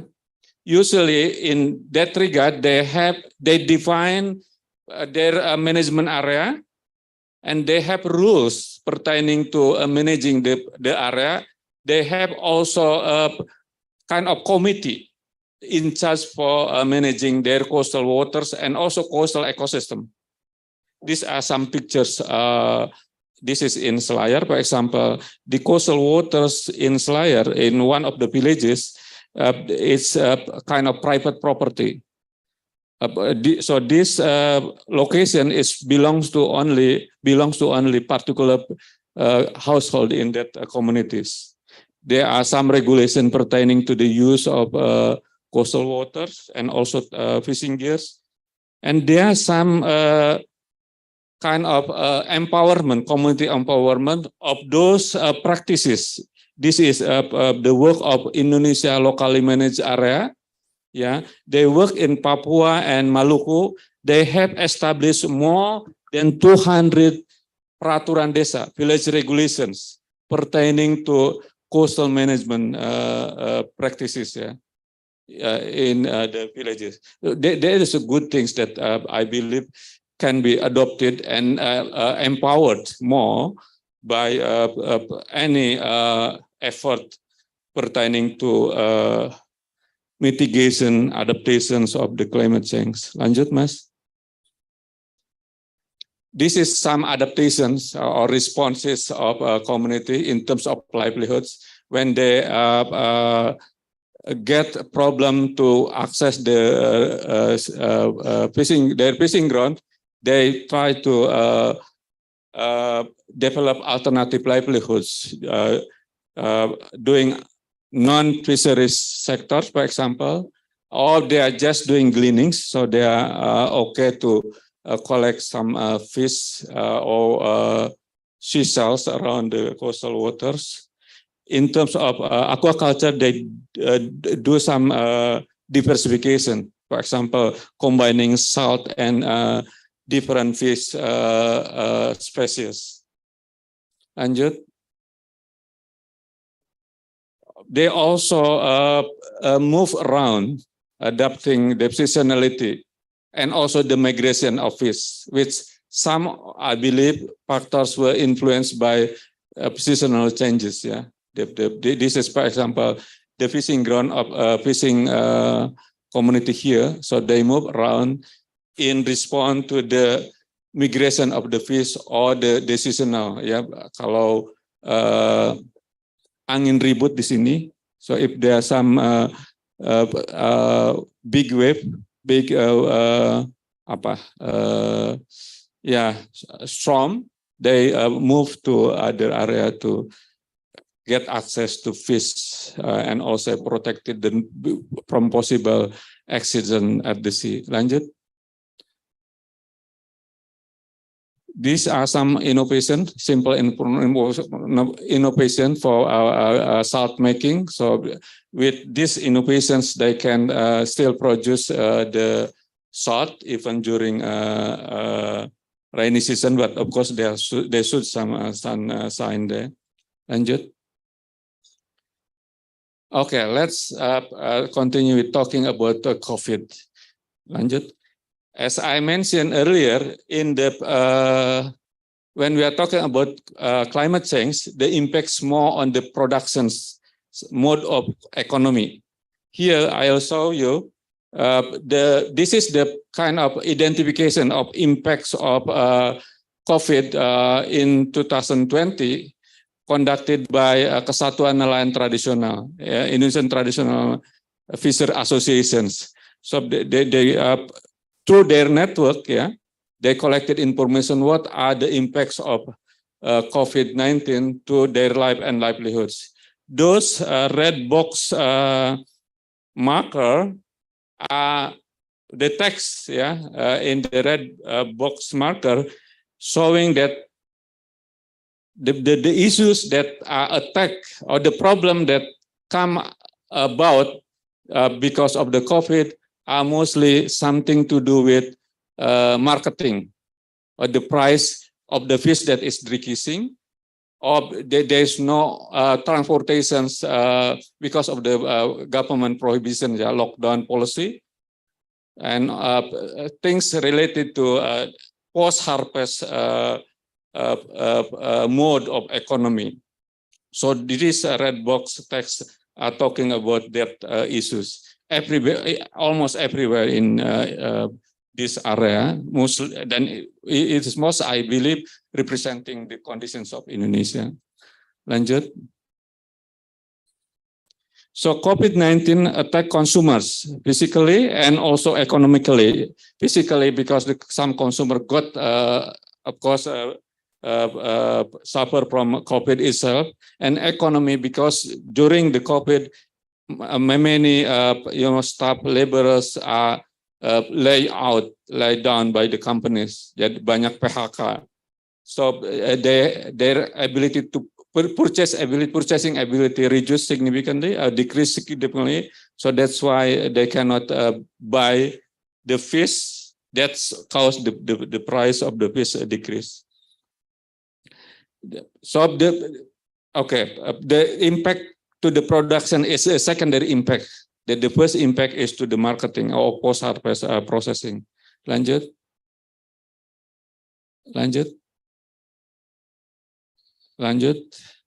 Oke. Lanjut semua habis. Lanjut. Terus. Okay, stop. So I mentioned earlier, the impact of climate change is more or less in this part of the fisheries economic system. But the COVID, there's just a little numbers of people, officers that are getting suffered from COVID itself. The problem is when the government introduce the lockdown policy and also the economic problem because of the people's workers are laid out atau laid PHK itu apa bahasa Inggrisnya? But they should stop working because the condition of the company was threatened by the COVID as well. So the buying capacity of the people reduced, and also of course the lockdown policy makes people don't go to the market. So this influence the market and the buying capacity of the peoples, which at the end, because the production cost cannot be covered by the income derived from selling the fish, so then the production also got influenced by COVID. That is more or less the impact of COVID to coastal communities' life and livelihoods. And what was the response of the community? So, okay, before move to other slide, this mode part, the post-harvest mode of economy in fishery system are mostly dominated by women. So it was women that was impacted seriously by COVID, compared with men that was impacted seriously by climate change. Yeah, lanjut Mas. So in that regard, because it was a woman that was more severely impacted by the COVID, so I'd like to tell you about the response of women, particularly to Indonesian Fisherwoman Sisterhood, Puspita Bahari, atau persaudaraan perempuan nelayan. Ya, so this is the association. She is the general, the leaders of these associations. They have several kind of local branch association, branch office, and of course association. Lanjut. So these are the activities that they have been conducted. They produce mass and distributed to coastal communities, but they also use this mass productions to earn some money. Yeah, they get some funding from the people, yeah, to make mass and distribute the mass freely to the community, but they get some benefit out of the mass productions, which they use to produce more mass. And also, mas, balik lagi ke yang tadi. And also some logistics distribution to communities. Lanjut. But the things that is needed for a woman, again, this is go back to earlier point that COVID is an additional threat, additional burden to the communities. So if we are thinking about the empowerment, we should think in a long-term context, and also the needs to adapt not only to particular threats, but to the whole or majority at least, or to several at least threats that are experienced by the community. So this, lanjut mas, this is my closing remarks. So both climate change and COVID pandemics hit and felt by fishers or coastal communities. They suffer, but they are also an agency. In anthropological term, agency, we call it agency because we believe that everybody can do something, yeah, even in the limited conditions, can do something to address the problem they are experiencing. Jadi setiap orang, saya jelaskan dalam bahasa Indonesia supaya agak jelas ya. Setiap orang itu meskipun dia punya banyak keterbatasan, pasti ada saja level kemampuannya untuk melakukan sesuatu. So that point I intentionally raise here to also make us aware when we are talking about the empowerment, we have to also aware that even in the limited condition of those community, they have something to offer. Please don't forget it. Meaning that you go there, don't put everything from top down. We have to consider what they have and develop your activities based on what they have, rather than just putting things from top to down. Okay, I think that's what I want to say. Thank you very much. Assalamualaikum warahmatullahi wabarakatuh. Thank you very much, Pak Dedi, for the very insightful and interesting talk.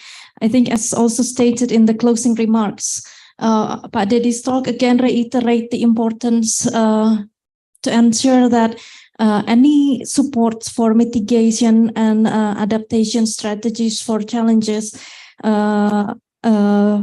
posed by climate change and also COVID-19 pandemic should be aligned with the community interest to ensure better outcomes, I think, from any programs implemented in the area.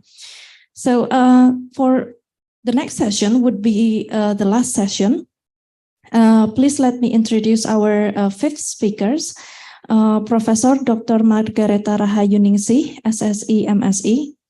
Professor Rahayuningsih is a lecturer at Universitas Negeri Semarang and Empowerment Center academic staff of LPPM UNES Village.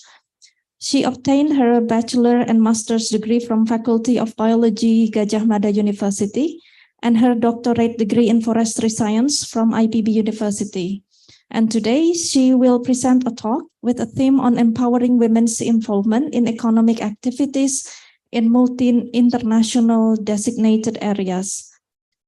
Professor Rahayuningsih, silahkan, the floor is yours.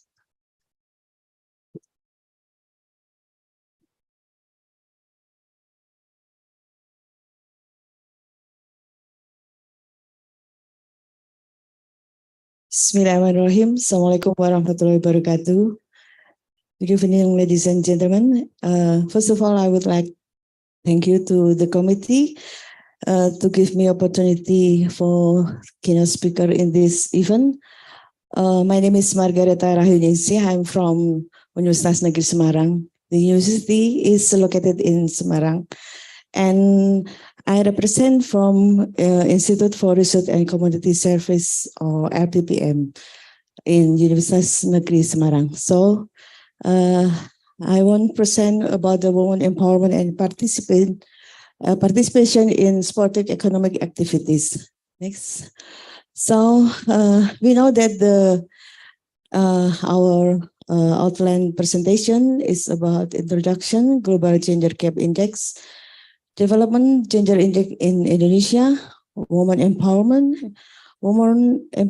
activities, especially activity in our experience in our university, and the conclusion. Next, we know that the era of globalization is to challenge on development country, including in Indonesia, both of politics, social culture, economy, environment, and also education. So we need the strategy to improve community welfare. And one of the strategy to enhance quality of human resource. Next slide. And why we emphasis of the human resource? Because the human resource is one of the main capital of the national development, and we can see on the national pembangunan indeks, the national pembangunan jangka menengah ya in Indonesia. We can see that the increasing of the quality of competitiveness of human resource is 1 in 7 development agendas. And next slide. And as I mentioned earlier about the human resource, and if we really look at this point of the gender issue is related with the human resource, and also is related with our mainstream in the 2020 and 2024 or RPGPN, the issue of gender. That is one of the four of mainstream. Next, and one of the reason why the gender issue is the mainstream, and if we take a look the data from the Global Gender Gap Index on 2020, we can see that our country, Indonesia, in all 4 of sub-index, we can see that our country is still below in with another nation like Namibia, Lesotho, yeah. And next, I will show the overall index, the score overall index in Indonesia. Next slide. So you can show the score global gender gap index in overall. We can show our country, the score is 0.68 or 68%. That the meaning that's the gap index in Indonesia is still low. That is, if we compare with other nations in ASEAN, we still under like Vietnam, and also even list like Timor-Leste. So this is important for us to increase the minimal equality of the gender gap index. Next. So this is if we break down from the sub-index of economic sector, it also our country is on the rank of 59 to 111. Next. And human resource are the main capital of national development, and toward inclusive development, and it's expected to be evenly distributed throughout Indonesia. Since that women, one of the human resource, so the issue of the gender equality must be integrated into the development process. And why also that's we should empowerment, especially women empowerment. This maybe has a positive impact to increase economic growth in Indonesia. Next. We know that the role of women in Indonesia is also, not only as to be a wife, to serve the husband, care the children, and also the women in Indonesia play a role in the social organization, and also to help the economic family. One of the 5 priorities related to women and children that need to be resolved in 2020 to 2024 time period is our president said that is increasing women empowerment entrepreneurship with the gender perspective. Next. So this is the meaning of empowerment. Empowerment is effort to build power itself by providing encouragement, motivation, and raising awareness of its potential, and trying to motivation and trying to develop and strengthen this potential. And the empowerment paradigm such as human development, people-centered, to encourage community initiative, root from the ground up, growing economic, social, culture, added value, and people-centered, participatory, empowering, and sustainable, and also the local potential on local wisdom. Next, and this is our subject today, the women empowerment. The women empowerment is the effort to gain access and control our resources, economic, politics, social, culture, so that women can self-regulate and improve self-confidence, and to be able to play a role, participate actively in solving the problem, so as to be able to build abilities and self-concept. And women must fully participate in making decisions that will determine their life, and to participate development process. Next. This is empowerment as a process, is learning by doing, problem solving, self-evaluation, self-decision, self-selection, and self-development and coordination. Next.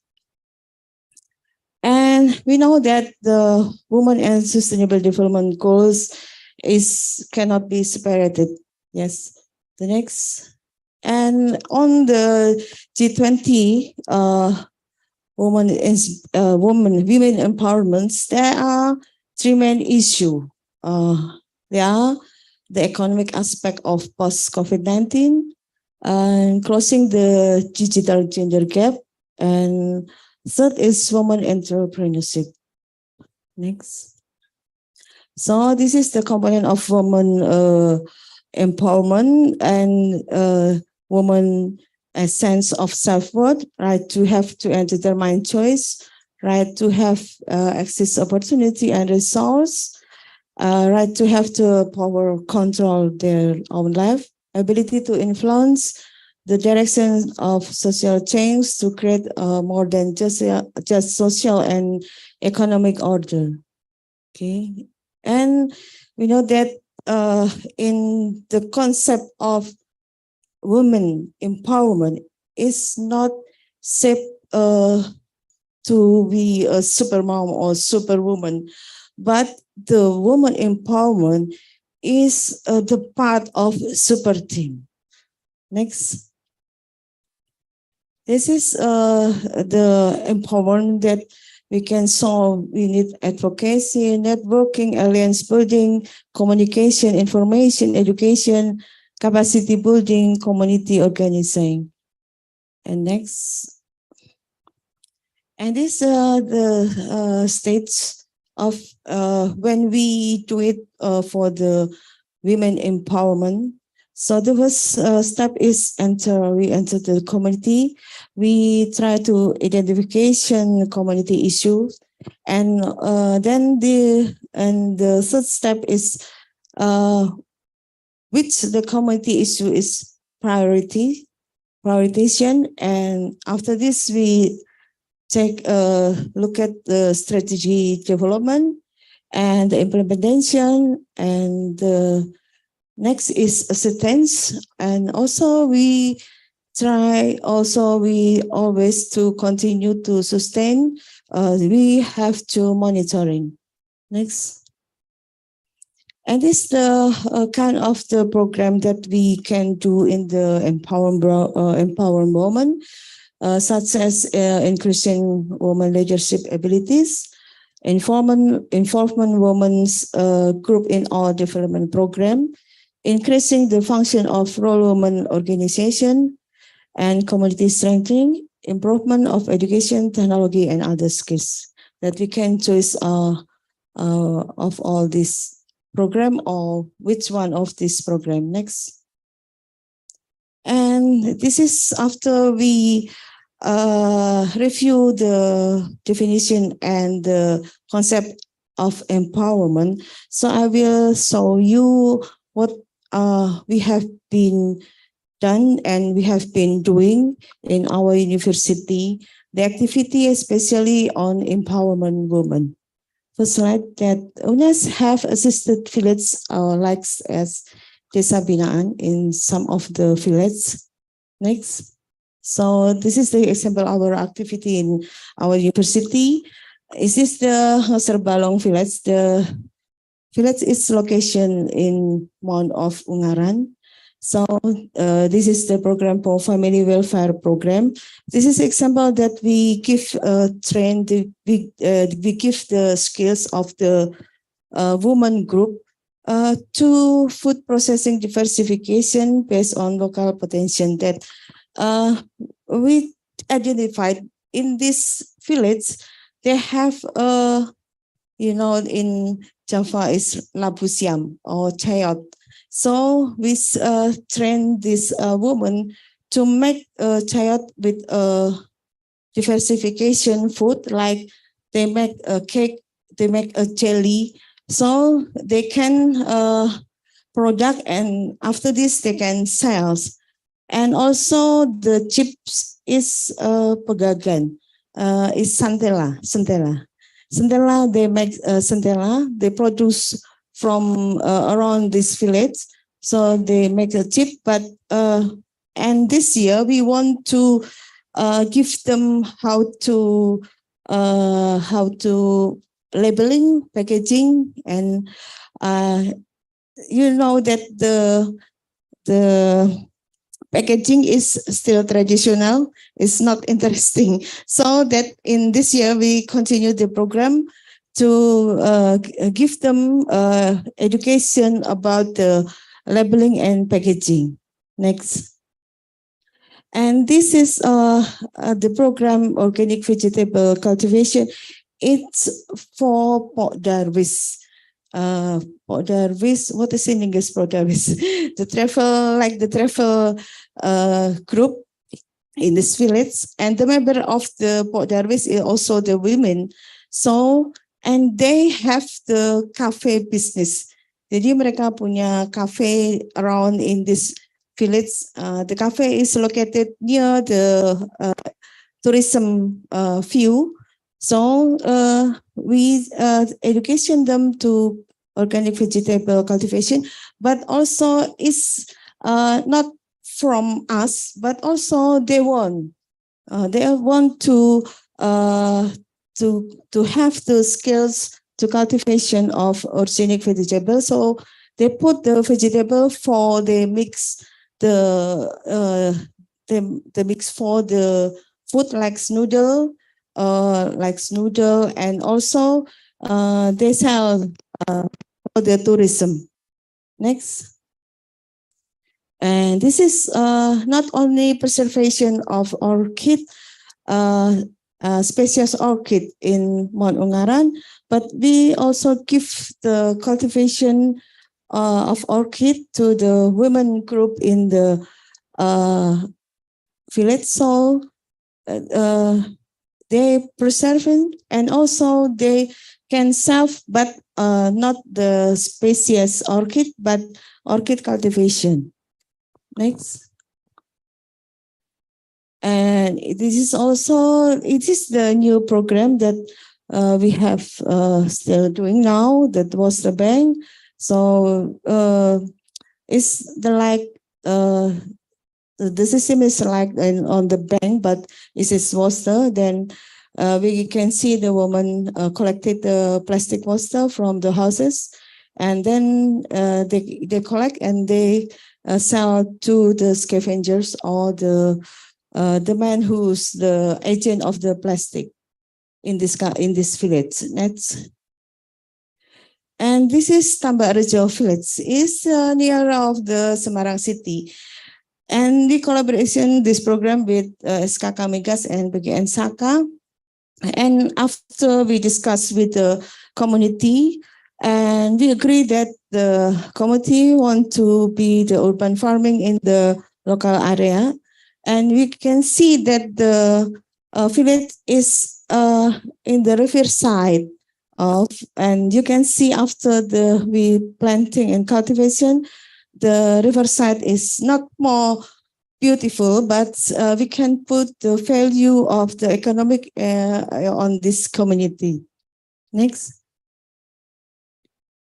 Okay, this after, maybe after 6 months, they can put the vegetable for their own, but they also sell to the market. Next. This is always the water bank in Tambak Rejo. Next. And in Tambak Rejo, we have the woman community that initiated to make fish canals. In Semarang is famous in Bandeng Presto. But after we identify the quality of the Bandeng Presto is still not good. And after this, we give education to increase the quality of Bandeng Presto. And also we give them to make the packaging for more interesting, so they can sell. And now the value of the Bandeng Presto is more increased. Next. And this is also urban farming in Tanjung Mas and Kemijen is same with the Tambak Rejo. Next. And also in Tanjung Mas is the processed fish diversification, especially for the group of women in this village. So we make the fish to other product like nugget, tofu fish, and others, chips. Yeah. Next. Before. And also we collaboration with the community, we build the smart house. This smart house is we giving education first to the housewife, and they are on the one group, and the woman teach the children in around the village, and it's free, informal. Yeah. Then like a library, the housewife smart house is like a library. So the children around the village can be studying in this house, smart house. Next. And this is example in Tanjung Mas too. We give the skill of the woman in around the village to make the souvenir from the sailboats. This area is near the shore in Semarang city, and then until now they still produce and they sold in market. Next. And this is the empowerment, woman empowerment in around the village on the Tanjung Mas and Tambak Loro too, that we giving the community to make a batik with mangrove motif. Is our friends Prof Nana. She have been doing this, and this is from the natural dye. And this batik is collaboration with Sea Batik is one of the batik produced as famous in Semarang. Next. And this is also the process diversification of mangrove that we give. Also, we give the skills and education to the women in around the mangrove area. So they make like a food, such as cake, chip, and also the traditional drinking like dawet. Next. So this is the Karangharjo and Karanganyar in Rembang, and also processed fish diversification. This is also for the women, and make a stick and chip. It's from fish. Next. And in this purpose to produce skills in batik using Sibori technique and product diversification. Next, I think this is the last slide. Maybe the Nijo village is now we can see in the outside of the exhibition product. So it's the same product that now is interesting and now is famous. It's about eco-print batik. So we give the woman in this village the skills of the eco-print batik. So we hope is also the new program, and we also hope the future they can produce product and they can sell. Ladies and gentlemen, we know what our activity is almost same with the product exhibition in outside. And also I saw in the Merapi or Merbabu, the one of products honey, the branding, the label is from our university too, Mr. Wanda, and to make the product more interesting. And the conclusion of this my presentation is the gender mainstream and woman empowerment is very important in every national development strategy, and transformation ability in the form adequate knowledge and proficiency to broaden the insight and basic skills so women may take part in the national development process. And women empowerment program is expected to be able to increase family income. Hopefully in the future they can contribute to the society. And women empowerment can build women economic independence. So this is my last presentation, and thank you for the attention. Thank you, Professor. Your talk gave a really important perspective, I guess, on the importance of gender inclusivity in any climate and sustainability agendas. Thank you. And it's lovely to learn how your work contributing to that. Well, the organizer has confirmed that we don't think we have time for question and answer session. So if you do have questions, please do forward it directly to the speakers. And if you need the contact, the organizer are happy to provide that to you. Well, this has been a very interesting session for me. I hope it is for you too. And I would like to close this session with thank you for having me to moderate this session. And I'm going to return the floor to the MC. Thank you. Thank you very much for the speakers and the moderators. And ladies and gentlemen, now we are going to continue the next session. and it will be moderated by Dr. Kusuma Dewi Sri Yulita from Research Center for Ecology and Ethnobiology, BRIN. And please, for Dr. Kusuma Dewi Sri Yulita, the stage is all yours.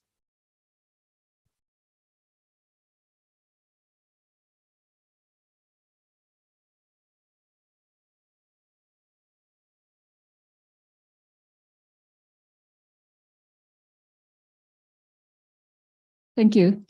Distinguished guests, ladies and gentlemen, it is my great pleasure to chair this afternoon session. And topics related to management and strategy addressed by central and regional government in facing climate change and post-COVID-19 pandemic, as well as disaster risk-related issues in Indonesian Biosphere Reserve. We have three speakers in this late afternoon session. The first, we have Mr. Insinyur Jeffrey Suspriyanto, MSc.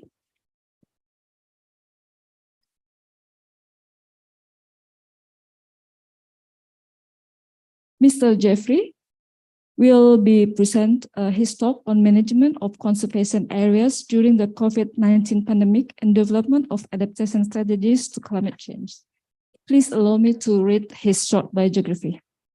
Mr. Jeffrey Suspriyanto has graduated from the IPB University on Technology for Forest Products before pursuing his master degrees on Marketing Management from Universitas Pancasila. He is now the Director of Management of Conservation Areas of the Ministry of Environment and Forestry. Mr. Jeffrey, floor is yours.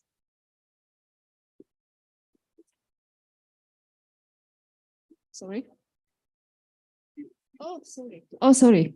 We have his recording video. I'm sorry. Okay. May I have this video played now? Thank you.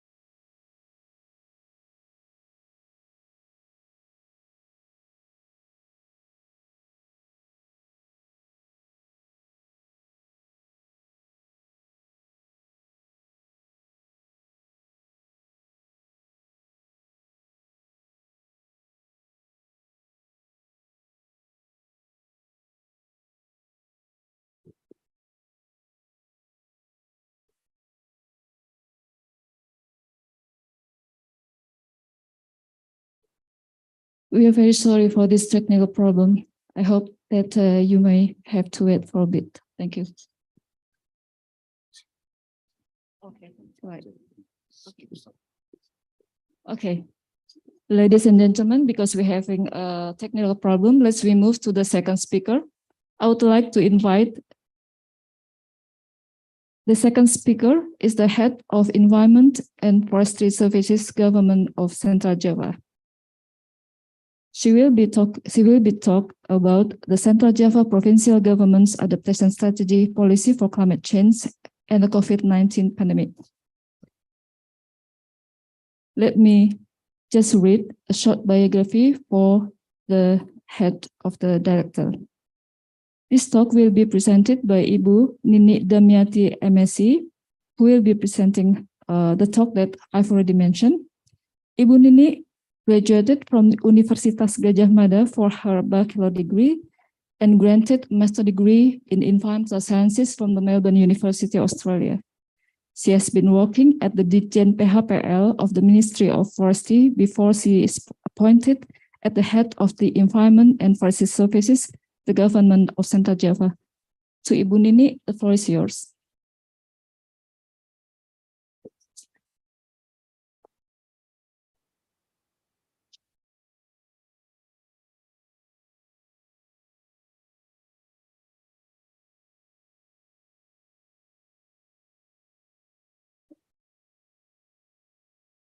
Yes. Thank you. Assalamualaikum warahmatullahi wabarakatuh. Selamat siang Bapak Ibu hadirin dan para partisipan kegiatan capacity building dan workshop. Good afternoon, ladies and gentlemen, participants and also colleagues.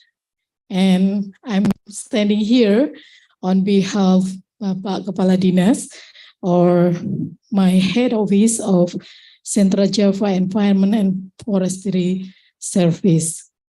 And in this presentation, as mentioned before, I would like to share how the Central Java government strategies to address impacts of climate change and COVID-19 pandemic.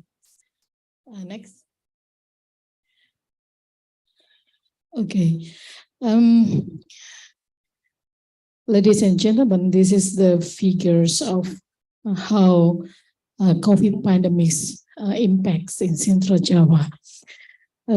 First of all, we all know that COVID pandemics has impacted many aspects of our life, including economic, social, and also environment. And based on the statistics, there are more than 34,000 people in Central Java died because of COVID pandemics. Instead of Central Java is not the highest outbreak cases of COVID in Indonesia. Central Java is one of big five contributor of causes COVID-19 in Indonesia, and this is our disaster, and because there are so many people died, and also 656,000 cases in Central Java. And based on the data from BPS or Central Statistics Agency in Indonesia, the number of working age population in Central Java affected by COVID is 2.95 million people, or 10%, more than 10% of population in Central Java. There are including loss of job, and then poverty increase, and etc. And the figure of the working age population in Central Java, the figure in the 2020 still higher, but lower in the August 2020. And now we are in the middle of new normal and also a recovery from COVID-19. And with the reduced impact of COVID-19 pandemic, Central Java open unemployment rate fell less than 1% points to 5.95% in August 2021 compared to February 2021. The figure is also down 0.552 percentage points from the August 2020 position. This figure shows that Central Java now recover from COVID. So this is the opportunities for us to recover our economic, social, and environment aspect in life. Next.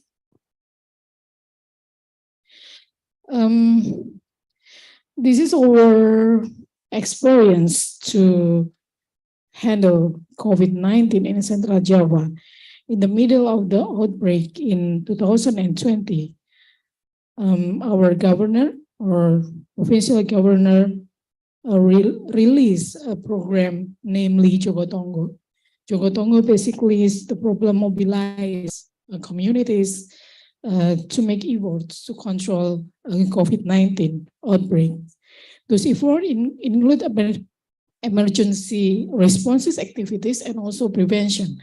So basically there are 4 task force, including health task force, and then economic task force, and then social and security task force, and also entertainment task force. Why there are many task force here? Because COVID pandemic impacts many aspects of our life. And the basic principle in this program is humanity, involving all stakeholders, transparent, mutual cooperation, and non-permanent. Because this is task force, so the task force will be end after the pandemic. And the government also mobilize the existing communities or organizations in the communities, like next please. So this is the organization or structure of Jogotongo, or we call it Jogotongo Task Force atau Satgas Jogotongo. And there are many stakeholders in the village that are involved in the task force. For example, village assistants. Village assistants is like the officer. They have job in the village and can be mobilized as village assistant. And also community-based health services like Posyandu. We know Posyandu, and this organization or this community also mobilized to companion with the family hope program atau program keluarga sejahtera. And then village midwife atau bidan desa, and then youth organization or Karang Taruna, they were mobilized to be a member of the task force. And every single task force had their job and duties to handle prevention of COVID-19, and also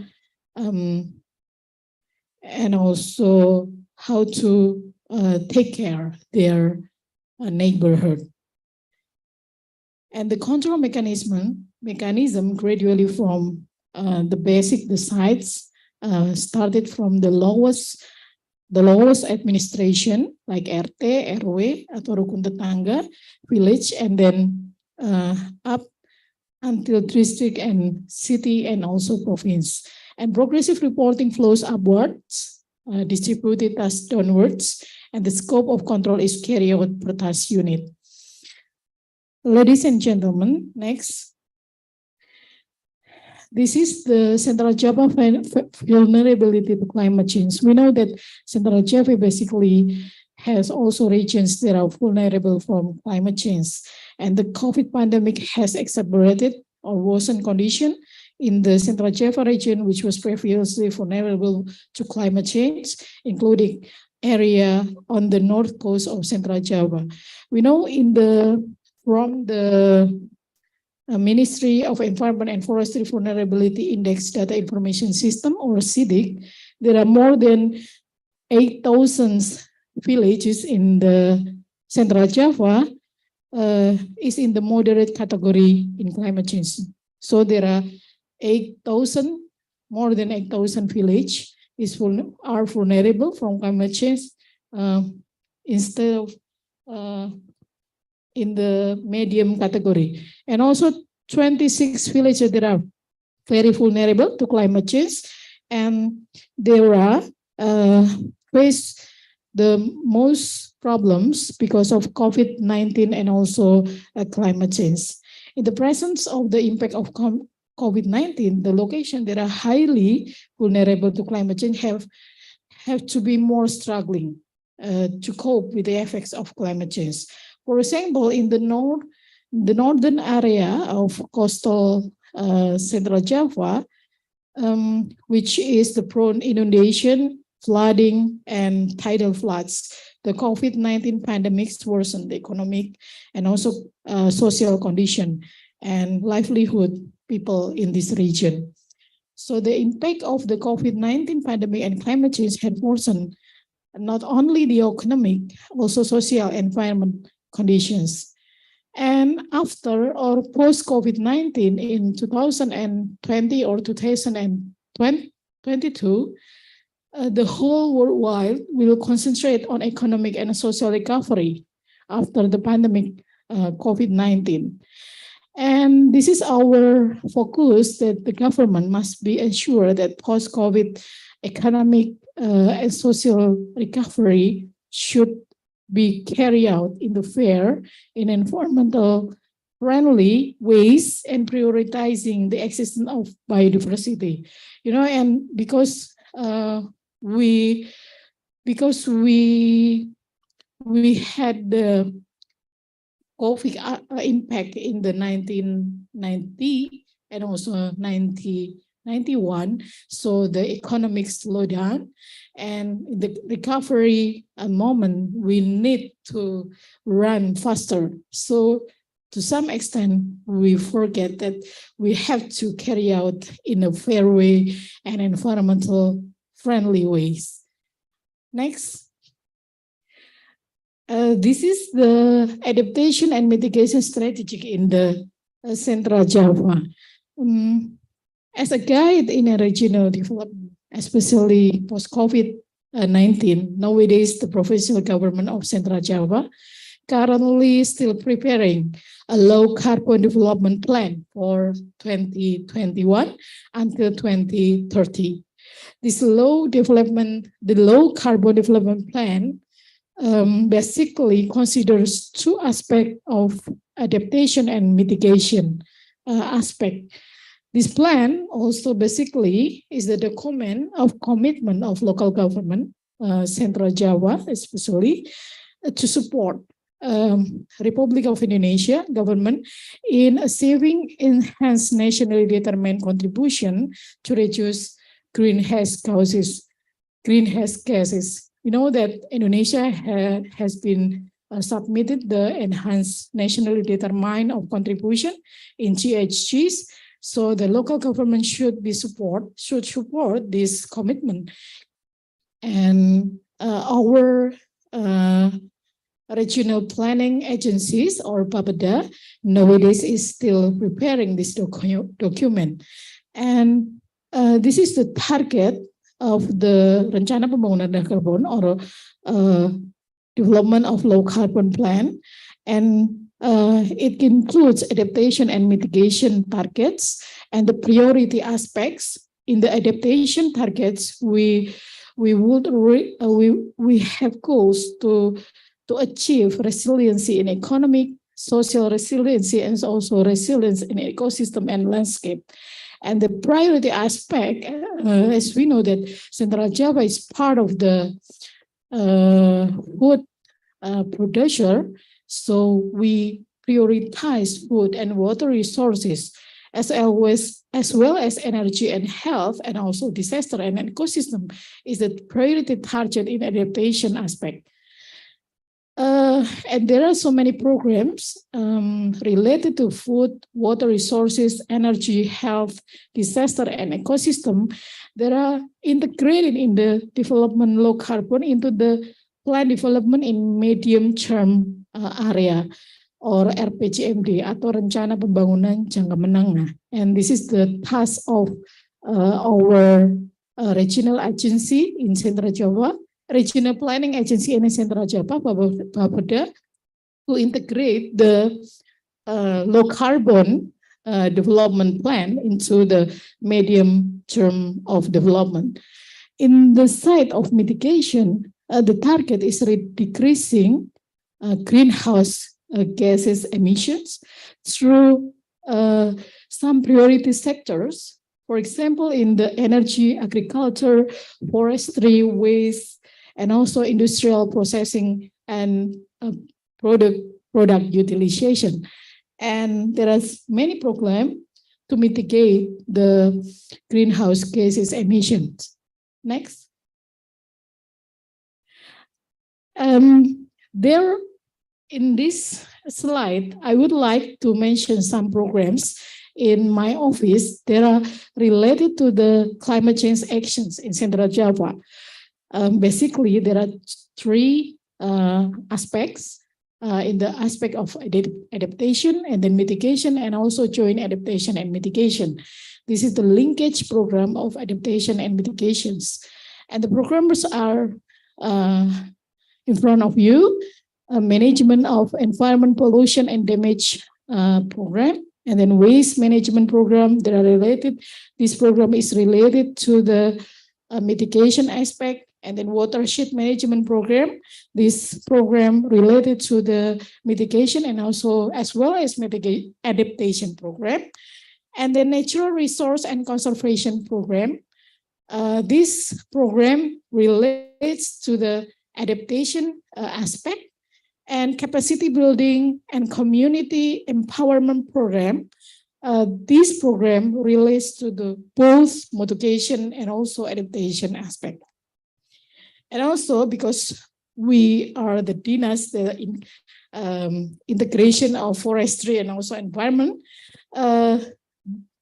this is forest management program relates to the mitigation, because the program targets is to increase land cover in Central Java. And the last is capacity building and community forest empowerment program. Next. This is the target, the examples of our program target. When we are talking about restoring degraded land, water and soil conservation, the target is our goals is to rehabilitate forests and other degraded land until 5% per annum, or 21,000 hectares per year. And this program or these targets doesn't only our responsibility, because in Central Java there are many agencies established in Central Java, agencies of Ministry of Environment and Forestry, agencies of other ministries, and we are together to achieve these goals. And in the biodiversity protection and also management program, our goals is to protect biodiversity sites, including location of biodiversity sites, and include 100 hectares per year green space. And lastly, the forest fire program. We have one program related to forest fire. Even though the forest fire in Central Java is not as bigger as in Sumatra, for example, but we still have responsibility to prevent forest fire in Central Java. And the program program's target is to increase or improve capacity of the community-based forest fire groups. So the forest fire prevention will empower people surrounding the forest. Next.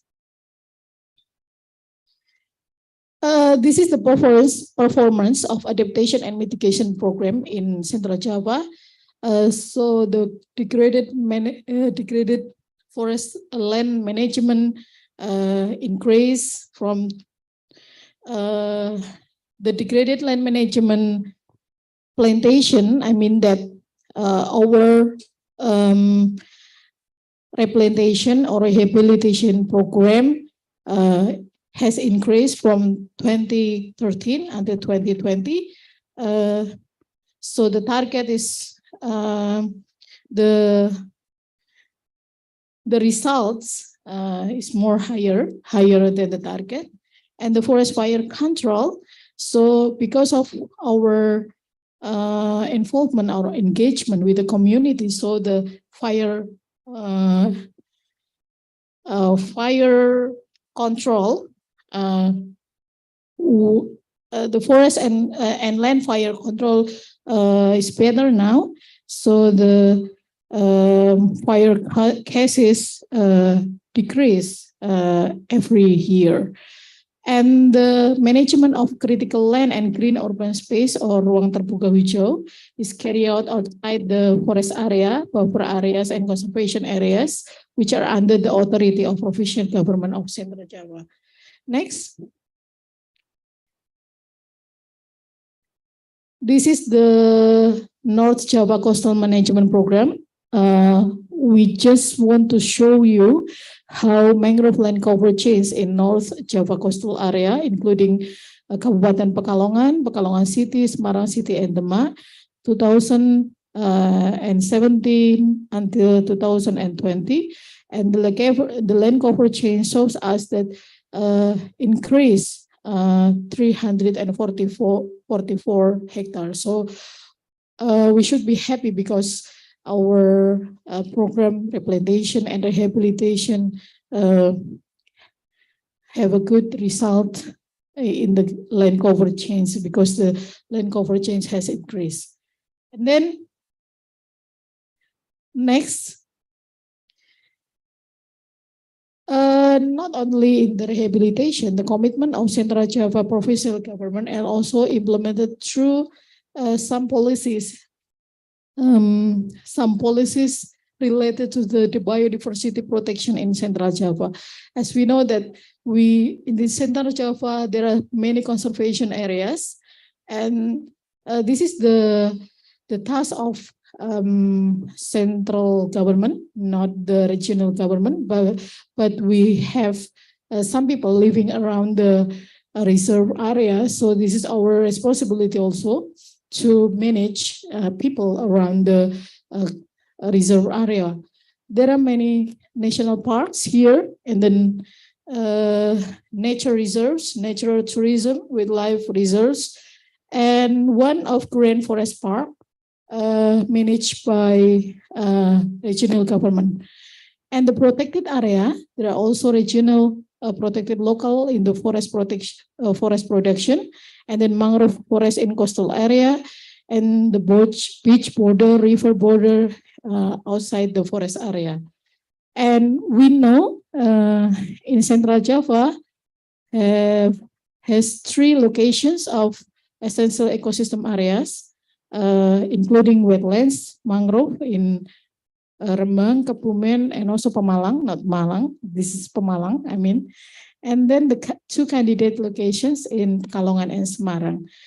There are also other biodiversity protection sites, including Biodiversity Park, Botanical Garden, Arboretum Gardens and Collection. And now we launch the Biosphere Reserve, Merapu, Merbawi, Maret, and Karimun Java, Jepara, Muria. Next. As I mentioned before, that ecosystem resiliency is also the target of the low carbon development planning. So this is the commitment of Central Java government in biodiversity conservation and also traditional knowledge or indigenous knowledge. In the 2017, the local government of Central Java released the government regulation to protect the local genetic resources and traditional knowledge. And in 2021, the government also released regulation to define the Central Java Biodiversity Management Master Plan for 2020 until 2025. So in Central Java, we know this has a management master plan of biodiversity that has been regulated under the government regulation. Next. This is the commitment of the Central Java in the master plan of biodiversity management 2020 until 2025. So this vision, our vision is to aim a biodiversity that's sustained for Central Java people prosperity, sustainability, environmental resiliency. And our mission, there are 4 missions in this period, including improving biodiversity conservation, increasing management of sustainable utilization of biodiversity, improving people's welfare through sustainable ecosystem services utilization, and strengthening institutional and actual actions of law enforcement, because we know that sometimes the law enforcement is still weak in Central Java or maybe in Indonesia. So the issue is this policy, including the government regulation, is important, considering that post-COVID-19 there is a need for economic and social recovery, which might threaten the existence of our biodiversity. On the other hand, Central Java has enormous biodiversity potential that can be exploited. So the utilization needs to be more regulated, and this is part of the regulation. Next.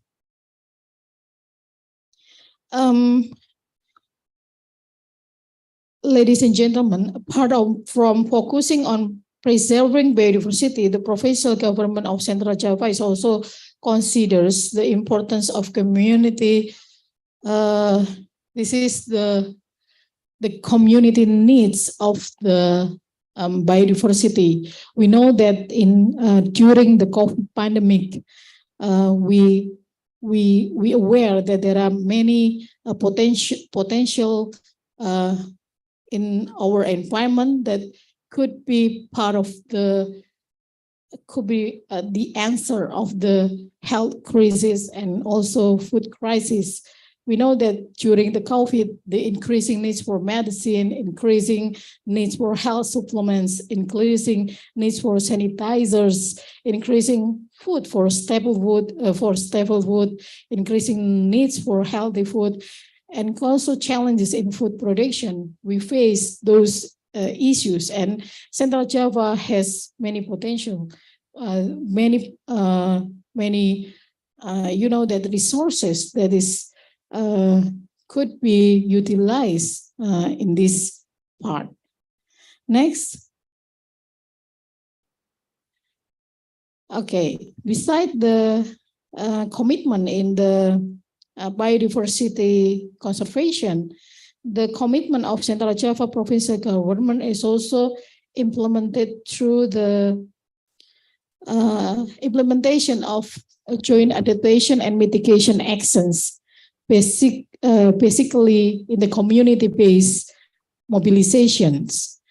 You know that the Ministry of Forestry has a program, namely a program Kampung Iklim, or Village Awareness of Climate, and the Central Java is one of the province that may be the most numbers of Kampung Iklim, because we promote Kampung Iklim in Central Java. That this program, I think that is a good program, and improving communities' awareness, improving their capacities to adapt and mitigate the climate change. From 2012 until 2022, there are more than 600 locations of climate village in Central Java. So we are now the province with the most climate aware village in Indonesia. So I would like to thanks to Ministry of Forestry that released this program. This is a good program for us. Next. Yeah, this is the figures that you can see in the village of climate village. For example, water absorption, and this is the numbers, and mostly are funded by communities. So there are still communities empower themselves and then funded by themselves many activities in the village climate program. Next, this is the example of rainwater harvesting. So this part of this picture show us the adaptation that communities do facing the drought. So they harvest the rainwater, and the number of the rainwater harvesting shows that slide is mostly funded by the communities. Next, this is just pictures. And in the north coastal area, for example, in the Pekalongan, Semarang, communities make low threshold breakwaters. This is the adaptation action that they try to prevent the inundation. This is the flood control facilities and infrastructure, include river embankments, retained dams, waterfall buildings, and others. Lanjut.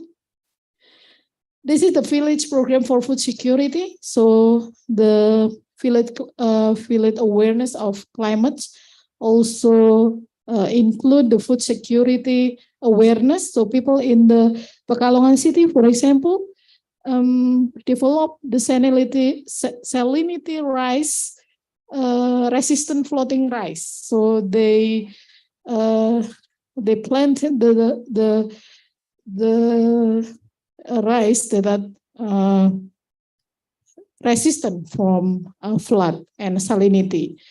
And this is the example how people in the coastal area adapt in the climate change.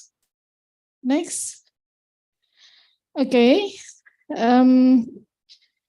ladies and gentlemen, from these matters, I can say that closing statement that considering the vulnerability of Central Java region to climate change and also COVID pandemics, so the provincial government together with the district governments have committed to support achievement of Indonesia and to enhance nationally determined contribution for climate change to achieve this ENDC that we have submitted to the international communities.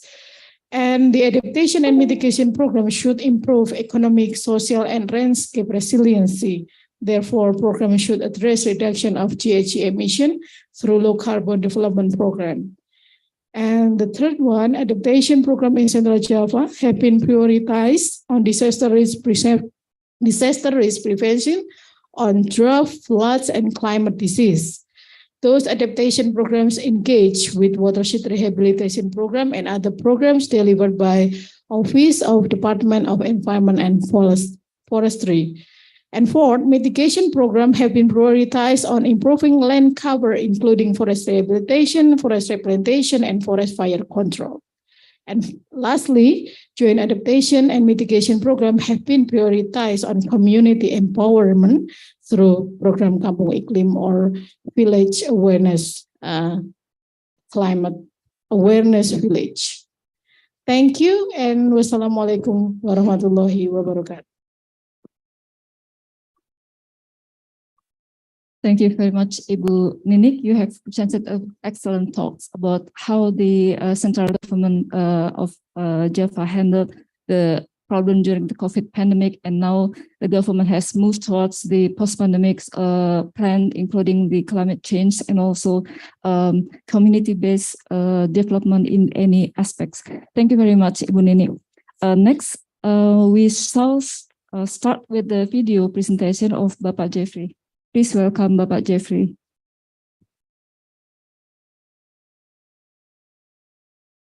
Honorable Islamic World, educational, scientific, and cultural organization representative, UNESCO Jakarta Office representative, Central Java Government representative, National Innovation Research Agency of Indonesia representative, Man and Biosphere Indonesia, and all participants of international workshop and capacity building on climate change adaptation and mitigation solution, biodiversity conservation, and empowering local communities.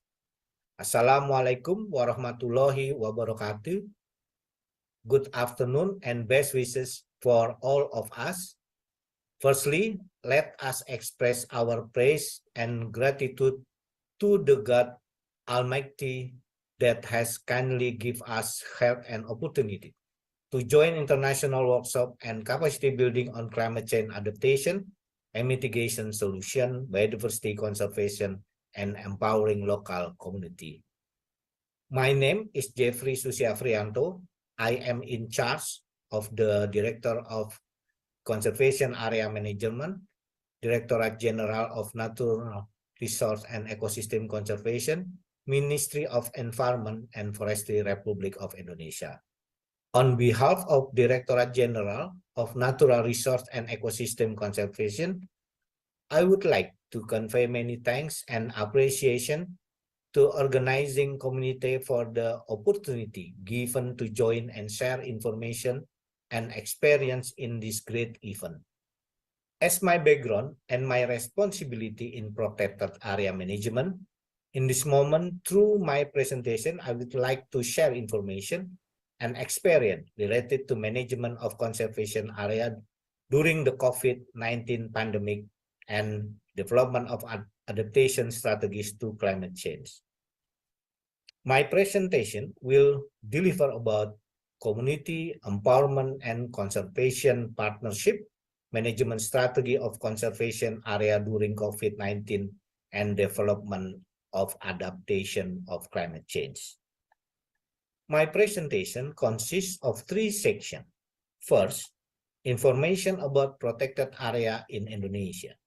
Second, strategies in protected area management during COVID-19 pandemic. And third, strategies in protected area management to support climate change adaptation. Distinguished guests, Indonesia is one of the largest archipelago countries in the world. 63% of Indonesian territory, or about 120.6 million hectares, has designated as forest area. About 27.4 million hectares of forest area have been designated as protected area.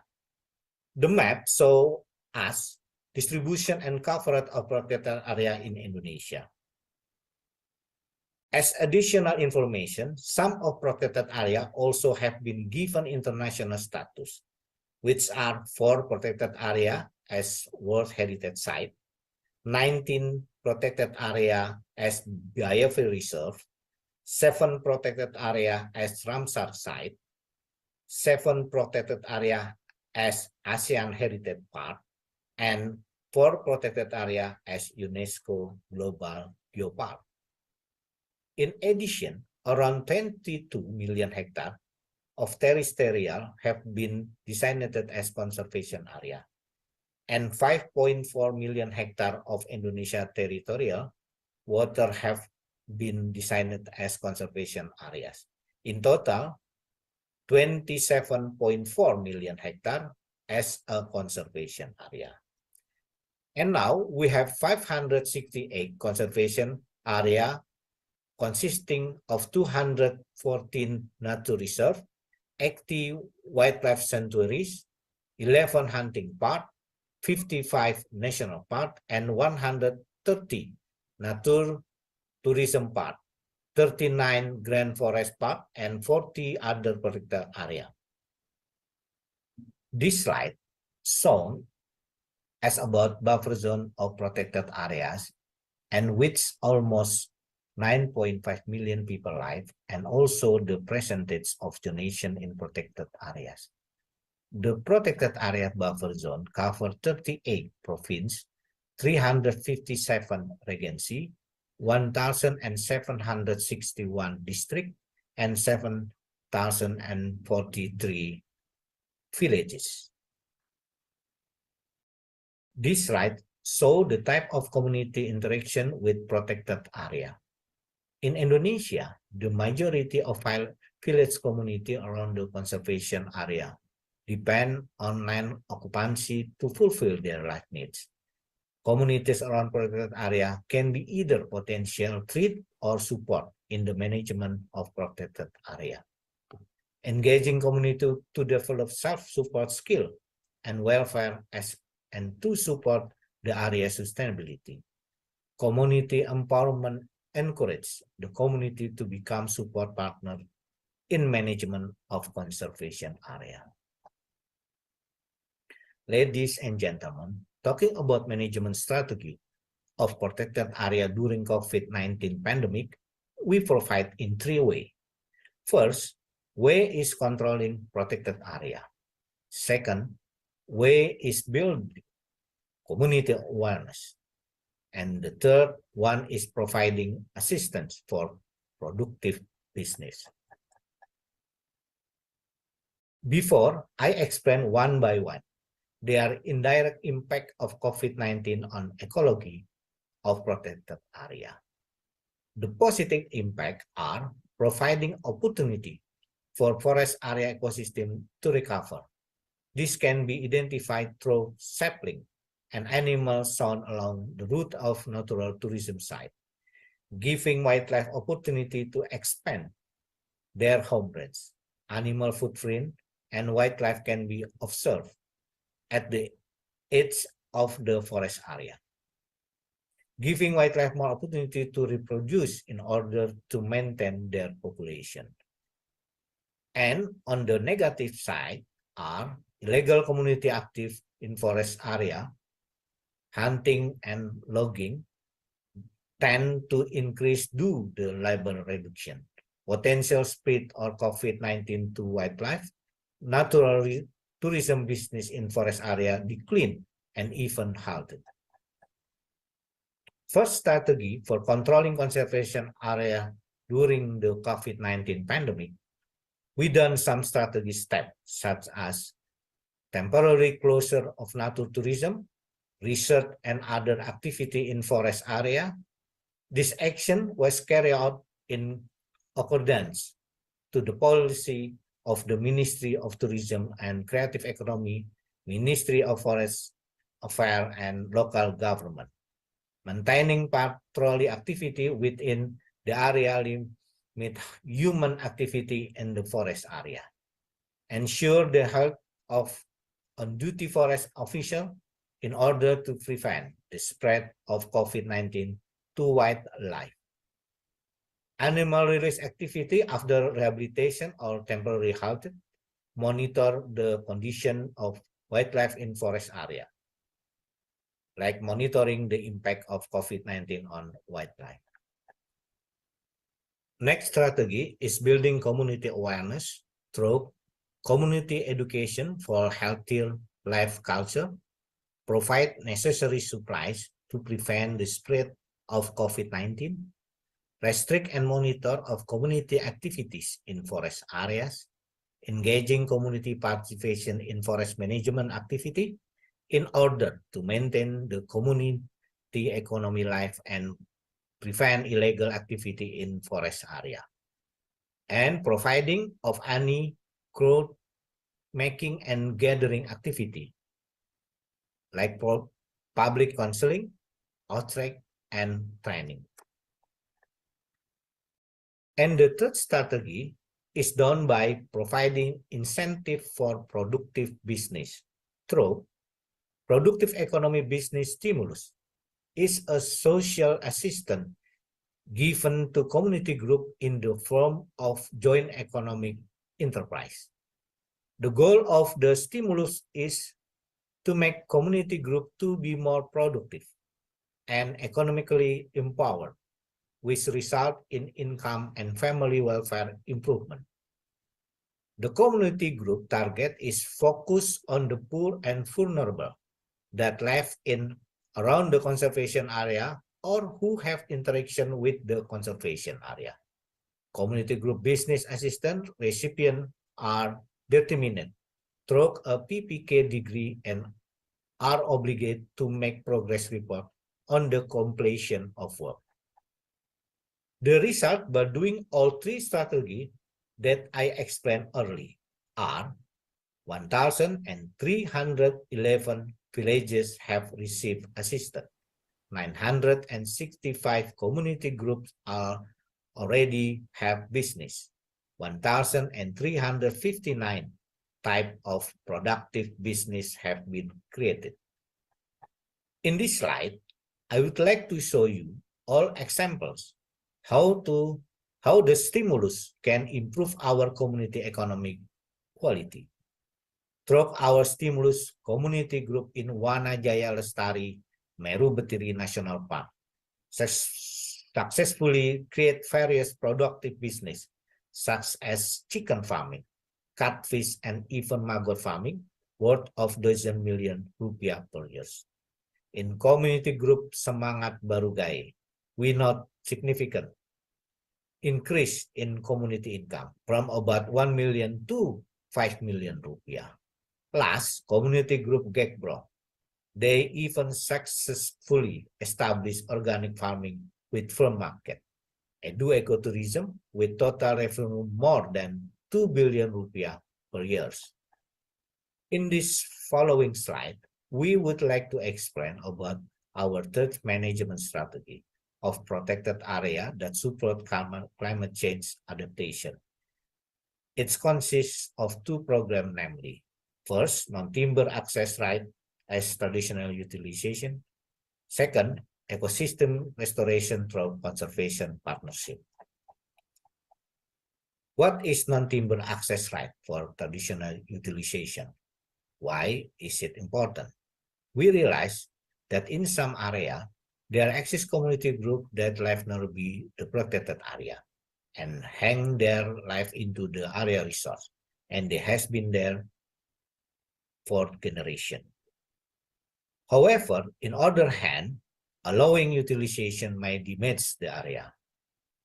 Thus, as the trade-off, we guaranteed a limited access to the area with following guideline. Priority is given to the people around the area who have been using it for generation.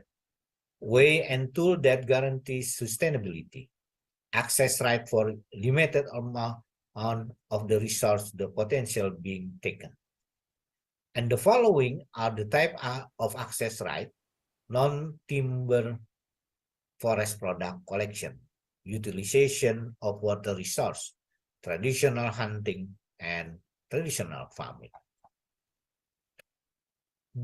This slide shows some examples on access right for traditional utilization. From left to right, reed harvest in Matalwa National Park, bamboo cultivation in Lorelindu National Park, seaweed farming in Karimun Jawa National Park, and honey harvesting in Bantimurun Bulu Sarau National Park. Besides granting access right, we also doing ecosystem restoration through conservation partnership. There are several aspects on how this strategy is important.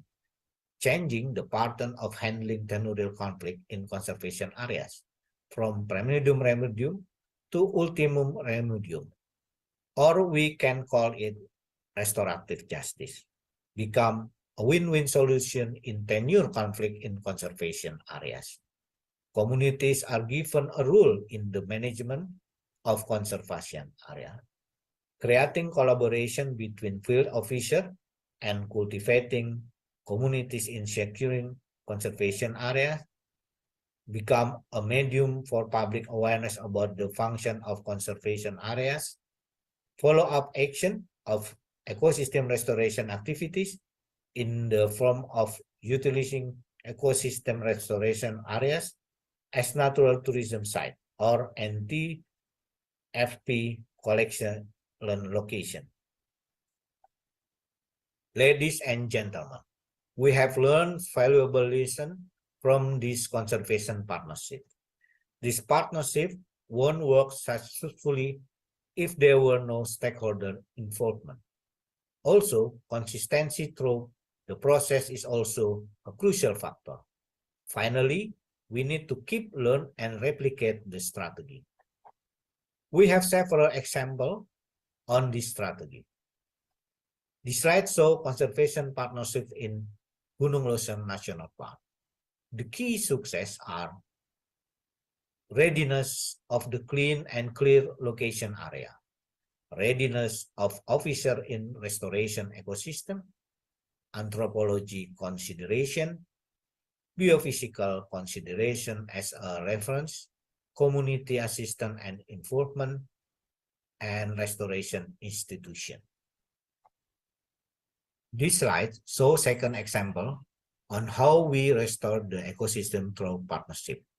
Located in Palian Wildlife Sanctuary, Yogyakarta, we built our partnership with Mitsui Sumitomo, and the key success to this program is consistent education and support to sustainable community-based program. I think that's all my presentation. I hope my material could give you insight about the strategy that Indonesian government did for conservation management, particularly during COVID-19 pandemic.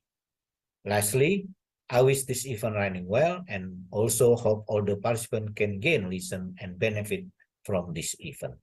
Thank you very much for your attention. Assalamualaikum warahmatullahi wabarakatuh.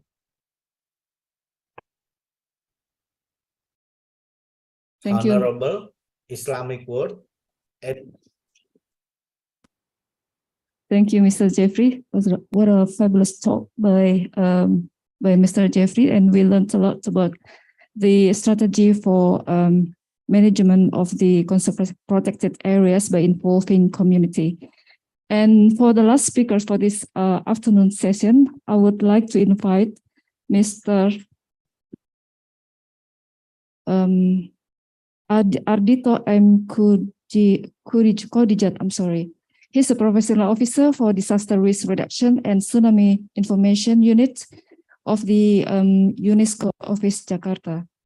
He will deliver a talk on disaster risk reduction and tsunami in Indonesian biosphere. Let me just read his short biography.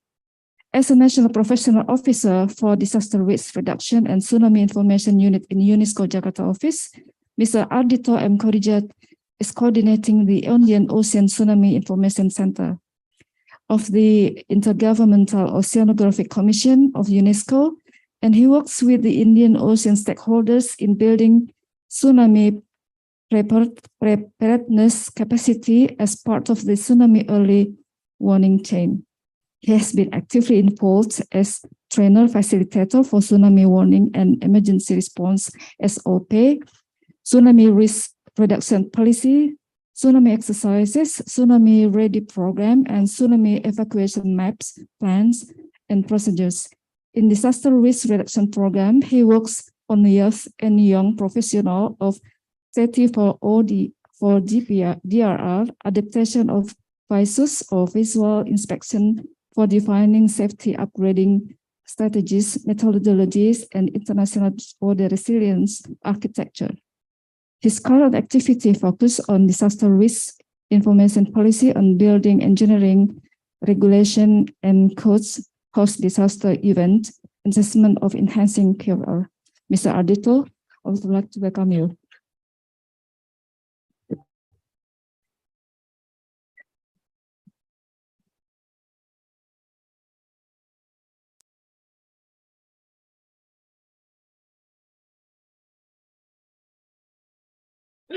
Thank you very much for the introduction. And I know it's been a very long day, and I think I'm the last who will be speaking today. So, and I'm still happy that all of you are still in a good stamina to listen to what I'm going to say. And I think maybe I'm sure a lot of you are asking the questions. Even I myself ask the questions because we are talking about climate change, and climate change is different than what my background is, where mostly is on tsunami. And we know that tsunami is because of these geological phenomena rather than climate phenomena. So, but however, we have been working within UNESCO IOC in trying to see how actually how important tsunami is actually to biosphere reserve, and we also see that the climate change actually amplify if there is a tsunami happens. So because of this climate change, which is actually growing quite slowly, but very significantly, and in areas where actually there is a significant climate change impact, and if it is hit by a tsunami, then the damage or the impact or the effect of the tsunami is actually amplified because of this climate change situation. So that's a little bit background of why IOC, especially the tsunami resilience sections in UNESCO IOC, is also trying to now engage with this biosphere reserve as well as with the climate change. So that's a little bit background of my presentations. And I will start with a little bit introduction about the disaster risk reduction unit in UNESCO.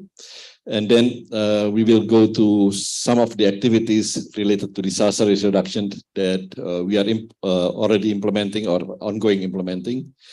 And then I will shift into the UN Decade for Ocean Science, which becomes one of the background of the tsunami disaster management activities.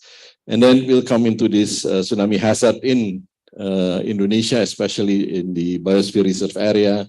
And then I will end my presentations with the project proposals that we are developing, trying to link between tsunami and MAB. So if I can have the next slide, please.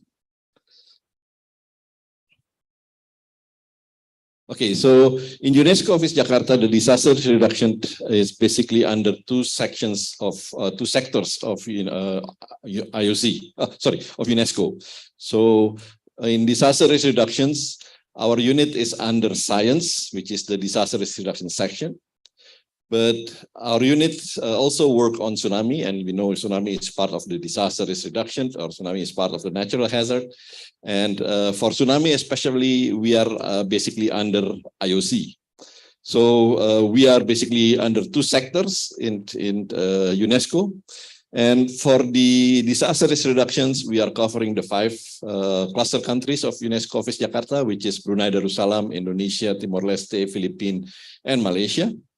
For tsunami, we actually cover a more wider area, which is we are covering Indian Ocean. So we are covering for tsunami awareness, preparedness, tsunami early warning, basically from the eastern coast of Africa until the until the Central and South Asia, which is basically on the eastern part of the Indian Ocean. So we cover about 25 countries in the Indian Ocean, specifically related to tsunami.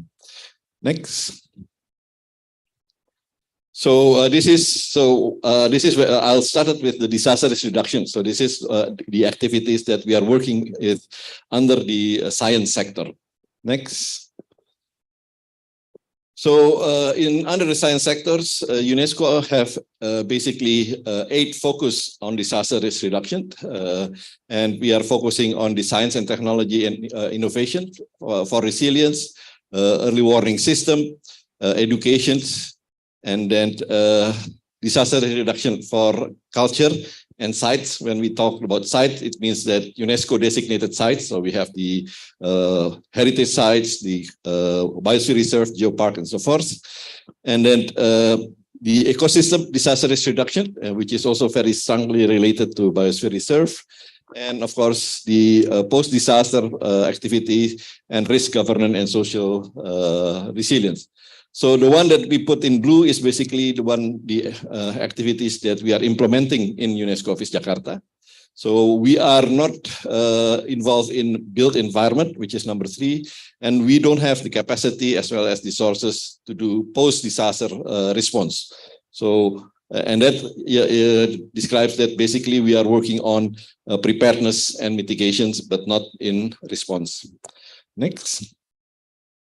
And as you see, we are basically focusing also on use. So the way forward that we are working is basically we are working on disaster risk reductions, which is science-based as well as natural-based. And also how we actually work on this disaster risk, so disaster risk reduction and science communication. So it's not only about the disaster risk reductions, but also how actually we communicate these disaster risk reductions based on science. So that is our focus. And how actually we do that? We do that by engaging with youth and young professionals. We have the youth and young professionals in science, engineering, technology, innovation for disaster risk reduction. We have a group throughout the Asia. We have what we call the You Inspire. This is basically a platform of youth and young professionals working in the science, engineering, technology, innovation for disaster risk reduction. And where actually we work in UNESCO designated sites. So this is how actually we move forward. So we work on disaster risk reductions, we engage with youth, and we focus on UNESCO designated site. Next. So this is basically the activities of youth where we actually empowering youth. I think this morning, my colleague Itot also mentions that there is also youth in MAP. So this is also youth in DRR. And we see that there are a lot of cross sections between youth in MAP as well as youth in disaster risk reduction. Next. So when we talk about the UNESCO designated sites, so we are not only talking about Biosphere Reserve, we are talking about all the other sites which is under UNESCO, which is the World Heritage Sites. We talk about the Biosphere Reserve, and also we talk about this Global Geopark. So the disaster reductions will actually cover these different designated sites. Next. So this is one of our activity that we did with the support of Japan Funding Trust, where we actually enhanced disaster risk management at UNESCO designated site. We conducted survey of 4 UNESCO designated sites in 8 countries. So we actually look into 5 sites in 8 countries. And also then, based on these 8 sites, we actually focus to try to look into what are the lessons learned and improvements of the pilot sites in 5. So, and this is basically, we conduct the assessment, review and evaluation of the existing strategic as well as the management plan for disaster risk reduction. We organize training workshops for technical staff and experts. We engage with expert group into consultations in terms of looking what would be lesson learned, good practices that we can actually derive from the 40 sites as well as exchange. And we develop the information, educations and communication materials for this. So we work with 40 sites, as I mentioned, in 8 countries. And this is a variety of Biosphere Reserve, Geopark, as well as World Heritage Sites. Next. This is an ongoing project, an activity that hopefully it will be finishing by April next month. And this project is supported by the Malaysian Funding Trust. And this is basically where we look specifically on Biosphere Reserve. So we have an activity with University Indonesia and the Rinjani Lombok UNESCO Global Geopark and Biosphere Reserve. And in Malaysia, we work with University Technology Mara, working with the Tasik Chini UNESCO Biosphere Reserve. And what we did is basically we do desk studies, research and analysis behind these sites. And then we do risk assessment on this site. Based on this risk assessment, then we develop science communications on actually how we communicate this the risk that the site is facing, basically to the public, to the stakeholders, to the community surrounding areas. So, and we choose these two locations, Malaysia and Indonesia, where we try to look to do a kind of exchange at the end. To share what are lessons learned from Indonesia, what are lessons learned from Malaysia, what are the good practices from the 2 countries, and then try to come up with a good recommendation. Next. So basically that's our activities under science, where we have the disaster risk reduction, engaging with the UNESCO designated site, specifically the Biosphere Reserve. So now I'm shifting from science, I'm shifting to IOC, the Intergovernmental Oceanographic Commission, which is basically focusing on tsunami. And as our kind moderator mentions, that the topic of my speak basically focusing on tsunami. Next. So on this tsunami hazard, on the way forward, we also look into this different. So basically, we are focusing on establishing a tsunami ready program. I will talk a little bit later about the tsunami ready program. Where do we work? We work in Indian Ocean tsunami at-risk communities. So as I mentioned, in Indian Ocean, so we are engaging with about 25 countries within the region. And our partners is basically the Disaster Management Office, the National Tsunami Warning Centers, the youth and young professionals in the different countries. And of course, when we work with a specific UNESCO designated site, we work with the management as well as all the stakeholders involved in this sites. Next. So just to give an illustration, so basically we are in Indonesia, in Indian Ocean, we are basically supported by Indonesia, the government of Indonesia through the BMKG, the Agency for Meteorology, Climatology and Geophysics, who hosted the Indian Ocean Tsunami Information Center, and also provide funding to support the Indian Ocean Tsunami Information Center to do activities in the region. So we have several activities, and these are the 25 countries that is engaged in this tsunami activities in the Indian Ocean. Next. So now I'm trying to show, so basically IOC, or the Intergovernmental Oceanographic Commission, have a little bit different compared to the other sectors within UNESCO. We have our own specific General Assembly, and we have about 150 member states. We are established a little bit later after UNESCO. We are the IOC established in 1960. And basically, since then, we focus on capacity development of the member states in terms of the oceanographic activities through sustainable management, through assessment and policy, observing system, ocean research, as well as early warning and services. Next. So, and since 2021, the United Nations have declared the what we call the UN Decade for Ocean Science. So starting 2021 until 2030, basically we are encouraging all the member states to focus on ocean science for sustainable development. We know that in the SDG and the Sustainable Development Goals, we have the SDG number 14, which is life below water. However, and that's basically covering a lot of things, including development, policy, and so forth. Now, the UN Decade basically focusing more on the development of the science in terms of ocean. And this is, which is actually has been implemented since 2021. So I'm not going to go in depth about this science. We have a lot of decade challenges, but the one, what I'm talking now is, which is relates to my field of work, which is on tsunami hazard. So our activity is basically trying to respond to the decade challenge number 6, which is increased community resilience to ocean hazard, and also decade challenge number 7, which is expanding the global ocean observation system. And both of them addresses in terms of getting the societal outcomes number 5, which is basically ensuring there is a safe ocean. And there are two main actions that we are developing in terms of addressing the societal outcome of safe ocean. Basically, one is we are strengthening the early warning system.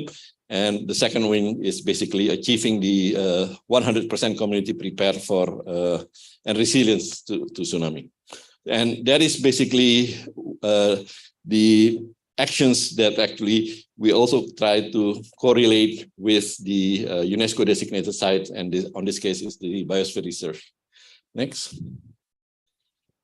So just quickly, so we have UNESCO IOC have announced a program of 10 years, or now it becomes about 7 to 8 years, which is we call the Tsunami Ready Recognition Program. So we are also like in a biosphere reserve, where the national biosphere reserve being recognized as a global recognition of biosphere reserve. in IOC, we also recognizing a community as an internationally recognized tsunami-ready community.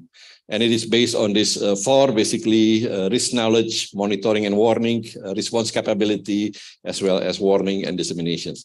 And this is where we try to actually implement this in this biosphere reserve sites. Next. So the tsunami risk reduction, tsunami ready recognition programs. Basically, we look into making sure there is the real-time impact forecast. And to get this real-time impact forecast, basically, we are improving the early warning system in terms of observing the phenomena, observing the causes of the tsunami, because we know that since 2018, it's not only earthquake, but we also have the volcano as well as the landslide that happens in Indonesia. And we are deepening the community preparedness. And the deepening of rich community preparedness is something which is very important, because we are aiming that by 2030, 100% of people living in the tsunami risk area are prepared for and resilient to tsunami. And this is where we actually implementing the IOC Tsunami Ready. We have a specific logos, and in Indonesia, 9 villages has already recognized by UNESCO as an internationally recognized tsunami ready community. In Indian Ocean, we only have 11, 2 in India and 9 in Indonesia. Next. Yeah, just reiterating. So this is basically what we are aiming by 2030, 100 communities at risk of tsunami prepared and resilient to tsunamis. Next. So how actually we measure the recognition, how actually we measure the readiness, the preparedness of the tsunami. So based on this, we have already indicated there are 12 global indicators that can be measured to actually value or recognize or check whether the community are actually tsunami ready. We know that when we talk about climate change, it is a fairly slow growing hazard, or where actually it takes years and it becomes have a significant impact. While tsunami is a very direct impact, very close, but it happens very rarely. So, and this is the tool which is very unique, because climate change is actually growing slowly, but continues steadily. While tsunami, it might not happen in 5, 10 years or 50 years, but then when it happens, it actually have a greater impact. So when both are combined, then it's where actually very important for us to be prepared for. And this is where we have these 12 indicators that actually will ensure that if a community have these 12 indicators, we can expect that they will be prepared and resilient to tsunami. Next. And IOC is managing a global system for this tsunami activity. We divided the system into 4, which is basically part of that is in the green one, which is the Northeast Atlantic and the Mediterranean seas. And then we have the blue one, which is basically the Indian Ocean, where my responsibilities are. And then we have the orange, yellow, and red, which is basically in the Pacific. And we have on that end, which is also a little bit red, which is the Caribbean. So we divided into these 4 systems: NEAMS, Northeast Atlantic and the Mediterranean seas, Indian Ocean, Pacific, and Caribbean. And each of these have their own system of tsunami early warning system, and they have their own systems in terms of coordinating between this. Now, Indonesia is, I don't know whether I think we are very lucky or very unlucky, because we are facing both. We are facing the Indian Ocean, and we are also facing the Pacific. However, Indonesia is very unique, because most of the tsunamis are local, Even in 2004, we have the Indian Ocean, which is basically impacting until Africa. However, it impacts Indonesia more locally. And if you see, there is this in the blue stripes, and it shows that actually Indonesia is responsible for their own inner ocean if something happens in the Indian. So if something happens affecting Indian Ocean, then Indonesia, India, and Australia is responsible to inform 25 countries. But Indonesia is also have the responsibilities to take care of their own inner ocean because, as you know, we are an archipelago. And that's where actually most of the biosphere reserve are looking into inward in our own backyard of ocean. And this is where it is very important we actually look into how actually we link this tsunami and this biosphere reserve area. Next. So this is the Tsunami Ready. So we have 12 indicators. It is a community-based performance program. So we actually look into the performance of the community based on the 12. And this is where, when I talk a little bit later on about the project that we are developing, we are basically working with the community in terms of, especially the community in the biosphere reserve, in terms of strengthening their capabilities in tsunami preparedness. So we are making sure that the ownership is within the communities, within this biosphere reserve. We developed this is basically a structural and systematic approach. This structural and systematic approach is based on a global experience, the experience that happens in Pacific, Caribbean, NEAMS, as well as Indian Ocean. And it should be a collaborative effort of activities between community and the local government. As I mentioned, in Indian Ocean, we have already 11 communities that is recognized as a tsunami ready community, 9 in Indonesia and 2 in India. Next, please. Okay, so now that's a little bit background of our activities in terms of tsunami. And now we are trying to go into the tsunami and this biosphere reserve, especially in Indonesia. Next. So, as I mentioned, Indonesia have experienced tsunami a long time ago. The first very well recorded tsunami happens in 1674 in Maluku. And there are a very good record of tsunami that happens in 1674. And the last tsunami that we experienced in 2018, where we have the tsunami in Palu, as well as in Sunda Strait. So we have, and this is basically a record of tsunami that has happened in Indonesia since 1964, I think 1674 in Palu area, and then the 2018 happens in Palu as well as in Sunda Strait. And the other is basically tsunami that has happened in the past. So you can see there are a lot of tsunami events that has happened. The circle shows how big the event it is. So I'm sure that you are starting to look into where is my biosphere reserve, looking into this red dots, whether my biosphere reserve have actually experienced this red dot, because that means that your area have actually experienced. Like in Banyuwangi, we have in 1994 tsunami in Banyuwangi. And you can also see that it happens on the western part of Indonesia. Of course, we are basically looking into the subduction zone, but many actually happens internal in Indonesian Ocean, which is basically in the east. So Wakatobi and so forth is basically part of this area that has tsunami threat. Next. And this is basically illustrating the red one is basically coastal areas that are prone to tsunami. So before is basically where tsunami has happened in the past. And we know that if a tsunami has happened in the past, for sure it will happen again in the future. The only thing is we don't know when in the future, whether it's 10 years, 50 years, 100 years, because it's a phenomena of the Earth. And however, the red coastline here is basically based on the study that is being conducted by BMKG, as well as BNPB, as well as several universities.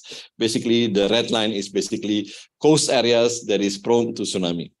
Again, I'm sure you start to look into your biosphere area and how actually it's related to this tsunami hazard. Next.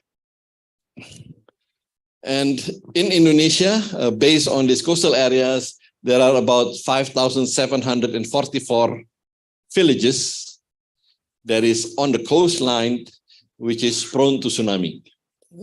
And of course, there are two different. There is a high risk and there is the low risk. There are some background in terms of the risk, but actually this 5,744 villages are basically prone to tsunamis. And I'm not too sure because but I'm sure that many of these villages are also located in your biosphere reserve area. Next. You've seen this image before. We have about 19 biosphere reserve in Indonesia. I'm not going to go through. I think this is already in all your head, but the next one might be interesting. This is basically the study that has been done by BRIN and ITB in looking into the 19th of this biosphere reserve and look into from the different hazards from earthquake, tsunami, eruption, flood, landslide, and drought. So there are, based on their studies, they showed that, for example, Rinjani, Lombok, they have all the varieties of hazard since starting from earthquake. We know that in 2000 and something happens in Rinjani.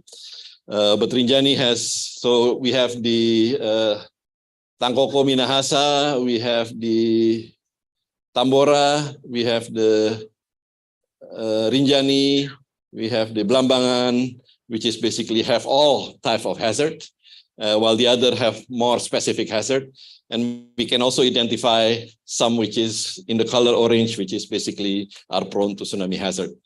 And the next map will show you basically the areas that have this tsunami, high risk tsunami areas.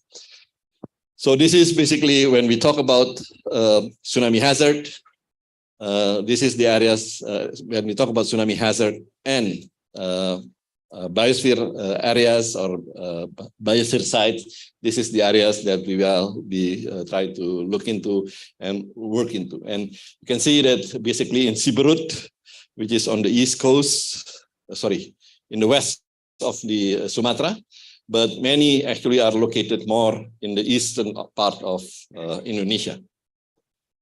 Next.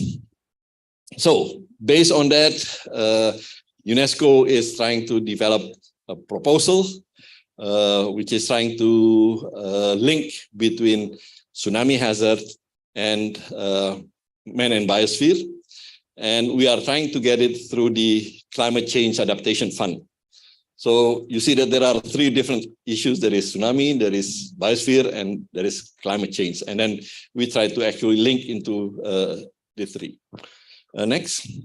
And this is basically based on experience that UNESCO have implemented. So we have implemented these activities in Costa Rica, basically in Savegre Biosphere Reserve, where we actually implementing the linking between tsunami and Biosphere Reserve, looking into different areas in Costa Rica.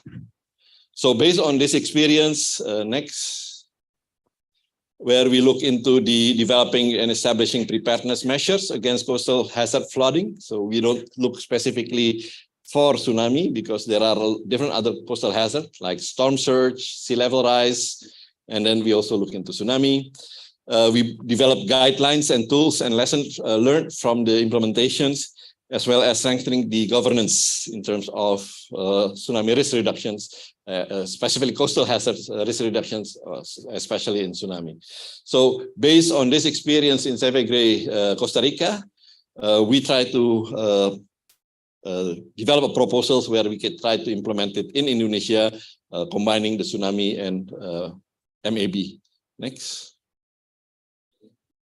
This is some of the results.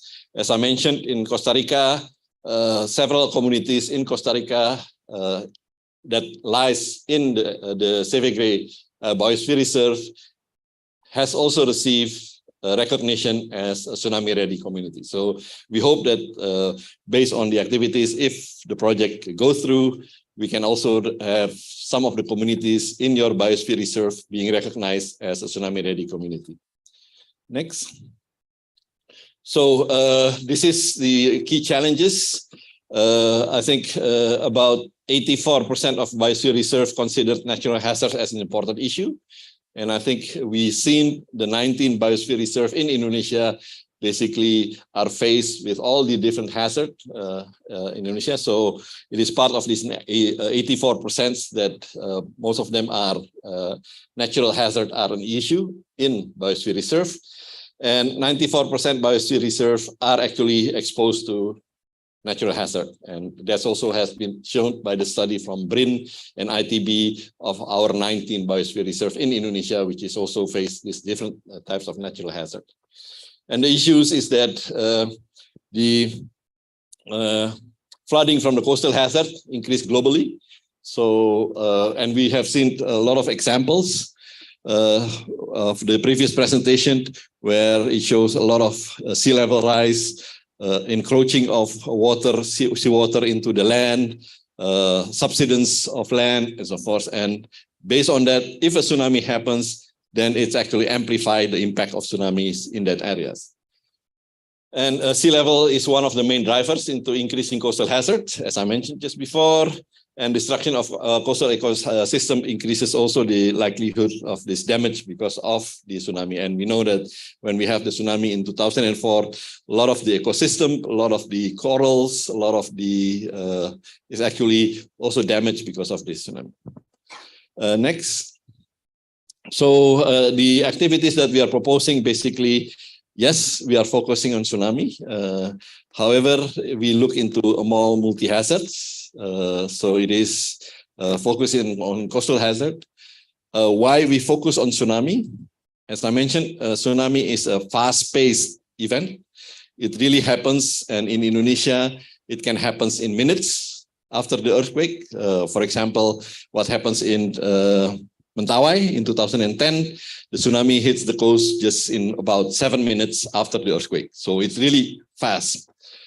In Palu, the tsunami hits the coast in about less than 4 minutes after the earthquake. So people are still recovering from the earthquake and then the tsunami. So being prepared to a tsunami will help also the community to be prepared to other slower phase disaster. So if you are prepared to a fast-paced disaster, then you will be most likely being able to easily adapt to a slower paced disaster. And that's why we focus in tsunami, but we try then to actually take the tsunami into a more multi-hazard of coastal hazard. We look into this marine spatial plan approach and nature-based solution. We will be based on science. We will be engaging more on community participation. It should be decentralized approach. So where we actually work with the local community, local governments, as well as the management of the biosphere resource areas. And of course, when we talk about this, it is a multi-sectoral activities, not only one part of it. Next. So these are the project result frameworks that we are developing. Basically, we look into the, we see that this climate change resilience or strengthening the climate change resilience will help in developing preparedness against coastal hazard. The impact is that reduce risk, increase safety and resilience of the coastal communities, especially in the biosphere reserve areas. And the component is we look into the activities will be based on 6 components. And I'm going to go through quickly this 6 component. I think this is something that if we will continue to develop these proposals, we will engaging with the several of the biosphere reserve in Indonesia in trying to finalize these proposals to get funding from external funding. Next. So the first component is basically strengthening the national capacity to measure and monitor climate change impact on coastal and hazard and the climate change. So this is where basically I see a lot of our professors from the universities has been doing a lot of things. So this is where we can actually align our activities in terms of looking into the climate change impact, as well as the coastal hazard and climate change. There are several outputs. I'm not going into details. I'm sure that the presentations will be shared with all of you, so you can actually look into that in more details in terms of the output.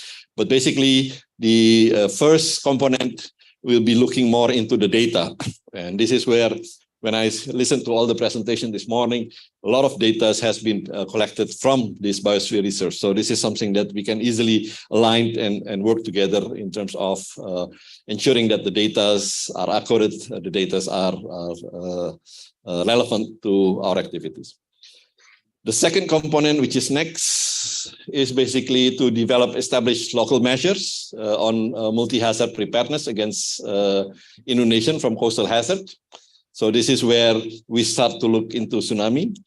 We look into coastal hazard, but again, as I mentioned, we are focusing on tsunami because tsunami is a fast phase and tsunami has a bigger impact. So based on what we did in tsunami can be easily adapted to the other coastal hazards. So this is basically where we develop measures in terms of multi-hazard, looking into different components. Again, I'm not going to go through the output. I'm sure you are already very tired in listening people talking since the morning. So you can read later on this output of this activity. But this is where actually we focus on the risk assessment and so forth. Next. The component 3 is then we strengthen the early warning of the community for the communities as well as for the biosphere research area in terms of making sure that the early warning system at the local, national, and regional, as well as specifically in the sites, are basically linked with this early warning system. We need to make sure that the communities that living in the biosphere reserve have the accessibilities to get the information for early warning. In Indonesia, of course, we have the tsunami early warning, but we also have other early warning, weather, climate, and other things. So component number 3 is basically we start to strengthen the infrastructure of the communities related to this warning system. Next. So once they have this warning system, then we start to work into making sure that what will be the impact of this climate change in terms at the ecosystem as well as socioeconomic. And this is again what I see from all the presentations from the professors from different universities, also a lot of studies as well as research has been done in terms of looking into the climate change and coastal hazard impact to the ecosystem as well as the socioeconomic activity. So again, this is where a lot of alignment that can happen. Component number 5 is next. Is basically we try to strengthen the governance. So assisting in terms of the development of the biosphere research management, working with the biosphere research management and the MAB National Committee, looking into how actually the early warning system can actually align, link with the governance within the biosphere research management, linking also with the local disaster management agencies, in Indonesia we call it BPBD, and trying to link the BPBD with the warning centers, making sure the warning that is being issued by BMKG will also be received almost real time by the biosphere reserve area and so forth. Next, which is the last component, basically we try to look into, again, what lesson learned that we can take from the activities in Indonesia, because we have already the lesson learned from Costa Rica. Based on these activities, we will also have a lesson learned from Indonesia, and we will be compiling this lesson learned basically to make it a more global lesson learned. I think that is my last slide. Let me check next. Yes, so that's my last slide. So we are developing these proposals. We have the first consultation meeting in the past. I saw a lot of people who is actually in this room were also in that first consultation meeting. We are still developing this proposal, and hopefully in time we will be engaging more closely with all of you. So thank you very much, and I apologize if I'm speaking too fast or I'm taking too much of your time. Thank you.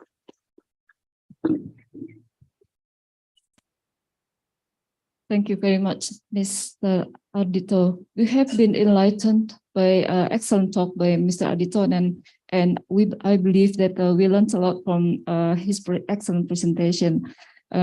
Ladies and gentlemen, I think this is the end of afternoon session, so I will hand over this session to the MC. Thank you. Thank you for the speakers and the moderator for the presentation. And before closing the event, I would like to inform you that this coming Wednesday on 16 March 2023, there will be a field trip to Gedong Village and Kalipasang Village in Banyubiru Sub-District in Semarang Regency. And for the participants who would like to join the field trip, we please you to inform to our committee, Mrs. Rasti. The registration booth is outside the meeting room. Thank you. Distinguished guests, ladies and gentlemen, we have had productive and inspiring time together, and today's event about to come to the very end. I hope you found the presentation in this workshop are informative and helpful. We would like to say thank you for the speakers and the moderators for today's event.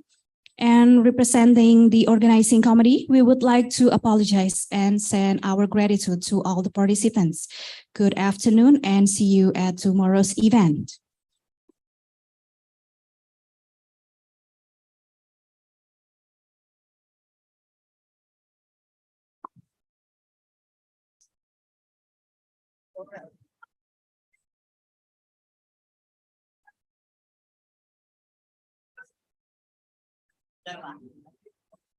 Hadirin yang kami hormati, sajian makan malam telah disiapkan oleh panitia. Dan untuk para hadirin, akan ada penampilan live music untuk menemani para hadirin menikmati sajian makan malam.